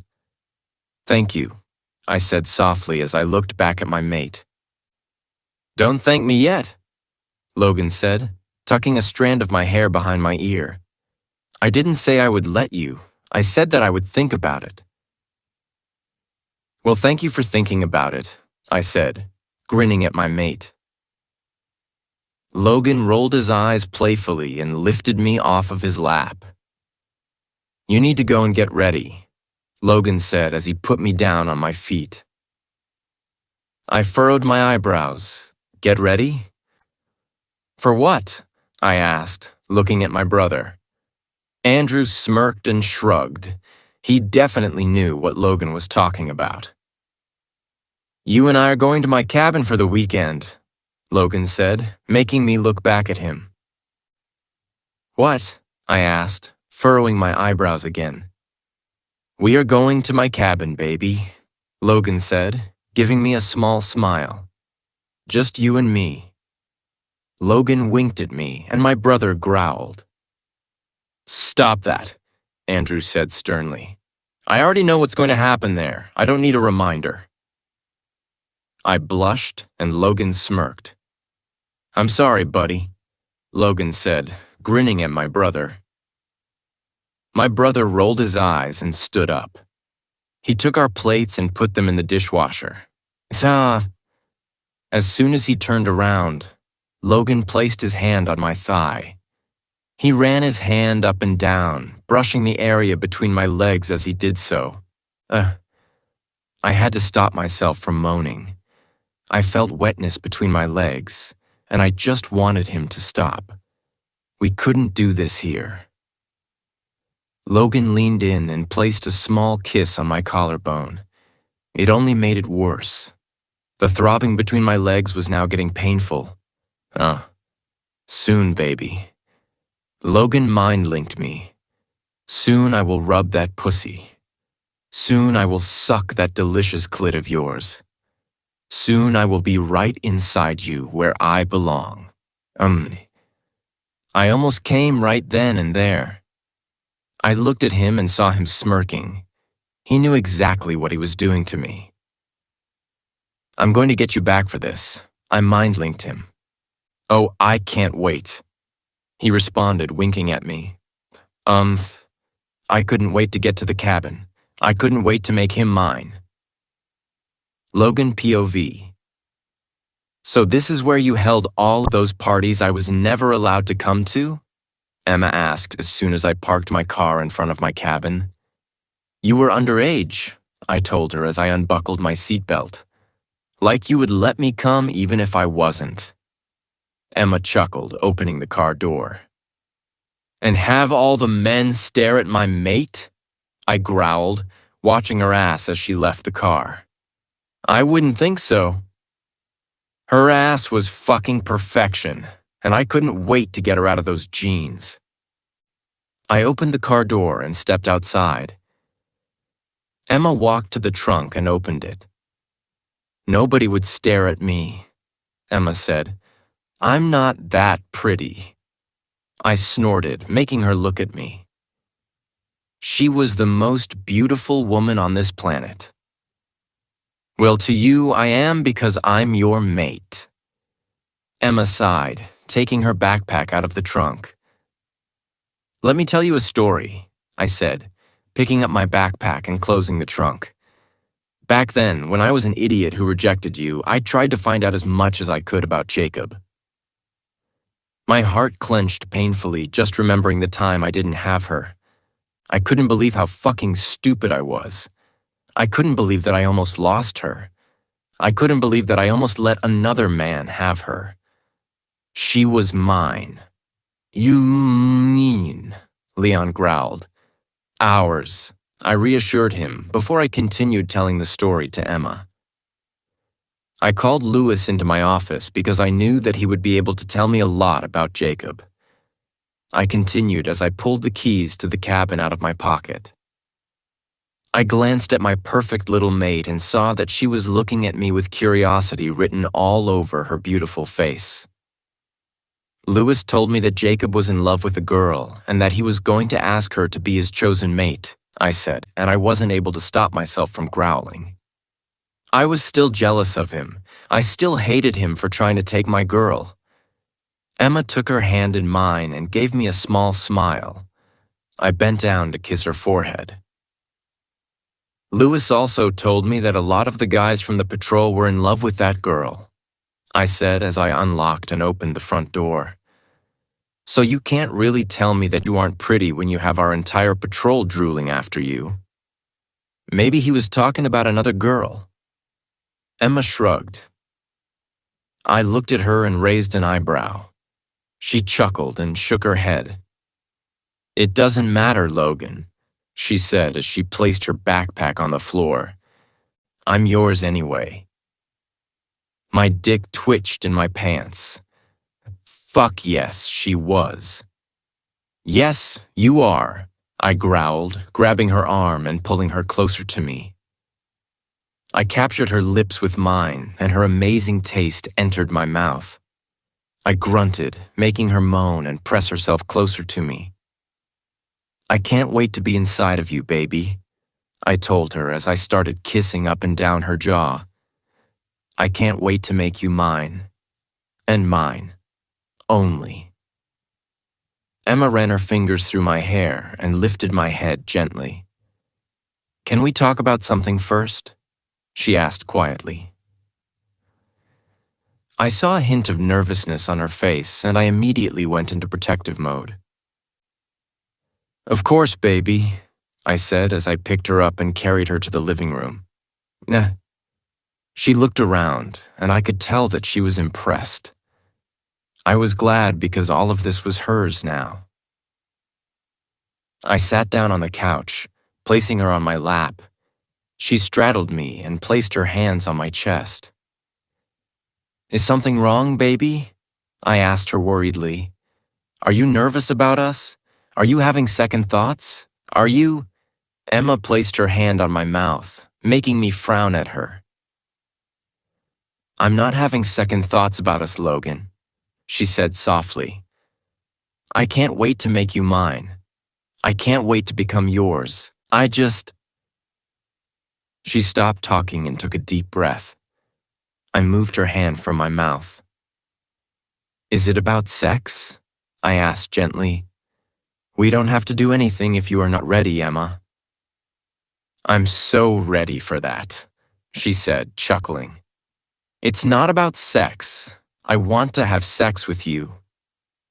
My dick twitched again. I felt relieved. Of course, I would have waited if she wasn't ready, but I was so fucking glad that she was. I couldn't wait to be inside her. Emma bit her lip and looked down at her hands. "I know that having pups early is very common in our world," Emma spoke quietly. "I know that you want and need heirs to the pack.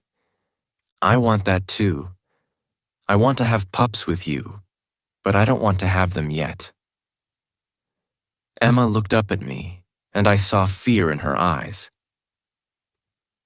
"I'm only 18, she continued, and I could hear a hint of panic in her voice. "I've been through so much lately, and I just need some time to get over that. I don't want to bring a baby into the world when I'm still struggling to get over everything that happened. I'm sorry, Logan. I understand if you don't want me anymore. I understand if you don't." It was my turn to stop her from talking further.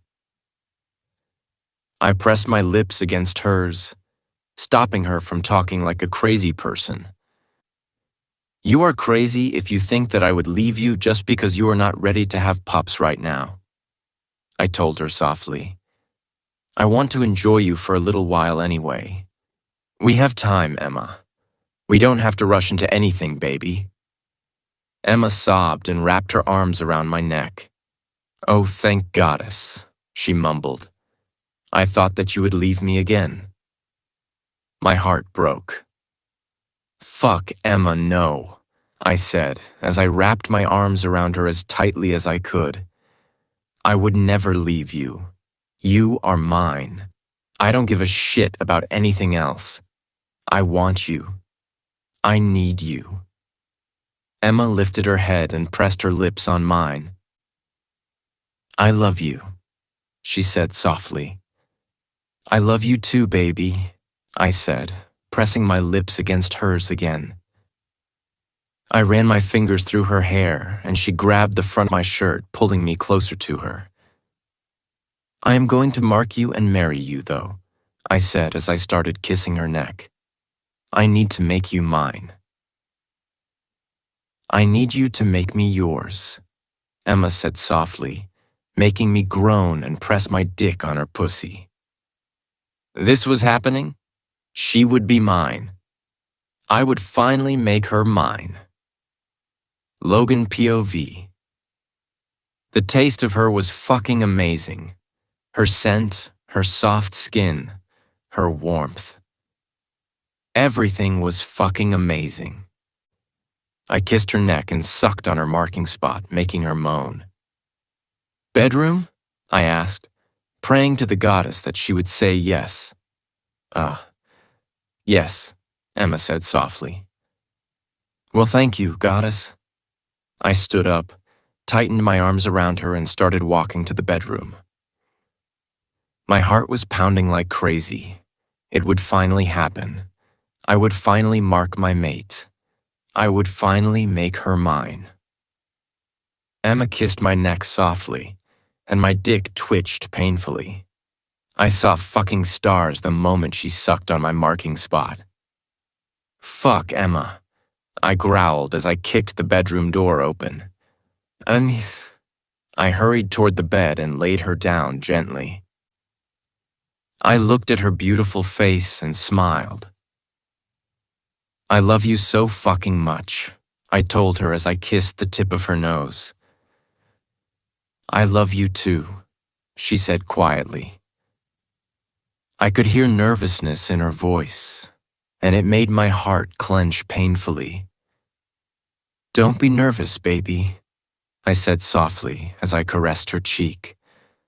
"I will go slow. If you want me to stop, just say the word, okay? I won't do anything that you don't want me to do." "I'm more nervous about what I'm supposed to do." Emma chuckled and bit her lower lip. I growled and sucked it under her teeth. "You are supposed to lie here and enjoy, baby," I told her.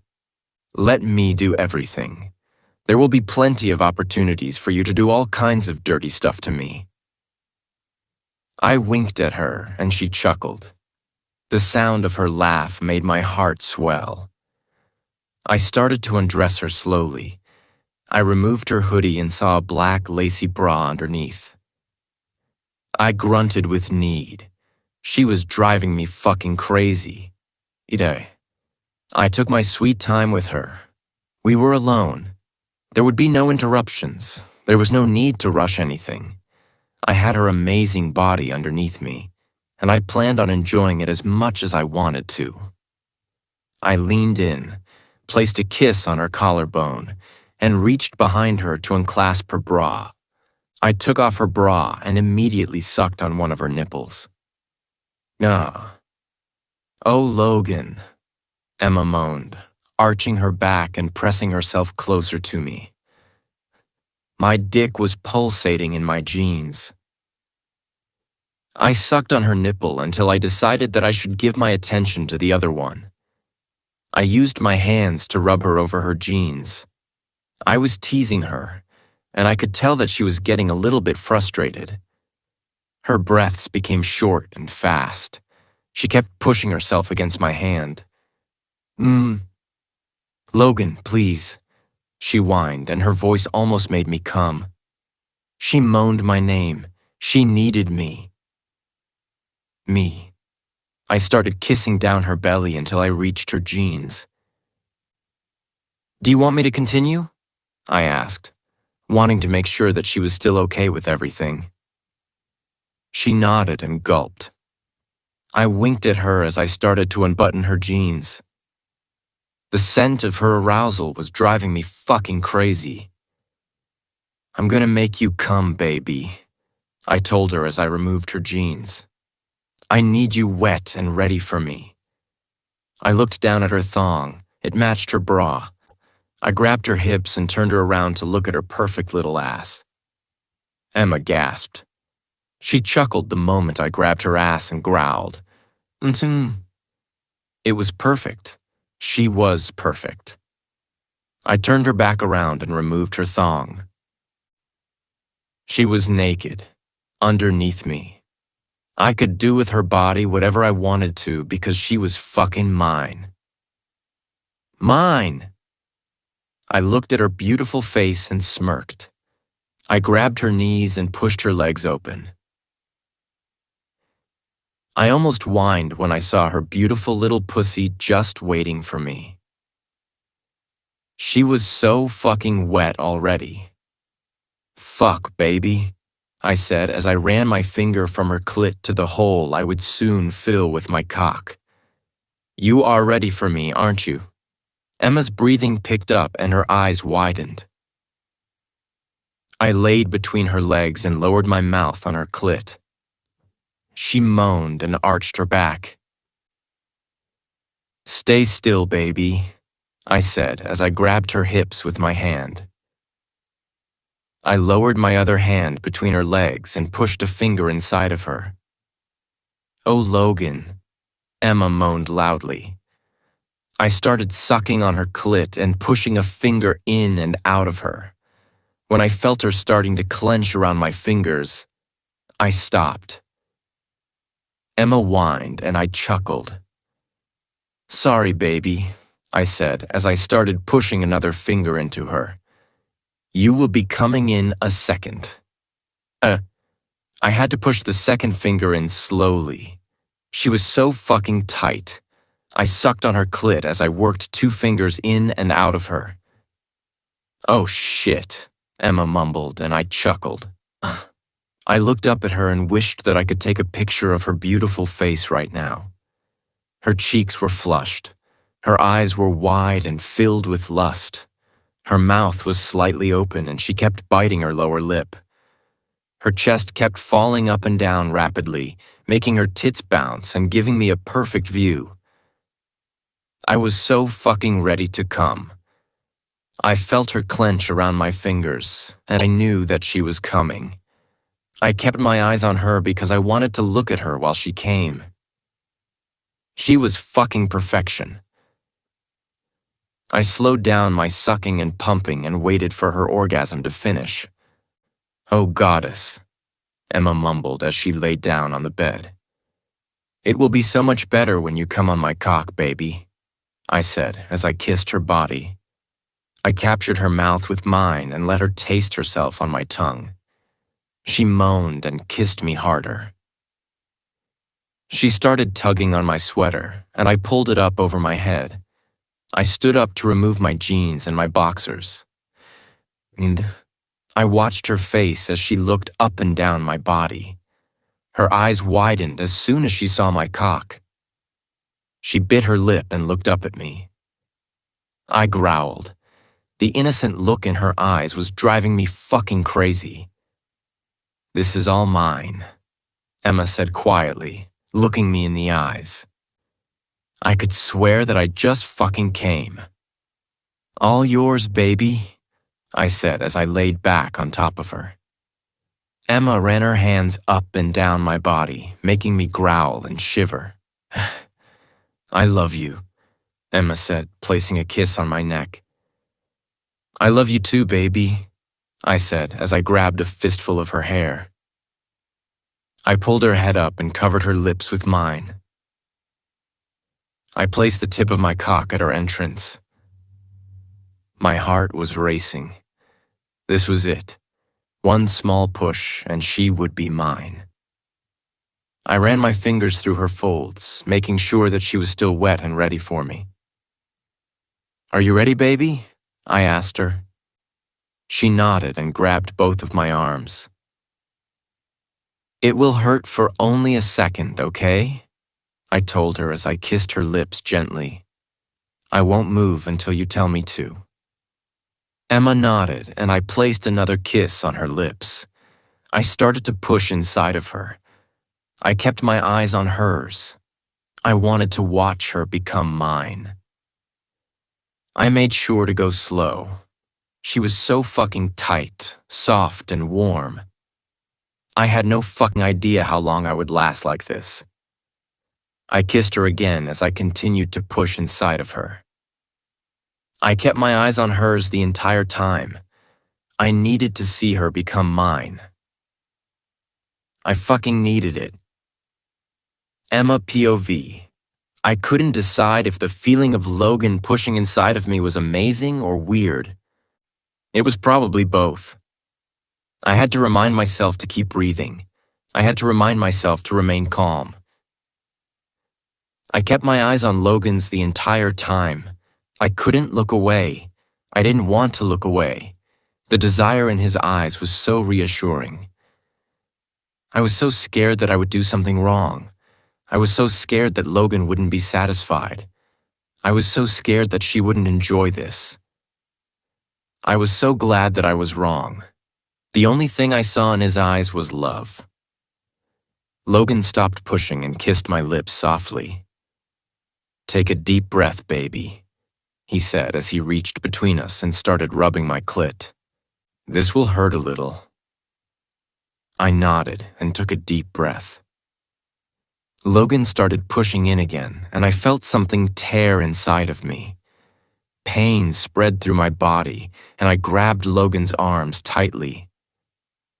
"There we go, baby," Logan said softly. "It should stop hurting in a minute." I took another deep breath and gave him a small smile. The pain was bearable. It wasn't bad. Logan leaned in and kissed me softly. I moaned, and he moved a little. "Can I start moving?" he asked as he placed a kiss on my neck. He never stopped rubbing my clit. It helped a lot. The pleasure was starting to push the pain away. "Yes," I said quietly. Logan kissed me and started moving in and out of me. The feeling was weird, but good. I liked it. I just had to get used to it. Logan grunted and started sucking on my nipple. I moaned and arched my back. "Fuck, Emma, don't move," Logan growled. "I'm going to come."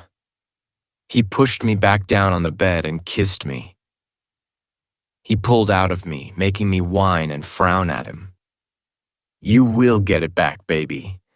Logan chuckled as he opened the nightstand. "I just need to put a condom on. I want us to come together." He smiled and winked at me. Heat rushed to my cheeks, and I was sure that I was as red as a tomato. Logan opened the condom and started putting it on. I saw a little bit of my blood on him. Logan looked up at me and laid back on top of me. He lined himself up with my entrance and pushed in slowly. The feeling was still weird, but much more enjoyable than before. I moaned and kissed him hard. Fuck, baby. Logan mumbled as he started pushing in and out of me even faster than before. I wrapped my legs around his waist and he growled. Shit, Emma, stay like that, he said as he lifted himself a little and started pushing in and out of me again. I gasped and threw my head back. He was amazing. This was amazing. I never wanted him to stop. I felt his lips on my neck, and a shiver went up and down my body. I need to mark you, Emma, Logan growled. I looked at him and saw that his canines were already out. He was looking at my marking spot and breathing heavily. Mark me, I said softly as I felt my own canine slip out. I am yours. Logan growled, placed his lips on my neck, and sucked on my marking spot gently. I almost came. I moaned, doing the same for him. Fuck. Logan growled as he reached between us and started rubbing my clit. I was gonna come. Come for me, baby, Logan growled, sending shivers down my spine. Come on my cock.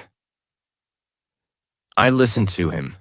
I felt an explosion in my lower belly as I wrapped my legs around Logan even tighter. Logan grunted, and I felt his canines pierce the skin on my neck. The explosion only intensified, and I cried out in pleasure.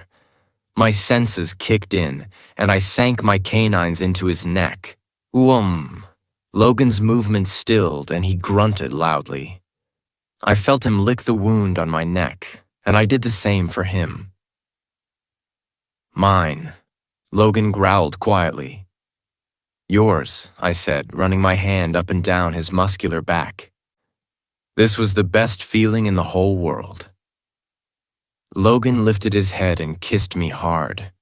I moaned into his mouth as he pulled out of me. I love you, baby, Logan mumbled as he kissed the tip of my nose. I love you too, I said, smiling at him. I unwrapped my legs from around his waist and he laid down next to me. He pulled me to his chest and buried his nose in my hair. Only mine, he mumbled, his voice raspy. I smiled and placed a kiss on his collarbone. How are you doing, Eliza? I asked my wolf. I didn't check on her before. I couldn't. I was completely focused on Logan. Remember when you said that you would never let Logan touch you again? Eliza said with a smirk in her voice, making me chuckle. She was panting hard. I could feel her intense emotions. I could feel Leon's emotions. I could feel Logan's. I felt them before, but not like this. It felt like they were my own. What's funny, baby?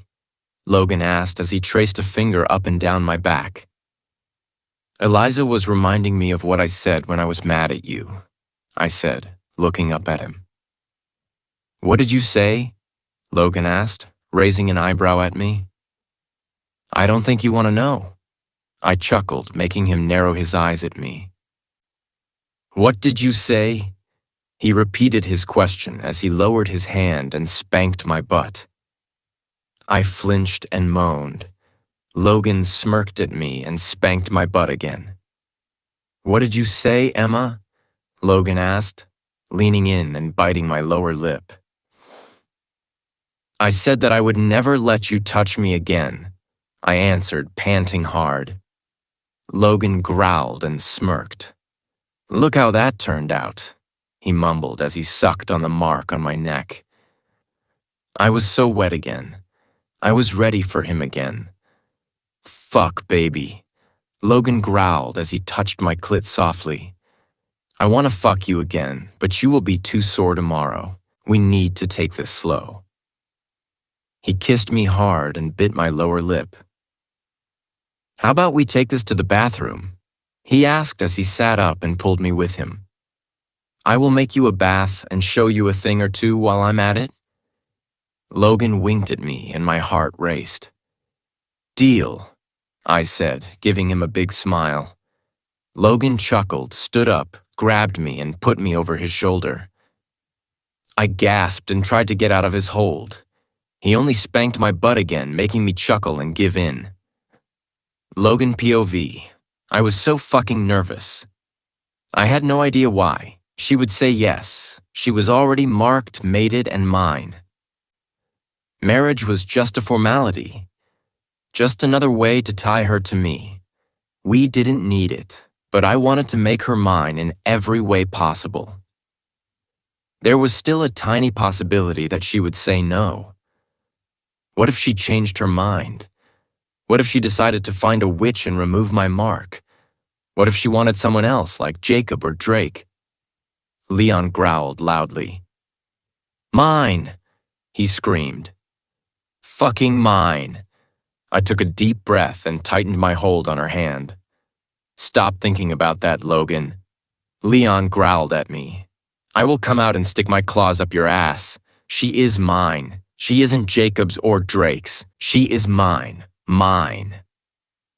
You are right, I said as I looked at my mate. She is ours. We were walking toward the lake. I wanted to take her to a special place on the lake so we could watch the sunset together. I decided to propose to her there. I was the only one who knew about that spot, and it would now become ours. It would become the place where she would say yes to spending the rest of her life with me. Tessa. Andrew helped me pick out a ring. He was even more excited than me if that was possible. We chose a beautiful ring, and I couldn't wait to place it on her finger. Why are you nervous? Emma asked me. I furrowed my eyebrows. How did she know? I can feel your emotions now, Logan. Emma chuckled. Of course. Yes, I marked her. I could feel her, and she could feel me. I was so nervous that I forgot about that. I'm not nervous. I lied. I'm excited to show you the spot. Maybe I'm a bit nervous if you will like it, though. I will love it, Emma said, smiling brightly at me. My heart raced, and I fell a little more in love with her. She was so beautiful when she smiled. I watched as her hair touched her waist.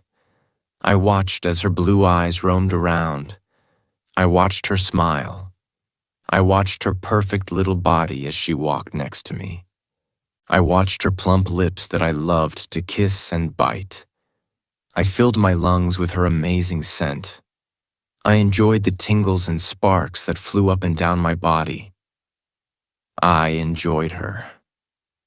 I couldn't believe that I almost fucking lost her. Is this the place? Emma asked, looking up at me. I blinked and looked around. I didn't even pay attention to where we were going. All I saw was her. All I felt was her. It is, I said as I pulled her closer to the lake. Do you like it? She looked around and smiled. I do, she said as she wrapped her arms around my waist. I liked it as well, but the most beautiful thing here was her. I used to think this place was beautiful. Now I was sure that it would never be the same without her. I kissed the top of her head and looked at the sunset. It's beautiful, Emma mumbled quietly. I smiled and looked down at her. The soft orange glow of the sun made her skin look like gold. I wanted to kiss every part of her. I wanted to touch her. I wanted to be inside of her again. I had one important thing to do first. I had to ask her to be my wife. My heart was racing like crazy, and my palms started sweating. I was so fucking nervous. I let her go, reached out into my back pocket, and pulled out a ring box. Emma was so entranced by the sunset that she didn't even notice it. I smiled as I watched her beautiful face. I slowly got down on one knee and watched her face as she realized that something was happening. She furrowed her eyebrows and turned to look at me. It took her a second to realize that I wasn't standing next to her anymore. She looked down at me, and her eyes widened. Emma, baby, I love you so much, I said, trying to stop my voice from shaking. I don't know what I did to deserve you, but I will never let you go again. My body, my heart, and my soul are yours. I was an idiot. I was a complete fool, and I will be apologizing for that for the rest of my life.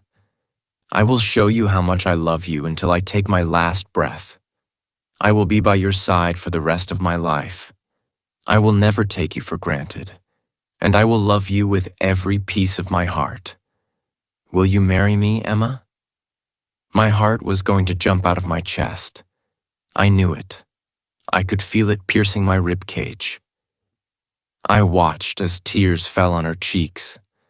I watched as she placed her hand over her mouth. I heard a small sob escape her lips. She looked me in the eyes and smiled through her tears. Yes, she said softly as she threw herself on me. Yes, yes, yes. I caught her and pressed her close to me. Oh, thank fuck. She said yes. She fucking said yes. She kissed me, and I was in fucking heaven.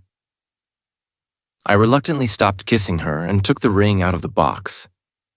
I took her left hand in mine and gently placed the ring on her finger. It fits perfectly. It was perfect. She was perfect. I lifted her hand and kissed the ring. Emma cupped my cheek, lifted my head, and pressed her lips on mine. I was in heaven, and I never wanted to leave. I love you, baby, I said, leaning my forehead on hers. I love you too, Emma said, making my heart skip a beat. Huh. What the fuck did I do to deserve her? I didn't know, but I knew that I would do anything to keep her. She was mine. Emma POV. I stared at the ring on my finger. This was so surreal. I was engaged. I would be someone's wife. Me. Emma. I would be a wife. A small smile spread across my face. I liked that I would become Logan's wife. I wanted it. I wanted to be tied to him in every way possible. I can't wait to wake up to this every day for the rest of my life. I heard Logan's voice, and I looked up. Nemd. He was leaning on the doorframe, and he had a smile on his face. Nate. Wake up to what? I asked as I stood up and approached him. Your beautiful face, he said as he pulled me to him. He pressed his lips against mine, and I moaned. No. I heard Andrew's stern voice. Not in my house. Logan growled and stopped kissing me. I chuckled and looked at my brother. And he had a box in his hands, and he was staring at Logan menacingly. Sorry, man, Logan sighed. Get used to it. You will see this every damn day from now on. Andrew rolled his eyes and walked away from us. I chuckled again, turned around and walked to the pile of clothes on my bed. I started folding my clothes and putting them in the box on the floor. Andrew and I were moving into the pack house. We talked about staying here, but Logan had to go back to the pack house. It was easier to move right now. We had a lot to do in the next few months. We found a lot of information about me in the caves where Samuel kept me. We needed to go through it and learn as much as possible about me. I had to organize my Luna ceremony. I had to learn everything I could from Aunt Gloria. But before I could focus on anything else, I needed to see Sienna and Samuel. Logan approached me and wrapped his arms around my waist from behind. He placed a kiss on my shoulder, and I shivered. And when can I go see Sienna and Samuel? I asked Logan. Say. He growled and tightened his arms around me. I was hoping that you forgot about that, he mumbled. I turned around and smiled at him. Of course I didn't. Logan sighed and placed a small kiss on my lips. "Why do you want to see them, baby?" Logan mumbled as he caressed my cheek. I bit my lower lip and shrugged.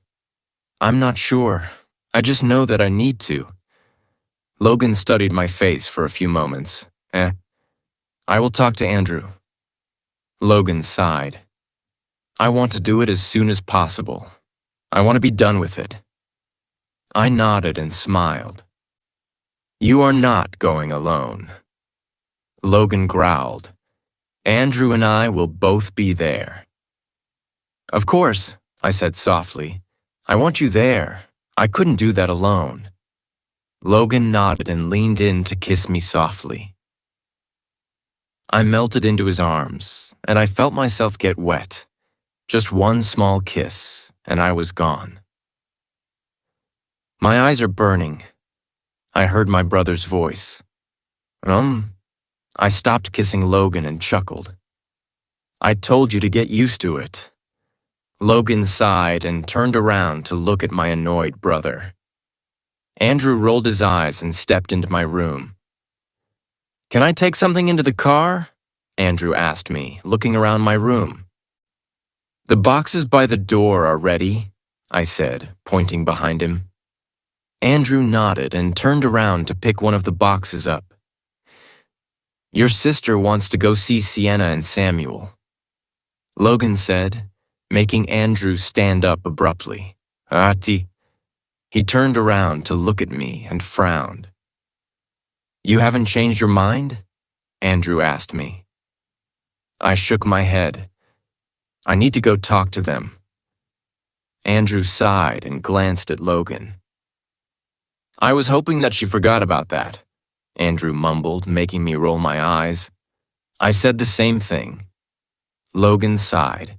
I turned back around and continued to fold my clothes. "I want to do it as soon as possible, Andrew." Logan continued talking to my brother. "Me too," Andrew agreed. "I want to be done with it." "How about today, Emma?" Logan asked me. My stomach twisted and my palms started sweating. "Today is good," I said, trying to stop my voice from shaking. Wanting to see them didn't mean that I wasn't terrified. I would see two people who hurt me the most. I would see the woman who bullied me my whole life. I would see the man who tortured me. To say that I was scared would be an understatement. But I had to do it. "Okay," Andrew said after a few moments of silence. I heard him walking out of my room, and a second later, Logan was standing behind me. He wrapped his arms around me and kissed my shoulder. "You don't have to do it, baby," Logan said softly. "I can feel your fear. You don't have to see them." "I know," I mumbled. "I want to, though." I turned around and wrapped my arms around his waist. I leaned my head on his chest and looked up at him. "You won't let them hurt me," I said softly. It wasn't a question. It was a statement. I knew that he would never let anyone hurt me again. "Of course not, baby," Logan said as he caressed my cheek. "Nobody will ever hurt you again." I smiled and pressed myself closer to him.